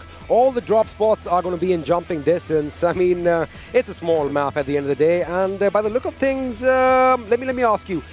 Actually, you know what? I'm not going to ask you because I already know the answer. We're going to see action right from the beginning again, right? Exactly. And with the addition of that new group, you know, it comes down to one thing, that the new group is much more fresh as compared to other teams, but other groups are in that zone of the game. Now, you know, you talked about the new group. Let me talk about Team Bablu. Now, when I say the two words, Team Bablu, it's not really threatening, but boy, oh boy, these guys pack quite a punch, don't they? There's one thing that's with this team is like, I've seen them. There has been times when they have rushed to one house and they have knocked down one player. The other team, they just ran away. That's the kind of terror this team brings with the game. The other teams just run away. These guys, if it was a Miramar, they go on a ridge, they go on a cliff, they take 4 different directions, and they take individual 1v4s, 1v4s, 1v4s, 1v4s. That's what Team Bablu is capable of. I mean, I'm pretty much at a loss for words right now because that is amazing. I mean, that's the confidence you need to have on each one's prowess. And wait a second, we have action breaking out for you right at the beginning, and it's going to be DEADEYES Guy. Now, DEADEYES Guy, again, they have a lot of experience under their belt, and they are really good players. We've got Rated Sir, Shifu Sir on top, and Sarga. Now, on top, of course, Fixes mentioned earlier, one of his buddies, an amazing player. Well, this guy started from TDP, went to ElementriX, and now is DE. DE's players are all amazing. Over the place. Plus, these guys won the scrims, so they are, you know, champions for a reason. They have that mentality going forward, and there's Stalwart on the other side. We'll have to see what happens in these fights, as Hathen is where DE loves to go. They are out here. They don't want to change anything. And Utsarga, you know, if you talk about this player as well, he has been an incredible player in this team as we speak. Shifu Sir, Waru Sir, those players, Rated Sir as well, those players, they just showcase the best of the best gameplays. They do indeed, and just 2 minutes in the game, we've already had the first casualty of this game, and it looks like DRS is the team that lost a member. Of course, that action was not on screen because, you know, you can only focus at one place at any given time. But again, not too disappointing. We did see DEADEYES Guy kind of, you know, pick a fight with the opponents over there. So again, it's different now. I think the more, you know, practice makes perfect, right? So when you do all these scrims, you get comfortable dropping at certain positions, and even if you have opposition, it's like, you know what, hey man, either we are going to come out of it alive or they are. So, you know, you give it your all. I really haven't seen teams kind of go up against each other and then backing out. I haven't seen that this time. So scrims kind of, you know, help you understand what's going on through the minds of the other players. Plus, yeah, exactly, you said it right. Marfin Ninja was the first casualty from DRS Gaming, and this team, we'll have to see what this team, you know, does with the gameplays and how they plan up with everything. But look at this, 247's Vegeta, he was really close to ElementriX. He had to go back because he knows that he cannot take a part of that fight right now. Not solo, obviously, with that vector in his hands as of now, so he is moving backwards. Khan as well, going to take up a different safer road. They are moving inside the circle as well. You can see the distance getting closer and closer as they are getting inside the zones. You know, the best thing about these hilltops, especially in Sanhok, is A, you've got all this shrubbery around you, right? You have a lot of vegetation. Then you have these rocks. So even if you have, say, about 50 to 100 meters between you and your teammate, I think it's actually it's going to work in your favor because you cover more ground. But again, that's where communication comes in. You have to be on those comms like ASAP. As soon as you even hear a little rustle in the distance, you're like, guys, I heard something in that direction. And, you know, somebody's supposed to look over there, and just like this, wait a second, Vegeta has spotted somebody running in the open, and he's got 3 targets. He can't choose which one to shoot. I mean, he did a lot of damage to Naga out in that area, but Sony was on to the other side. Mr. Yosu is pretty close to him, but now he has to go back, move back, but he gets shot. He gets shot a lot. One more bullet will be his ending. As you can see, Vegeta is just moving backwards, but that a bit of a ridge kind of saves him. But Mr. Yosu is getting shot from the left-hand side. That's where another team is, as you can see. So he has to stay away from all the team. It's going to be CZxHIGHVOLTAGE as the team is trying to spot the players, take him out, but blah, blah, blah. He is unfazed by that team. He has his attention against to 247. For a second, I was like, why is he saying blah, blah, blah? Then I remembered it's the player's That's the name. game. Evil Eye over here trying to lay down some lead. And I think they do get a team kill. 24/7 Gaming is going to be lying on his knees on the side and doesn't look like respite is going to be coming in from him. That grenade doing a lot of damage. Rafat almost getting knocked off his feet, but he is still alive and ready to fight. Well, wait a second, I said that too soon because blah, blah, blah comes in and knocks him out. Look at Galzen. Galzen is out there at the top area and Abud's down. And Nima is trying to spot the players from the other side. So DRS, they are looking pretty good, but not the best right now because this fight's happening on the back end of the bootcamp. But Abud, he's just laying low. If Galzen spots him, he might just take one down, but there is a cover at the bootcamp area, which might just take down Galzen. But Nima's moving forward, but Nima has to go down again. A wrong decision coming from him. Zero Fear takes down RX Jax. I mean, if you look at the situation right now, I mean, kudos to the fact that Gyalzin is up top on that house, but he's really not going to be able to do a lot in case his teammate goes in. We'll come back to that in a second, as Khan took a lot of damage, but looks like X's Nang has gone down. Oh, I think it was Venom who is in the line of fire right now. Shuvo is going to be in trouble. He is knocked out, but it looks like that ticket is going to cover him from his opponent's vision. Mr. Hyozu on the other side is going to make sure he gets a knock and a finish on Evil Eye. Meanwhile, 24/7 are going to be making sure they get their kill. A palindrome in the alive counter and the team alive status. You can see 61 and 16 and just going out there. But Sonim takes on one, makes it 60. As you can see, but 247 is in quite a bit of trouble as well for themselves.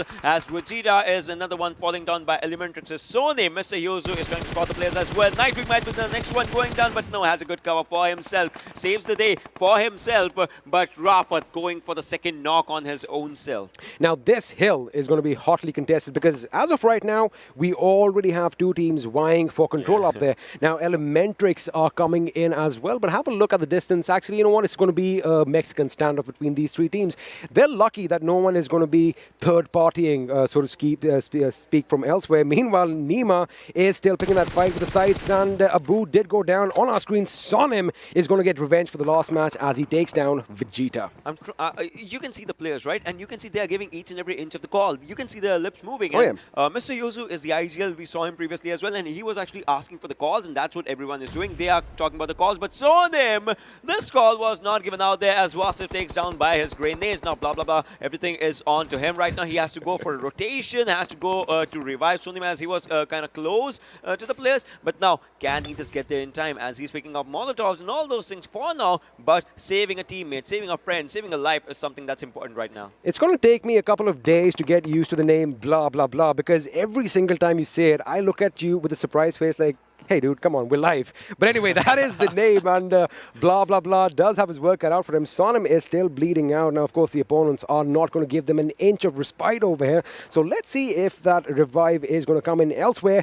T2K's G.I. Jane is opening up on Assiduous Esports. The question is, Assiduous Esports, 2 chicken dinners back-to-back. Can they make it a treble? I mean, third time's a charm if they go for it. We'll have to see if that happens, but Frank is moving forward. ASE is in a bit of trouble. I don't think so they can make it out in this one, but well, if they go for it, it will be a really good miracle. And there against C2K, the team that was, going with kills and kills and kills. But Hanel, will you go down? No, the grenade was a bit overshooting, but not the other one, as it is again G.I. Jane getting that one for himself.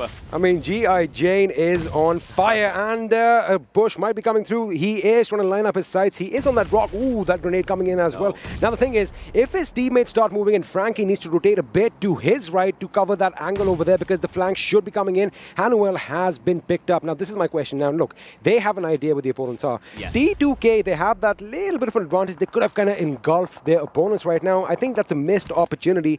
Let's see if it comes to bite them later on. Meanwhile, Venom from their team does get taken down. So again, a lot of indecision leads to this knock. The question is, are they going to be... Well, are they going to survive this little skirmish or not?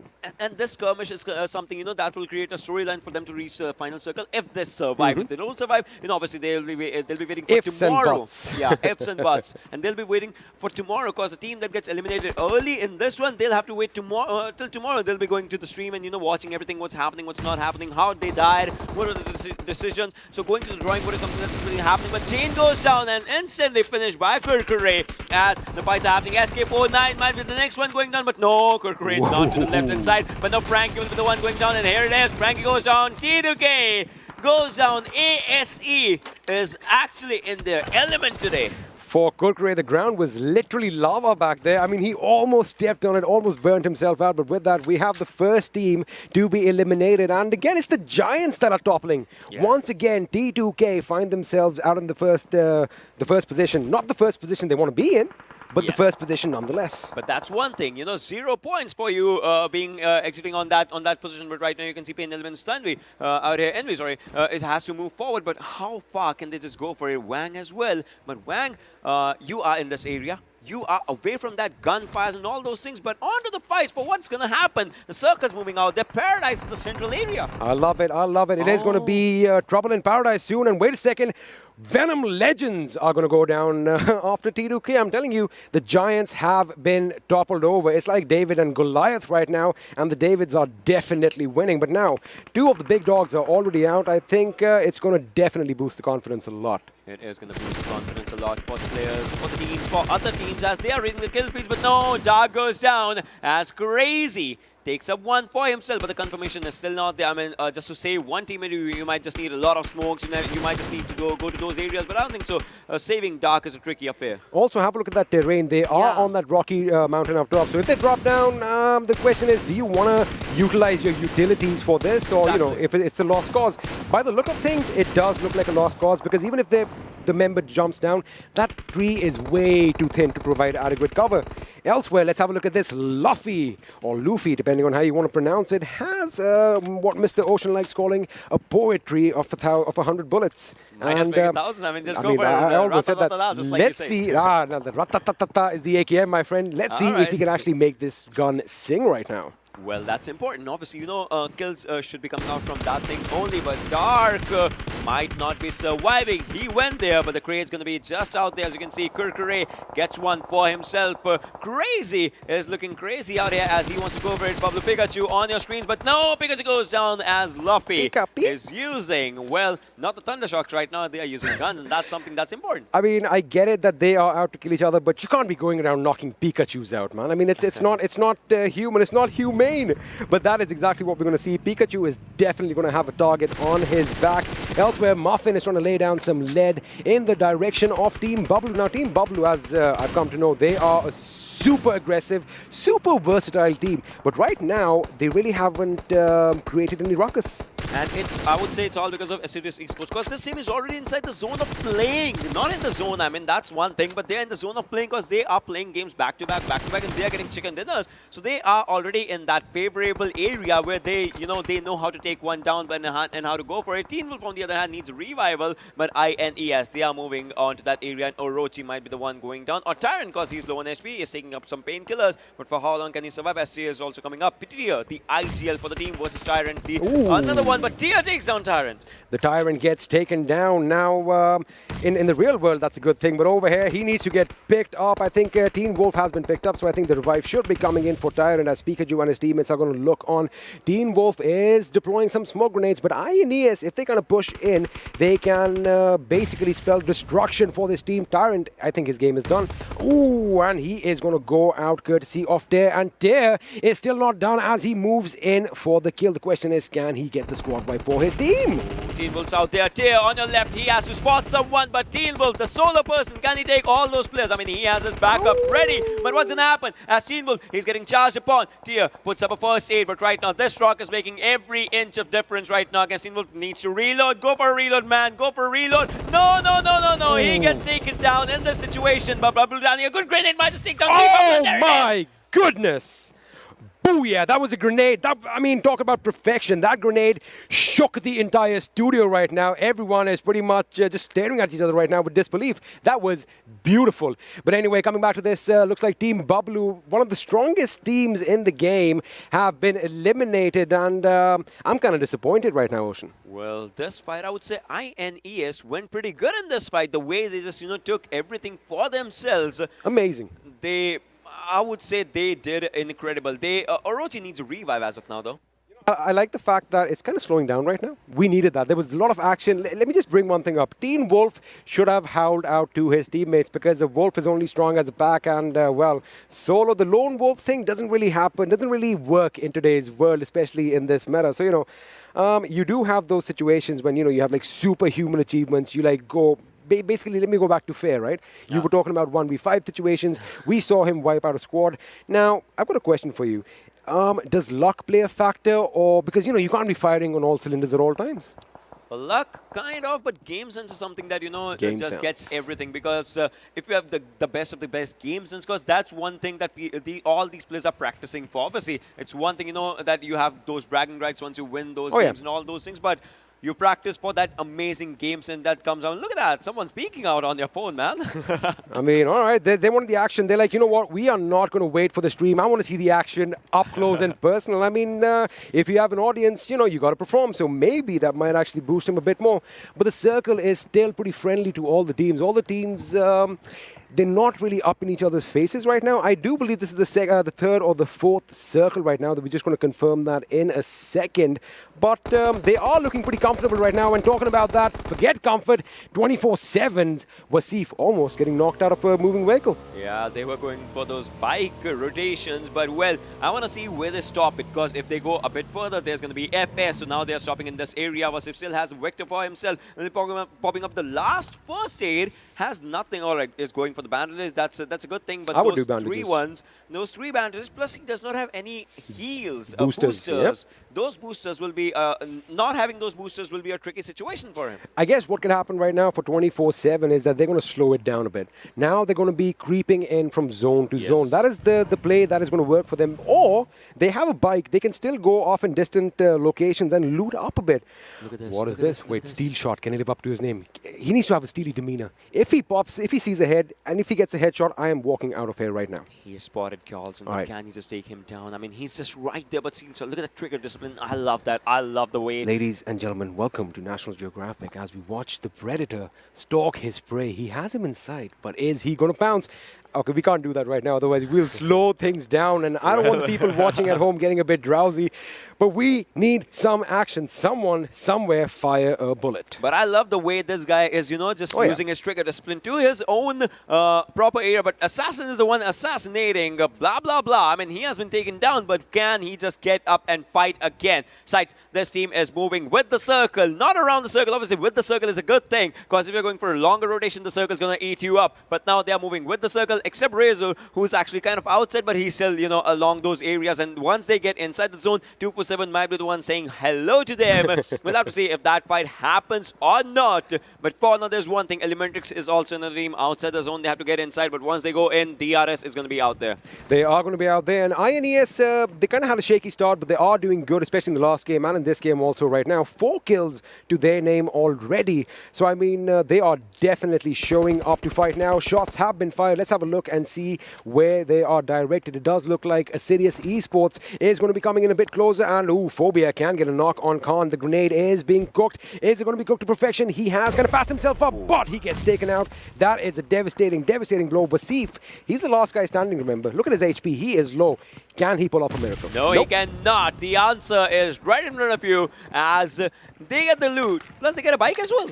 They get a bike as well. That's a good offer. I mean, you get loot, and even if you're outside the zone, you can move in. But now, in Sanhok, would you want to use a bike? Because remember, 150, 160 meters out, everyone can hear you. Exactly, everyone can hear. But there's one thing. SCYTES, 247 was getting shot from some other direction as well. I mean, SCYTES might be in that area right now, and DRS is moving forward. They might have a fight with ElementriX as they are moving to this direction. We'll have to see what happens. On the left-hand side, there will be some fights happening as ElementriX's Mr. Yozu is just sitting out there. Carlson is pretty close to him. And Mr. Yozu still sitting, not doing anything right now. Carlson gives him a time to move forward. That's trigger discipline, because the circle's coming up as well. What are you going to do? You have to get inside the zone, but DRS is sitting out there, and you did not shoot a single bullet. That's a very good situation. That's a very good thing done by Mr. Hughes, because he does not want to, just go. I mean, he could have taken one player down, but zone and something, that would have been some tricky affair. Because then after that, they would have to make their way to the zone. So they would not have just been fighting the opponents, but the blue zone as well. Yeah. And, we already said this earlier on, Ocean. It is Sanhok, and look at the way the players are becoming one with their surroundings. They are pretty much part of the earth right now. And like I said, you've got to have your hearing sense, because you've got to listen for the Look at that. Bug being used out there, but Luffy, The guy has an M249. You cannot, rule that thing out. But using a buggy is something that can make you vulnerable in the situation. Mr. Yoshi goes down as Badrev spots him out. Entry takes on Kashtuf in the situation. Entry is looking good against Stalwart Esports. Has Orochi on one side. Malik is out there. Baba is inside the home. Played onto the other side of the road. Kashtuf, he's left out there. If he does not get a revive, might as well be a kill point. Yes, sir, and the action is going to build up a bit now as the zone... Ooh, wait a second. AJ with a double knock. Cooney goes down, as is another member from that team over there. And the team is High Voltage. They are under heavy fire right now. Look at that. Aussie is down as well. Meanwhile, Entry is laying down some lead in Stalwart Esports direction. Blade just got out of harm's way in the nick of time. Assassin with a grenade. Can he be sneaky? Can he actually assassinate those two guys in front of him? AJ probably hears it, gets out in the nick of time, taking just 41 points of damage. I mean, DRS, they have kind of impressed me. CZHV, on the other hand, they look like they are in trouble. The nade parade is going on right now. PAINxELMT gets eliminated on this area, but no. AJ is moving forward. He knows Assassin should be taken down. AJ gets shot at, survives at 1 HP. Now it's his time. No, Gyaltsen will be the one taking this fight in his own hands, but can he take Assassin down? Gyaltsen moving forward, might take him down, and yes, there it is. Gyaltsen will be going for the confirmation. Needs to put up a first aid, has nothing. Will be going for the revive first, and then obviously will be popping up those bandages, taking himself up to 75 HP. But AJ, he did good with the grenades, but can he do good with the fights as 30 more seconds in the zone is about to come? But Assassin does one thing, and that is confirm his kill. I mean, that makes sense right now. Every single point counts. Meanwhile, on top has been taken down courtesy of Wang. The play zone is coming in as well. Gunner with that ratatatata getting those knocks for his team. Let's quickly have a look and see all this chaos right now. Two teams are stuck out in the blue. It's going to be JyanMaara going up against Deadeye's guy, and looks like Shifu, or Raiden, in fact, was the one who was taken out. Sarung, or Sarga, is the last man standing right now. I beg your pardon. He is laying down some lead in Gunner's direction, but nothing is connecting. Look at this. Utsarga has to do some job out here. He has to take the players down. He has to go for the revival. But Utsarga is playing, I would say, a bit good as he just smokes out. Might be a fake smoke and go for the right hand direction, go for the revive as well. But no, alright, it was a grenade. But it was just put up out there, not just going long. But now players have to move inside the zone, and that's where Gunnar is going up. And alongside Wong as well, Utsarga, can he take this 1v2? He has to spot the players. DE, this might be the final shots coming out of their bullets as they spot one, takes one down. Utsarga is looking really good, but from the back end side is where Utsarga goes down, and DRS, they live to see another day. One of their players live to see another day, but for how long right now we'll have to see. But ASE, can they go for another one? Let's see. I think they're looking good right now. 6 kills to their names, and ElementriX are going to be bowing out in the 8th position. Wait a second, we have another team that's going to be joining them. I think the sites, no, it's DRS Gaming who are out. Do you realize out of the new group that came in, 4 teams, all 4 teams are out. Voltage is out, DRS Gaming is out, Deadeye's guy is out, and Team Bablu is out. Now, do you think it's because the other teams have that flow going on for them? It's that momentum, right? I think somewhat other teams have that momentum, but INES, VTNxJyanMaara sides, all 3 players, the 3 individuals are outside the circle, but sides gets, managed to get inside the circle. INES has 10 kills for themselves, but 1 player surviving is something that is crazy. You know what else is crazy? This guy who's going forward to take down Goose for himself. That will be another kill for himself. But that's one thing. 15 points in the 3rd game, 15 in the 4th game, and that is going to be another 15 if he gets this one as a second dinner, because ASE is looking really strong. I mean, looking really strong is an understatement. These guys are absolutely just steamrolling the opposition right now. Still have a 4-man squad, 6 kills to their names.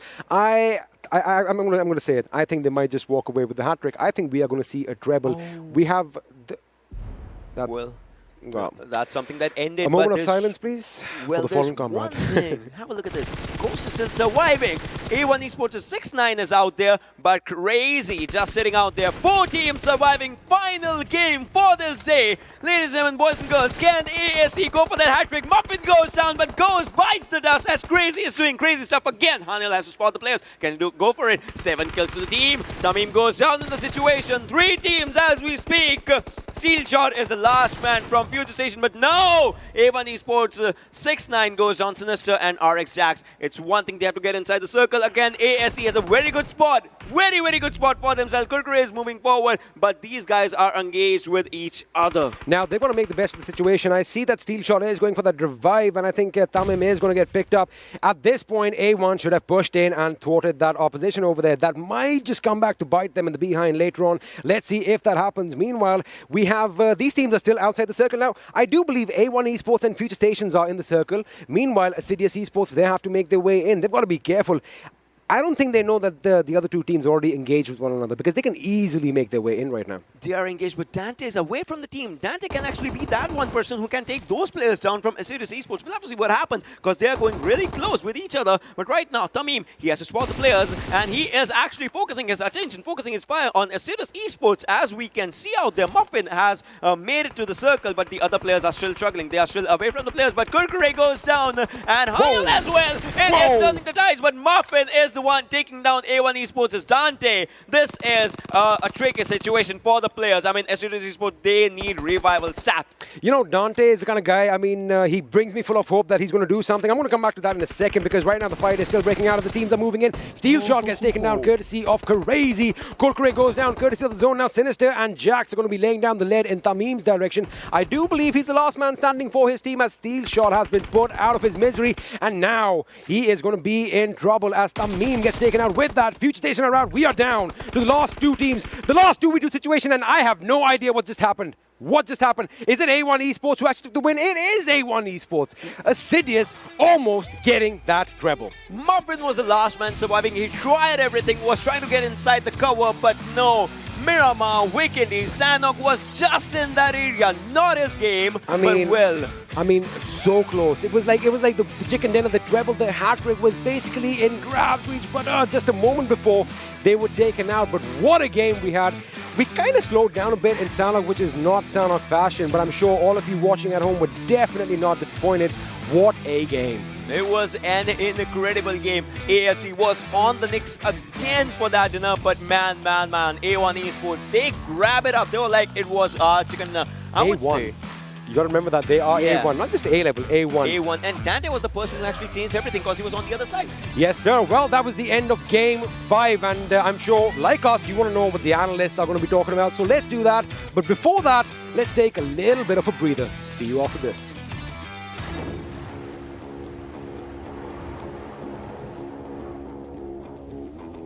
Mountain Dew? Squads. There's loot on the horizon for however you find victory. For the combat chauffeurs. For those who strike from above or from below.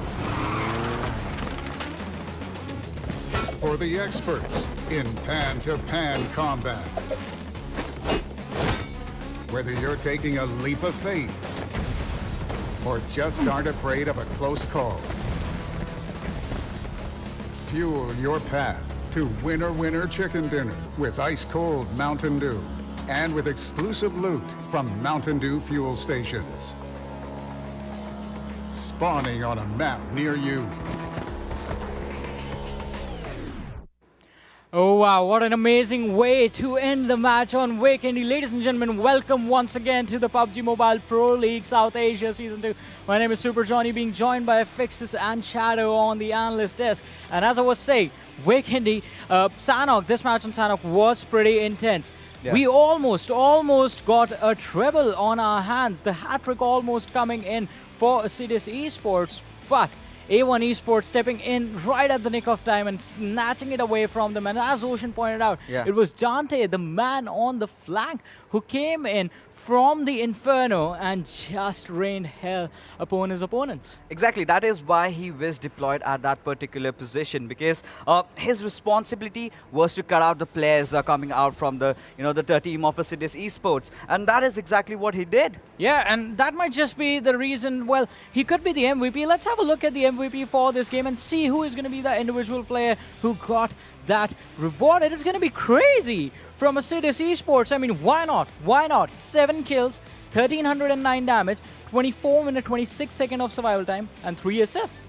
Yes, that's a hell lot of a damage, 1309 damage, especially in Sanhok. If you remember last Sanhok, overall damage in the histogram of Sanhok was not that high compared to the other maps, but I think this time it's going to be pretty high. Yeah, it's going to be high indeed. And also, talking about another interesting thing, I mean, Assiduous Esports, we do mention the fact that they almost got the third chicken dinner, but still, they managed to get those kills for themselves, and we have the comparison in front of our screens. Crazy outperforming everyone, almost everyone in the server in terms of kills, assists, damage, survival time, damage taken quite low than the average. That means on if he was in a team fight, his damage given to damage taken ratio was in his favor, and you always want to do that. I mean, I remember for ages me and Ocean have been talking about this. If you're in a fight, you need to make sure that you are on the safer side of the combat. You are not taking more hits on yourself, and you are dishing out the hits. You are making sure your shots are connecting your opponents. That's going to give you the advantage, I mean. Yeah, of course. You know, talk about Z1 crazy. He was absolutely crazy in Sanhok. With the way he was proceeding with all those trade-offs, you know, one of his teammates getting taken out, he just goes with a whammer. He takes another player out. And taking less damage does mean one thing, that he had positioned himself very well during the fights. Exactly, and that positioning is going to be quite crucial. But now let us move forward and have a look at the top players of this match as well and see the 4 players that are going to be joining our MVP in this list. A1 Esports, they have the representation being fulfilled by Dante. I mean, we were talking about it. Just had 2 kills, but survival type and damage are the key factors that decide the MVP this time as well, and are the things that help us rate the players even better. And that is one thing that helped a lot of players get that MVP in for themselves, but it helps them get into the top players list as well. Yes, definitely. And look at the difference between the damage. Crazy over here with 1309 damage, and rest of the players are nowhere near to even 700. More than double. More than double, exactly. More than double damage he has taken. And if we talk about Yashiro, he has dealt only 193 damage and 5 kills. I mean, that's preposterous. I must mention that. 193 damage, 5 kills. He stole a lot of kills, and a lot of players are going to be pissed at him right now. But you know, what I really loved about A1 Esports, they held on to the circle. They were not going too aggressive. They knew the circle is going to come in, and they just played to it. And it was just their game to lose, and they just won that. Exactly. Now we're going to move forward and have a look at the standings for this match. But while we do that, I want to ask you guys one more thing. I mean, the standings are going to be in front of us, and one thing you're going to notice is that the teams from Group E are sort of missing out of the top 5. I mean, DRS are the ones who made it the furthest, finishing in the top 6 with 6 kill points, only 2 placement points, and a total of 8 points coming in for them. Yes, definitely. Maybe like our experiment said, it is because of maybe the other teams are in the flow. They have played 4 matches. Team Group E, DRS Gaming Group, they just entered into the first match. It was their first match, maybe because of that. But I think this team, this group as a whole group will just step up. And if we talk about Team Bablu, INES, the way they eliminated them, that was amazing. And the perfect grenade coming in from the players of Team INES, that was amazing. Yeah, of course. You know, talk about Team Bablu, they made a lot of mistakes while they were rotating around. They were kind of sandwiched out there, and they had no choice but to just get taken down. Well, Team T2K, you know, Johnny, I was kind of being very skeptical about it, and well, you know, my fears have definitely come true. And a team that started off so well, and as the day passed by, they were kind of fizzling out. Exactly, had an amazing start for themselves, but look at that. A1 Esports, the player cards on our screens and on the LEDs as well. Amazing numbers throughout the board as far as the individual performances are concerned from these players, and that results in the team having a good standing on the leaderboard. And the leaderboard is where you want to dominate. The leaderboard is where it all matters, because as Fixus was talking about it, if you have a couple of good games and then you go on to mess the next 3, that is going to put you in a lot of trouble. But in order to perform, in order to step right out of the gates, guns blazing, and make sure that you're getting those points, you have to do the do, ladies and gentlemen. Let's have a look at do the do moments of this match on Sanhok. That was game number 5 of day number 1. Yes, definitely. It has to be Venom Legends for taking that amazing fight. But Team ElementriX, the way they backstep the players, that was pretty good. 247 Gaming was also there. And T2K, what is happening to this team? They were up against the top players, that is Assiduous Esports. And Assiduous Esports just eliminated them so easily over there. I think that was a mistake. They were sticking around besides a stone. They could have been a little spread out, make use of those angles. And if we talk about Team Bablu, again, not able to perform that expectations we had and the fans had from them, getting eliminated by the players of Team if I can say, backstabbed by the players of Team INES. It's all right. It's in Sanhok, and we do see those moments coming out. You cannot really engage in a fight for more than a minute because someone will definitely be just coming out to third party you. But Team DRS, they were off to a very good start, but they even got a lot of kills. But it was a circle. They need to make sure that they are inside it. Well, they did take a lot of fight, but not being able to make it in the right nick of time was the thing that really punished them. Exactly, you gotta make sure your timing is perfect, and as we move forward towards the closing moments of the game, Assiduous Esports, Muffin, the last man surviving, fighting inside that hut. It was an impressive try from him, and an impressive try from Fixes as well, somehow managing to get his hands on 2 more cans of Mountain Dew. Yeah, you gotta quench that thirst, my friend. Yeah. And I am the lucky one out there. Yeah, you are the lucky one. I mean, getting all the dew for himself. I'm definitely jealous of you now. Yeah, he's looking cute in that cap. Yeah. I always look cute. You guys tell us, what do you think of Fixes in the hat? Yeah.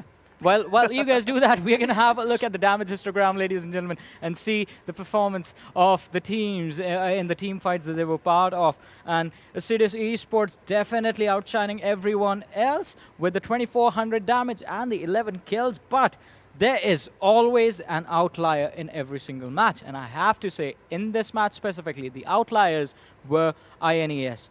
Look at that, 1184 damage, but where does the kill bar stop? It stops on 10. With the way the first day has started, INES, Assiduous Esports, these were the 2 teams that were kind of lagging behind in the scrims. And talk about rectifying your mistakes, working on it, going back to the drawing board, starting off right from scratch. They have done everything right. Talk about INES. This squad had a lot of rosters changes, and well, they have built up the synergy so well amongst the players. Yeah, exactly. And INES, I mean, Shadow, you have to agree with me. They had a slow start to the day. Even in the scrims, we were seeing them faltering up a lot. But seems like as the day is going forward, they are regaining control. Yes, they are definitely regaining control. They are making their mark, and especially Assiduous Esports and INES, both the teams, like Fixer said, they were not performing so well in the scrims, but the way they have come up is commendable. So exactly, it's like a total reverse, right? The teams that were doing really well in the scrims seems to be failing now. And the teams that were struggling during the scrims are stepping up in an amazing manner. Assiduous Esports, INES, both the teams just popping off really hard on day number 1. And it was an impressive day for them. Yeah, of course. That I think we can safely assert and say that they were kind of hiding their strats. Whoa, yeah, I agree with that. Hiding your strats is something that we talked about when we were watching the scrims as well. I mean, teams try to do that. They try to be a little cheeky and just try and go with their secondary drop locations. One of the things I noticed on Erangel as well was Venom Legends. Usually in the scrims we saw this as well. They like to drop towards that Milta power, but today they sort of switched it up, went a little bit north. Yeah, of course. That really comes into the thing when the real game starts, when the real league starts, and that is what they were here for, right? They came well prepared. They knew that these rotations might not work out for us. So let's try something new. And Venom Legends, they've been doing good. But what really has surprised me is Assiduous Esports. Yes, definitely. And one good thing happened. They didn't get the triple chicken dinner. They watched the PMPL script. They didn't get the triple chicken dinner. That is a good thing. They are going to be happy. I mean, if things are going to change away from the scrims, we can hope for a team with 3 chicken dinners to get a 4th one as well. Yeah, we can certainly hope but that. Not 3. Why not 3? Not 3. You got to get to 3 to move to 4. That needs to happen in the order. But let's have a look at the kill leaders for the entire day and see the individual players who have performed consistently throughout today. Day number 1 of week 1, ladies and gentlemen. And Yashirao from INES, 14 kills, 4 headshots, 1252 damage, followed by G.I. Jane from Team T2K. I mean, we like to call him G.I. Jane since Experiment just coined the word over here. But T2K, they have had amazing 2 games, the first 2 matches to be precise, and from there on out they did fall off. But Jane had an amazing performance. 11 kills collected for himself, 2 headshots, and 2400 damage. Yeah, of course, that's ludicrous. And both these players are completely new. We hadn't seen them in the PMCO, and they just come in the big leagues, and they are going all guns blazing. Yes, definitely. But this was the main time when they had to perform, and they are performing when it is required. And if we talk about Team ElementriX, they are trying to step up, and look at the damage over there of blah, blah, blah. He has got, again, 2400 damage, 2446 damage, and Crazy following him with 9 kills and 2369 damage. Yeah, and well, I like this. The entire team of Assiduous Esports on the end of day one are inside the day's kill leaders. That sort of shows us what sort of a dominating performance this team has had throughout the entire day. Yeah, of course, but one thing I must mention, we have casted a lot of events, we did even see in the World League, there is a certain team, if you might remember, Yudu Gang, they started things off on a very, very good note. But one thing, they did get those treble out there, and after that, the cookie started to crumble down, but I do believe that this time, Assiduous Esports, with the kind of start they had, they are looking really promising. Yes, they are definitely looking promising, but if we talk about T2K, they look promising, but somehow in the last matches, they made some mistakes like blind rush, not scouting properly. I think they need to work out, and I think this is also a team we can look out for. Exactly. I mean, that is going to be one team that we are going to wait and see when they regain control of the game for themselves. Because, I mean, if you had an impressive start, if you consistently had 2 games where you're getting 10 plus kills for yourself, let's ignore the fact that they failed to get the chicken dinner. But if you can perform that way in the terms of kills that you get, I'm pretty sure you can be consistent and stay within the leaderboard, within like the top 3, within like the top 2. Yeah, of course. One thing I have my eyes set up is the leaderboard itself. I am waiting for all these teams to really, really see where they stand at the end of the first day. Let's just do that, Fixes. Let's fulfill your wishes. You have had a lot of Mountain Dew. Let's show you the leaderboard as well and make you a happy man. There you go, the first team out there, Assiduous Esports, having a lot of kills. In fact, the highest kills sitting at 78. That's a very, very good advantage. Yes, that's an advantage. And look at the point difference over there between FutureStation and Assiduous Esports. That's a 20-point difference over there. That's a hell lot of difference considering the kill. Even look at the kills. They have got almost double kills over there. T2K is sitting at the 3rd position. I was expecting them to be at 2nd position, but FutureStation, I think they were consistent. That's why they are at the 2nd position. And if we talk about Team SCYTES, the Pakistan champions, they are having trouble. They are sitting at the 10th position. I have to agree with Chad over here. I mean, FutureStation, I definitely did not expect that. 40 placement points coming in, did not even hit the 20 kill mark and still sitting on the 2nd position. I mean, if Assiduous Esports messed up even one game and had an early exit, I'm pretty sure FutureStation, the gap would be a lot closer.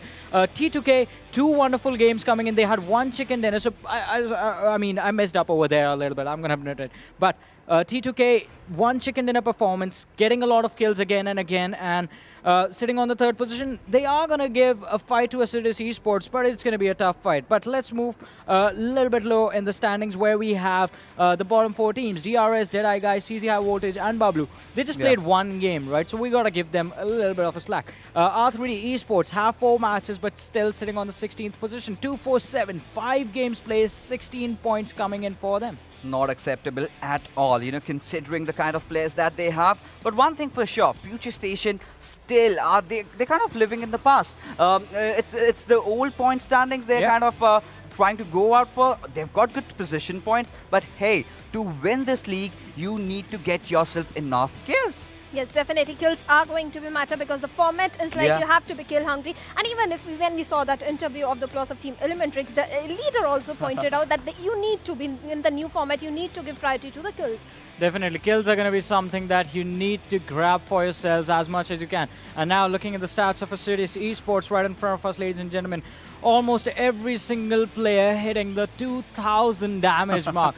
That was an impressive performance. I mean, we are saying this again and again. Assiduous Esports, pretty proud of you, what you have accomplished today. This was a good day. And if you can replicate this again and again, I'm pretty sure this team is going to be unbeatable going into the finals. Yeah, but it's still, the early stages, of course, they've had the good days. But right now, they just cannot slack off. They have to put forward this performance and have to go on, get more chicken dinners, get more points, and be a dominating, be a brutal force out there. Be a force that you need to be reckoned with. Yeah, you need to be a force to be reckoned with, and a lot of teams have showcased what they are made of. Today was just day 1 of week 1 of the PMPL South Asia Season 2, ladies and gentlemen. Assiduous Esports having an outstanding performance, T2K and Venom Legends having a good start, then falling off a little bit. And the teams that we did expect to perform sort of failed to show up. But, as I said, today was just day 1. Tune in again tomorrow to see how things are going to turn out. We're going to take a leave for now. Until then, you guys stay safe and stay sanitized. We'll see you tomorrow at 5:30.